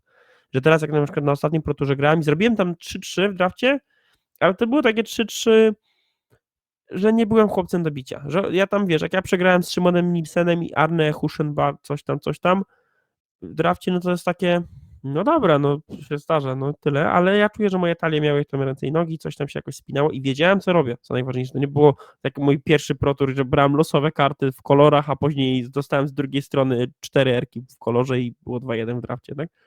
Więc to się zdarza, ale też pod względem takim kompetytywnym, no chyba na czubie w Polsce teraz Alan, tak? Bo on ma tych Pro Tourów bardzo dużo z rzędu, potrafi się na różne formaty przygotowywać, jego poziom przygotowania Limited jest w ogóle z innego świata. I tyle. No, Kanister jest świetny w Constructed i tego mu nikt nie odmówi, ale sam mówi o sobie, że on jedyny raz, kiedy. Znaczy, zrobił to po 8 Pro Toura jako jeden Polak, tak? Nie. Czy Kowalski też zrobił, czy nie? Pamiętam. No na pewno Kanister Nie, zrobił. finał Worldsów. Tak. Tylko. A później musiał w inną grę wyjść, aby wygrać Worldsy w innej grze, więc no, to wiele mówi. Sodek, jakie masz te tipy? O, dobra, sorry, skóra, bo już trochę tak, odpłynąłem. Tak, w Polsce istnieje koncept taki, ale jakby, czyli co? A jakie było pytanie? No właśnie. Jakie masz tipy, jakby z perspektywy gracza, powiedzmy, na wyższym poziomie? Odnośnie Paupera, czy odnośnie grania w karty? Grania w Magic. Grania w Magic w ramach lepiej w Paupera, Magic. Grajcie dużo w karty i po przegranych szczególnie zadajcie sobie pytania, czy to było przez wariancję, czy popełniliście błąd. I najczęściej to znajdziecie jakiś błąd. Może nie taki, co wam przegrał grę, ale błędów się popełnia dużo więcej i stworzenie pewnej świadomości, że mogło się gdzieś popełnić błąd, jest dosyć trudne do nauki. Ale tu jest też ważny element, czyli jeśli nie jesteś na danym poziomie, to nie widzisz, że zrobiłeś błąd. Bo to też jakby ta świadomość rośnie, jakby że ty zauważysz niepomiernie więcej błędów i może robisz ich niepomiernie mniej niż ktoś gdzieś tam na dole tego łańcucha pokarmowego. No tak, ale to wiesz, to się wszystko się zaczyna od tego, gdzie zobaczysz, że mogłem nie dogrywać tego 8 ląda, bo mam w deku draw discard, tak? Mhm. I od tego No się tak. zacznie. Albo zacznie się No od tak. tego, że kurczę, a zaatakowanie moim potworem 2-2 w potwora 3-3 mogło nie mieć pewnych tych, ale później masz kolejny poziom. Może później sobie pomyślisz, kurczę, miałem 3 potwory 2-2, jakbym wtedy zaatakował i przebił te 4 obrażenia, to wystarczyło. I takie konsystentne zadawanie sobie pytań, co można było zrobić inaczej, co można było zagrać, jest ważne. Ja też czuję, że na tym wysokim poziomie Magica dużo większe znaczenie ma nie to, co się dzieje na turnieju, a to, co się dzieje przed nim, czyli to przygotowanie wcześniej i wzięcie odpowiedniej talii. Że dużo więcej sobie dajesz tym wyborem, ale to już na tym, nie wiem, jak masz Pro Tour w standardzie, tak? No to wybór talii tam ma ogromne znaczenie. I tak dalej, tam możesz sobie gadać i gadać. Ogólnie grać i wyciągnąć wnioski. To jest chyba najlepsze, co bym radził. I MTG oczywiście. MTG po prostu 100%. I tak jak zapamiętałem radę Franka z kiedyś, z któregoś odcinku chyba waszego podcastu, że grać różne formaty, że jeżeli chcesz być dobry w pauperze, to wiesz, podtestuj jakie są mechaniki, jak się gra w innych formatach, czy no też w jakimkolwiek być, czy ogólnie być najlepszym graczem, to miej jak najszerszą perspektywę i próbuj wszystkiego. Tak. To ja też dodam jeszcze od siebie, gdzie jakby coming in na turniej, jakby z naszej trójki ja się uważam za najsłabsze ogniwo, to przyznam, że sam wynik na weekendzie troszkę mnie podbudował, trzeba przyznać. Natomiast zdecydowanie ten wybór, bo tak, wybór deku totalnie na aferę. Zero testingu, zero czegokolwiek, tak? A jak zero testingu, jak była jedna liga? To przepraszam bardzo. To prawda. Przygotowanie merytoryczne bardzo małe, formatu znałem bardzo mało. Ale grałem w Magic i po prostu jakby według mnie w pauperze wszystko się sprowadza do tego, żeby dobrze grać po prostu w Magic. Czyli ataki, bloki, co skontrować, jakie ręce kipować, jak się przesideboardować, a już widziałem bardzo dużo wybryków typu, nie wiem, zostawienie 4 snapów postboard na kuldotę. I to jest tylko przykład, ale ja uważam, że to jest fatalne. Ale też bez przygotowania teoretycznego. Znaczy, właśnie, na tamtym turnieju moje przygotowanie z innych formatów i przygotowanie teoretyczne było ważniejsze niż przygotowanie tą talią w pauperze i znajomość paupera. Dosłownie. A jak się połączyć to w jedną całość, to już w ogóle jest maszyna nie do zatrzymania, nie? Więc dobre granie w Magic to jest po prostu, to jest to. Jakkolwiek łatwo z tego nie powiedzieć oczywiście. To ja teraz mówiąc, w sensie odniosę się też do tego, co napisał Radomir na czacie, że łatwo mówić, że gra się, żeby grać wszystkie formaty, żeby grać więcej formatów, jak się ma czas na jeden turniej na 2 tygodnie, czy nawet nie, jeden turniej na 1 tydzień. Jeżeli możecie grać tylko jeden turniej w tygodniu, a macie ambicje, że chcecie grać lepiej w Magica, bo rozumiem, że niektórzy grają w Magica tylko po to, żeby sobie przyjść, spędzić miło czas i tyle. Nieważny jest wynik, ale przyjmując już, że rzeczywiście chcecie grać lepiej w Magica, to te 4 rundy, raz na tydzień czy raz na 2 tygodnie, sprawdźcie, żeby one miały znaczenie. Żeby wasze gry były zagrane najlepiej jak możecie, więc bądźcie skupieni, grajcie po prostu tak jak trzeba i nie mówcie sobie po przegranej, a to nie miało znaczenia. Bo to jest po prostu, to jest absolutnie najgorsze, co możecie powiedzieć. I okej, jak czasem wasze decyzje spowodują, że i tak przeciwnik miał wszystko, więc w teorii wasze decyzje nie miały znaczenia, ale w innym przypadku możecie przegrać właśnie dlatego, że to, co nie miało znaczenia, miało znaczenie, bo po prostu nie zagraliście optymalnie. Więc starajcie się grać jak najlepiej, starajcie się myśleć jak gracie, bo na przykład jak się gra na arenie, no to często możemy tak po prostu, nie wiem, gramy sobie gierkę do śniadania, czy gramy sobie gierkę do obiadu i tam po prostu to jest jakaś tam gierka po prostu, gramy coś tam, ona jednym uchem, w sensie jednym uchem wchodzi, drugim wychodzi i po prostu jest po sprawie. Grajcie, myślcie, analizujcie, po grze rozmawiajcie o grze. W sensie rozmawiajcie o grze, czy to ze swoim przeciwnikiem, czy może oni coś zobaczyli w waszej grze. Rozmawiajcie na przykład też z lepszymi graczami, bo też rada, która dla mnie jest, w sensie jest czymś, na czym możecie dużo zyskać. Rozmawiajcie i starajcie się otaczać lepszymi graczami od was. Bo to jest główny sposób, żeby pójść do przodu, żeby być wśród osób, które grają w Magica lepiej. I to nie tylko w Magica, ale tutaj... Tak jak ja zrobiłem żeby na Trio. Easy. Tak, dokładnie. No, więc starajcie się otaczać lepszymi graczami i jeżeli będziecie wśród lepszych graczy i będziecie chcieli się od nich czegoś nauczyć, a nie będziecie stwierdzali, ty to kija wiesz, tylko umiesz grać w Magic, a mnie to nie interesuje, co ty tam do mnie mówisz, to skorzystacie na tym. Będziecie jak jak nie będziecie grali w Magica lepiej za tydzień, to za 2 miesiące będziecie na pewno grali lepiej. I to jest, w sensie, to jest dla mnie to, co ja mam do przekazania, opinia nie pro gracza, ale gracza Magica od lat 13, który cały czas się uczy grać w Magica i cały czas stosuje się do tego, bo staram się rozmawiać po prostu z lepszymi graczami i pytać się ich o zdanie. I nie ma nic głupiego w tym, żeby pytać się nawet jeżeli uważacie, że wiecie całkiem sporo. I na przykład jesteście ekspertami od danej talii. Ja bym nawet bardziej powiedział, że ja widzę tendencję, że jak na przykład jestem w testing house na tym proturowym, to tam kultura zadawania pytań jest na w ogóle, jak porównam sobie pauperowego Discorda do testing house'u proturowego, to jedno jakby rzuca się w oczy, że na takim testing house'ie jest mnóstwo pytań. A dlaczego to? A dlaczego coś tam? I samo tłumaczenie, nie ze wszystkim muszę się zgodzić, tak? Na przykład ile było razy sytuacji, że ktoś mi tam mówi, że mam zły matchup, ja mówię, że miałem dobry i miałem dobry i szło jakoś, tak? Ale samo taka kultura dyskusji w tym, że nie boisz się powiedzieć swojego argumentu, możesz go bronić, ale jeśli wyjdzie, że nie miałeś racji, to nie, że przegrywasz, tylko wy wszyscy wygrywacie, bo dyskutujecie w ten sposób, to jest najlepsze, co można zrobić, tak? I ogólnie jakby ten era samotnych wilków w Magicu już się dawno temu skończyła, tak? Kiedyś tak było, że byli gracze, co byli naprawdę wybitni i tak dalej. Teraz najczęściej gra się drużynowo, bo ta ilość informacji do przetworzenia jest trochę za duża i zawsze znajdzie się to taka płaszczyzna, gdzie można właśnie zasięgnąć rady drugiej osoby i pewną swoją ideę skonfrontować z innymi i później znowu, jak na 5 idei 4 będą głupie, jedna będzie dobra, to jest super ratio i ja bym tak robił w kółko.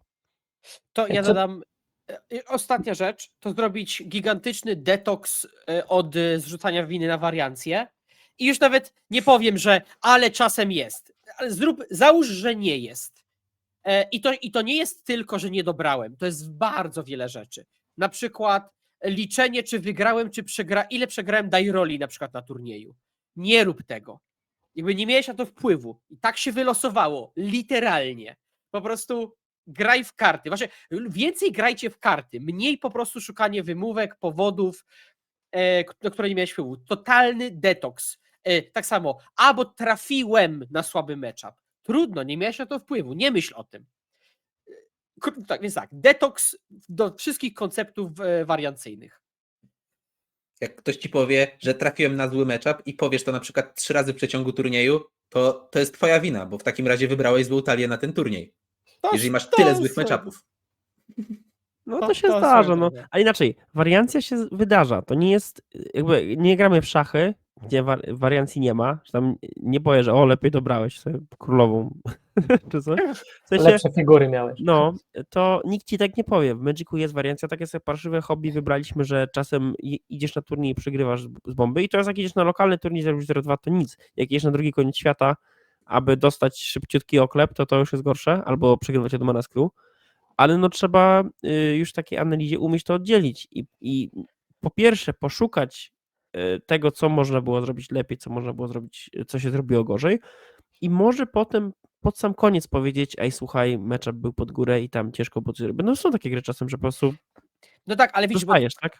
Ale to, co ty mówisz teraz, fiduje ludzi, jakby chodzi o to, żeby zrobić taki totalny detoks, bo ludzie idą, za bardzo idą w to, że to jest losowość. Na chwilę wyobraźmy sobie, że jej nie ma. Bo zanim dojdziesz do etapu, żeby to rozdzielić, też jest długa droga. No dobra, od narzekania, po prostu dla narzekania, nie? No, to o to mi chodzi. Ja chciałem tylko Słodka zapytać, co to jest testing house, bo ja od razu widzę po prostu jakąś taką chatę w środku lasu, gdzie zjeżdżają się takie kocury, siadają, każdy wyjmuje swój deck i tak, no mów, co tam planujesz grać. To ja widziałem udane testing house i nieudane. Odwołam się do tego, co uważam, że był udany. To był testing przed Minneapolis i był Pro Tour, no od piątku się zaczynał, my tam zjechaliśmy się tydzień wcześniej i mieliśmy plany, że graliśmy 1-2 drafty dziennie I tam jeszcze w międzyczasie testowaliśmy Constructed. Constructed graliśmy tak, że jeśli ktoś nie brał udziału w drafcie, to albo grał papierowo, albo grał online. No i ten etap testingu Constructed nam trochę kulał i tam można było lepiej, ale testing limited polegał na tym, że wszyscy draftowali, graliśmy ze sobą i pod koniec zamiast po prostu odsteamować deki i tak dalej, to wszyscy rozkładali swoje talie i każdy po kolei mówił, jaki był jego first pick, co on myślał, co dostanie, jakie karty były najlepsze, jakie najgorsze i takie tam po kolei rozkładanie. Później to wszystko mieliśmy takie specjalnego Excela, tam wklepywaliśmy wyniki, daną talią w Discorda ze zdjęciami i pod koniec tego mieliśmy takie spotkanie, ono było wtedy za długie z tego co pamiętam, ale było takie omawianie, układanie kart jako twój first pick, tak, czyli jak otwierasz i coś, no, nie masz bomby na RC, no to co innego bierzesz. No i tam dosyć szybko było i tam na przykład były karty, które były oczywiście mocne, ale na przykład były karty, które niektórzy ocenili bardzo wysoko, a inni bardzo nisko. No i wtedy o danej karcie była dyskusja, czy to jest dobre, czy niedobre i tak dalej. Ja z perspektywy gracza, który tam limited nie za bardzo do tego, to ja się bardzo dużo tam nauczyłem. I jakby to doświadczenie bardzo mi pomaga teraz w przyszłości, bo już trochę inaczej oceniam te karty. Bo na przykład można tę samą kartę bardzo wysoko ocenić w jednym archetypie draftowym, a bardzo nisko w drugim.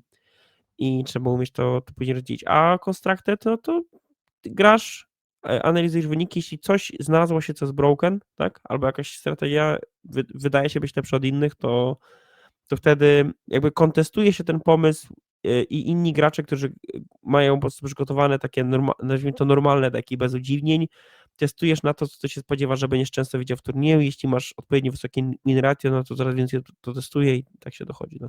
Ale to tam co format i co Pro Tour to jest trochę inna strategia i to ciężko powiedzieć. Ogólnie masz nerdów zamkniętych w jednej przestrzeni przez tydzień i grają od 8 do 12 godzin dzień w dzień. I tak to więcej wygląda. I za to się płaci? Za to trzeba być zaproszonym? Tobie Nie, no płacą jeszcze? Są sponsorzy? Nie, Jak? no to my płacimy sobie z własnych pieniędzy i sobie po prostu przylatujemy przykładowo. Na ten Pro Tour lecę 13 lutego, aby nie oszukać cię. Wylatuję 13, a Pro Tour jest 21, 22, 23. Więc ja tam będę ponad tydzień. No i po prostu będziemy grać dużo. I tyle. I tam mamy już tam po prostu inni gracze proturowi, bo to ważne, aby to byli też ludzie, co będą grali na proturze, bo im tak samo zależy. Bardzo ciężko znaleźć kogoś, kto nie będzie grał na proturze i będzie miał podobny poziom motywacji, aby się przygotowywać. Są tacy ludzie, ale nie za często.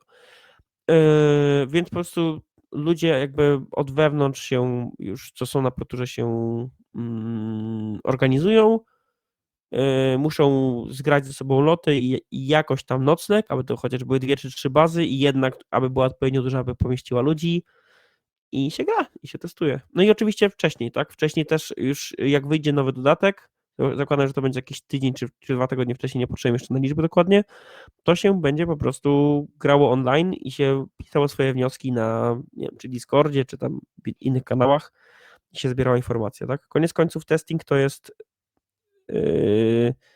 zbieranie i zarządzanie informacją, tak? I później na podstawie jej podejmowanie odpowiednich wyników. I to tak samo, ten sam testing house można zrobić tygodniowy przed proturem, ale można tak samo zrobić, na przykład jechać 2 dni wcześniej na Paupergedona i tam sobie trochę pograć i na przykład powiedzieć, kurczę, testowałem matchup Wole na awkę, wyszło, że jest niewygrywalnie, to wyjmuję karty, które miałem przygotowane na awkę, bo i tak się nie opłaca ich trzymać, to poprawię inne matchupy. No i taki argument jest, może później podbić ci overall win rate, tak? No albo nie, różnie było. Tu Moonwalker zapytał jeszcze, Dobre. czy nie czujecie O, odrzutu po tygodniu takiego intensywnego grania, że po prostu macie dość wszystkiego. A to dobra, to ja tak szybko odpowiem. Ja ostatni tydzień grałem trochę na arenie, bo założyłem konto i muszę grać jakieś tam gówno taliami, aby tylko te questy robić, aby monetki zbierać. I jakoś nie, ja mam takie sinusoidalne podejście do Magica. Ja wiem, że ten styczeń, luty, marzec będzie bardzo magicowy, więc teraz sobie w listopadzie pograliśmy Paupera właśnie dla zajawy, aby było śmiesznie. W grudniu się obijamy. W październiku też było jakoś niewiele. Jakoś tak idzie, tak? I jakoś ja nie odczuwam tego, ale też jak jest jakieś takie wyzwanie, które ustawia cały twój kalendarz, to są momenty, kiedy chce się grać, ale ja już jestem na tym etapie, gdzie jakbym miał grać grać, aby grać, to by mi się nie chciało aż tak bardzo. Ale z drugiej strony, jak gram, aby się przygotować na duży turniej i aby tam osiągnąć sukces, to jest to dużo bardziej zachęcające, aby grać dalej. Nie wiem, jak to mają panowie, reszta. No to ja powiem w 2 zdaniach. Uwielbiam grać w grę Magic. Mógłbym ciągle grać w Magic.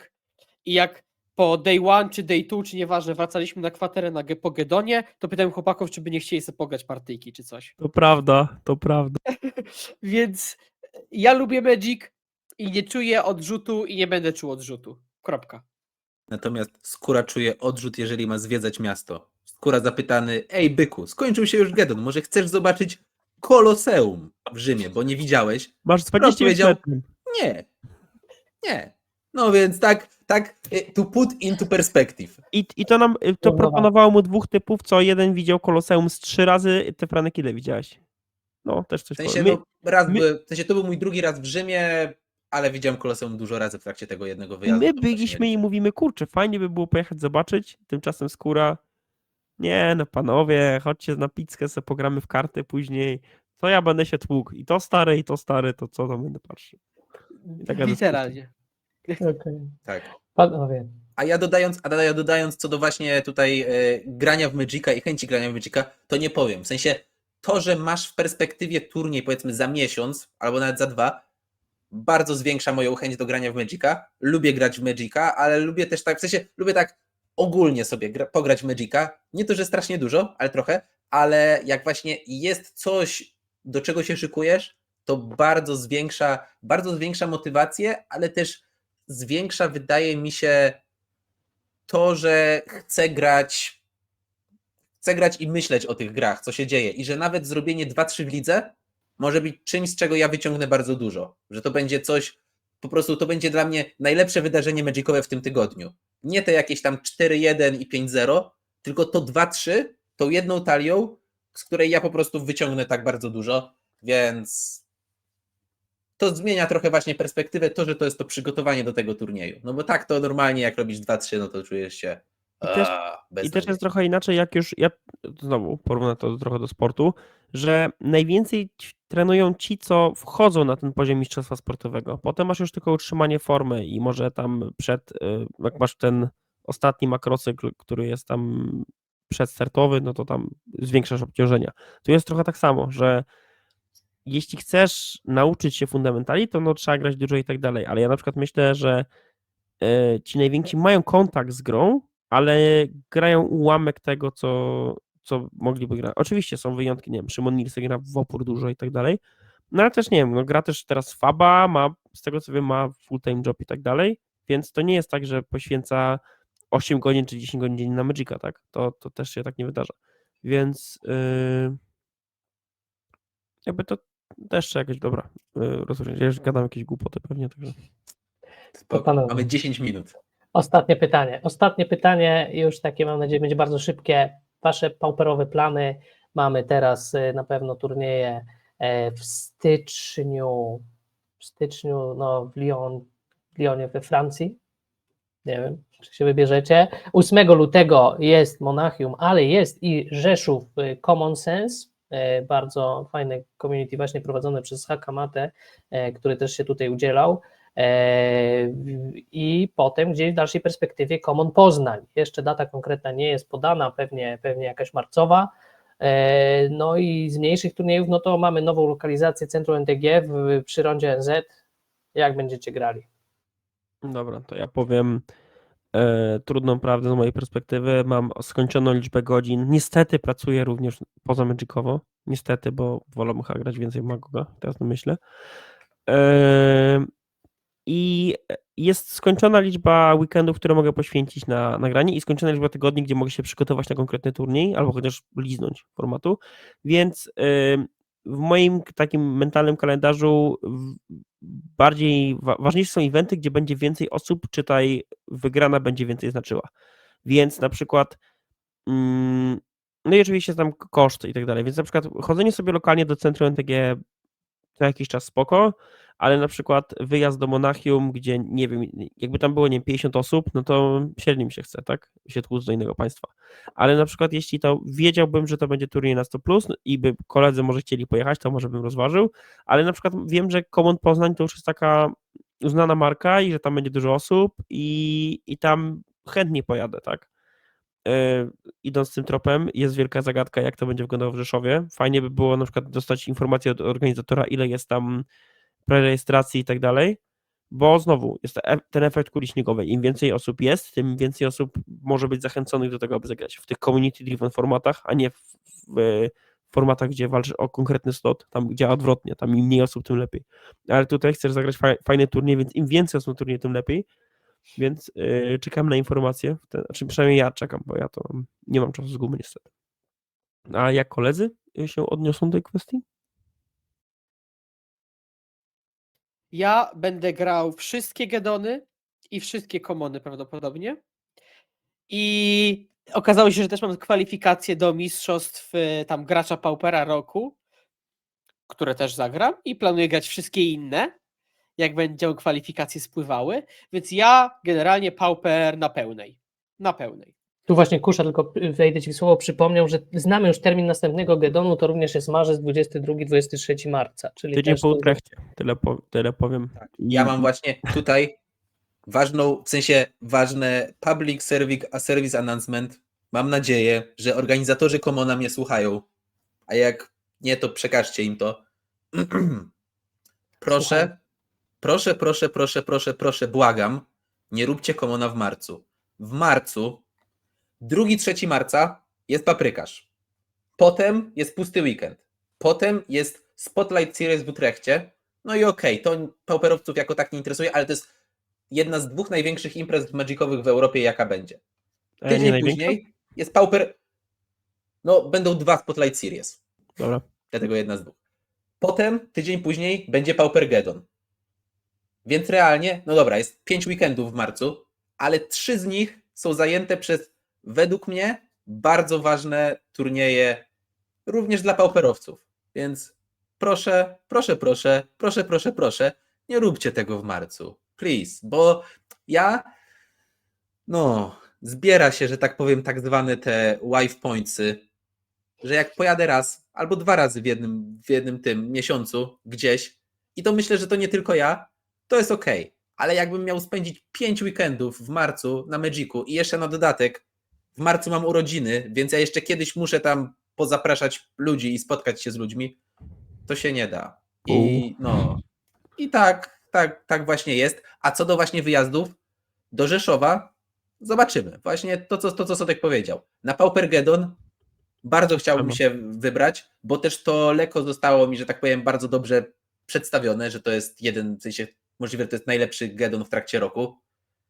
Na Spotlight Series też się wybieram, nie pauperowo. Na Paprykarz też planuję być, ale to jest ten moment, w którym ja wolę pojechać do Utrechtu i do Leko niż zagrać turniej w Warszawie, a możliwe, że będę musiał to wybierać. Więc Franek, twój apel został szybko wysłuchany. Tutaj odpisał nam Radomir, że właśnie najprawdopodobniejsza jest data kwietniowa Commona, więc to się może szybko wyjaśniło. Piękna W sprawa. takim razie Superowo. widzę kciuki Humor od gituwa. Was. Panowie, dobrnęliśmy do końca, jest już praktycznie 19. Słuchajcie, bardzo, bardzo Wam dziękuję za tę rozmowę. Mam nadzieję, że i naszym widzom się podobało. Dla mnie to była szalenie, po prostu przyjemna rozmowa, słuchać tego, co macie do powiedzenia o Pauperze. Mam nadzieję, że i Wam ten udział w Pauper Dojo się podobał i może jeszcze w takim razie spotkamy, czy w takim gronie, czy poprzyjmujecie moje zaproszenia po prostu na jakieś treningi z sensejem indywidualnie. Dlatego ja Wam bardzo dziękuję. Jeżeli chcecie jeszcze jakoś podsumować, coś powiedzieć na koniec, jeszcze jakaś myśl Wam wpadła, to jest ten moment? Ktoś? Nie? Było Ja dużo. taktycznie powiem, dziękuję za zaproszenie w imieniu teamu GMP plus Sodek. Ja fenomenalnie spędziłem ten czas, może trochę długo, chyba to mój najdłuższy podcast w życiu, jaki nagrałem, a trochę nagrywałem. 3,5 godziny. No, to już jest trochę. I dobrze, że zawiesiłem planie w trakcie, jak były byś mi skisło, a nie skisło dzięki temu. No i jakbyś chciał dalej zapraszać, jakieś miał pomysły ja jestem otwarty, nie wiem jak moi koledzy z teamu, mam nadzieję, że też. I no, Tak. dziękuję jeszcze raz. Tak, ja tu powiem ode mnie, że cieszę się, że jestem teraz częścią społeczności pauperowej. Tak. To ja dodając od siebie, poza tym, że właśnie również dziękuję za zaproszenie, tym razem nie takie przypałowe, było super, a jak chcecie, tutaj uwaga, audycja zawiera lokowanie produktu. Jak lubicie słuchać, jak mówi Skóra i mówię ja, a na przykład nie lubicie słuchać, jak Sodek mówi, to zapraszamy do Gra Magic Podcast. Co 2 tygodnie gadamy, a jak lubicie słuchać Sodka, to też spoko. Sodek był 2 razy naszym gościem i też możecie do niego pisać albo coś. Nie no, w sensie żart Sodka, żartem Sodka, no, ale generalnie jak lubicie słuchać o Magicu, to polecam Gra Magic Podcast. Czasem zdarza nam się też mówić mądre rzeczy, czasami nie, ale jak nie mówimy mądrych, to mówimy przynajmniej śmieszne, chyba, mam nadzieję. No i... Ja jestem muszę napisał. Tak. E, Do zrobienia, do zrobienia. Wtedy na przykład można byłoby nazwać. Kurde, jakoś trzeba byłoby zmienić nazwę, żeby było na przykład, nie wiem. Nie no łatwo, GMP plus Sodek Nie minus po- Skóra. O, mega dobre, mega dobre. Dla Dobre, fanów. dobre. Nie no dobra, to jest myślę, że Dla Skóra jest integralną częścią projektu, także jest nieruszalny, jak to mówią. Panowie, to ja jeszcze tylko powiem, że mamy kilka miejsc na noworoczny teleturniej Wiedzy o Pauperze. Specjalny odcinek 1 stycznia będzie tutaj w Pauper Dojo, też w ciągu dnia robimy teleturniej. To jest pomysł Mateusza Szlęzaka, czyli Szlakiego. Coś w stylu 1 z 10, będą pytania o Paupera, karty, community, wydarzenia. No, sam jeszcze nie wiemy, lista pytań się tworzy. Jakbyście chcieli się tak pojawić, no to też przesyłajcie zgłoszenia. Dobra, ja nominuję Skórę na ten event i Skóra będzie naszym czempionem. Jako mistrz Polski musisz chyba wystąpić, tak? Kurde, to właściwie, dobra. Jak tak to ująłeś, no to muszę. No, będziesz bronił Chyba, honoru. że chcecie wziąć, bo tutaj jeszcze jest lepsza rola dla Skóry, prowadzący. Bo Skóra O. idealnie by pasował na takiego Karola Strasburgera, Ty bo rzeczywiście. nie wiem, czy znacie żarty Skóry, ale są mniej więcej takiej jakości jak żarty Karola Strasburgera, więc No, głupio, zostawiam głupio. ten pomysł. Nie wiem, na tej edycji może, albo już jest wybrany prowadzący, ale wiecie. No, prowadzący miał być właśnie Mateusz, a drugim ja, ale no ja jestem gotów ustąpić tutaj, nie przyspawałem się Skóra do może stołka wbić tylko na dowcip. prowadzącego. Tak, dokładnie. Przebitki, dobra, będą przebitki. Panowie, jeszcze raz, bardzo wam dziękuję, w takim razie trzymajcie się i mam nadzieję, że do zobaczenia jeszcze w Pauper Dojo. Buziaki, heja. No, Na razie. A ja jeszcze dosłownie kilka słów w takim razie podsumowania. Dziękuję jak zawsze wszystkim widzom. Bardzo mnie cieszyło też czytanie waszych komentarzy, wasze zaangażowanie w dyskusję. Mam nadzieję, że i taka forma spotkania i dyskusji wam się właśnie podobała. I kilka ogłoszeń właśnie na sam koniec, bo już naprawdę jest 3,5 godziny lecimy. Ogłoszenie numer 1. Turniej w Rzeszowie właśnie. Zachęcam wybrać się na Common Sense do Rzeszowa 8 lutego. Więc jeszcze trochę czasu jest. Poprzednia edycja była bardzo udana, bardzo fajna, polecam, organizacja dobra, nagrody dobre, myślę, że warto. Ogłoszenie numer 2 to było o teleturnieju, też już trochę powiedziane, więc jak najbardziej zapraszam Was już teraz, tego 1 stycznia, dobrze zacząć nowy rok właśnie z Pauperem i z teleturniejem, myślę, że będzie dobra zabawa. Za tydzień odcinek świąteczny, który poprowadzi dla Was Kusza, a jego gościem będzie Hubert. No i skoro to jest odcinek świąteczny, nie wiem, może będzie śnieg, może nie będzie, na pewno biały kolor będzie tematem przewodnim tego odcinka. No i chyba na dzisiaj to tyle. Także bardzo jeszcze raz wszystkim dziękuję, trzymajcie się i do zobaczenia w Pauper Dojo.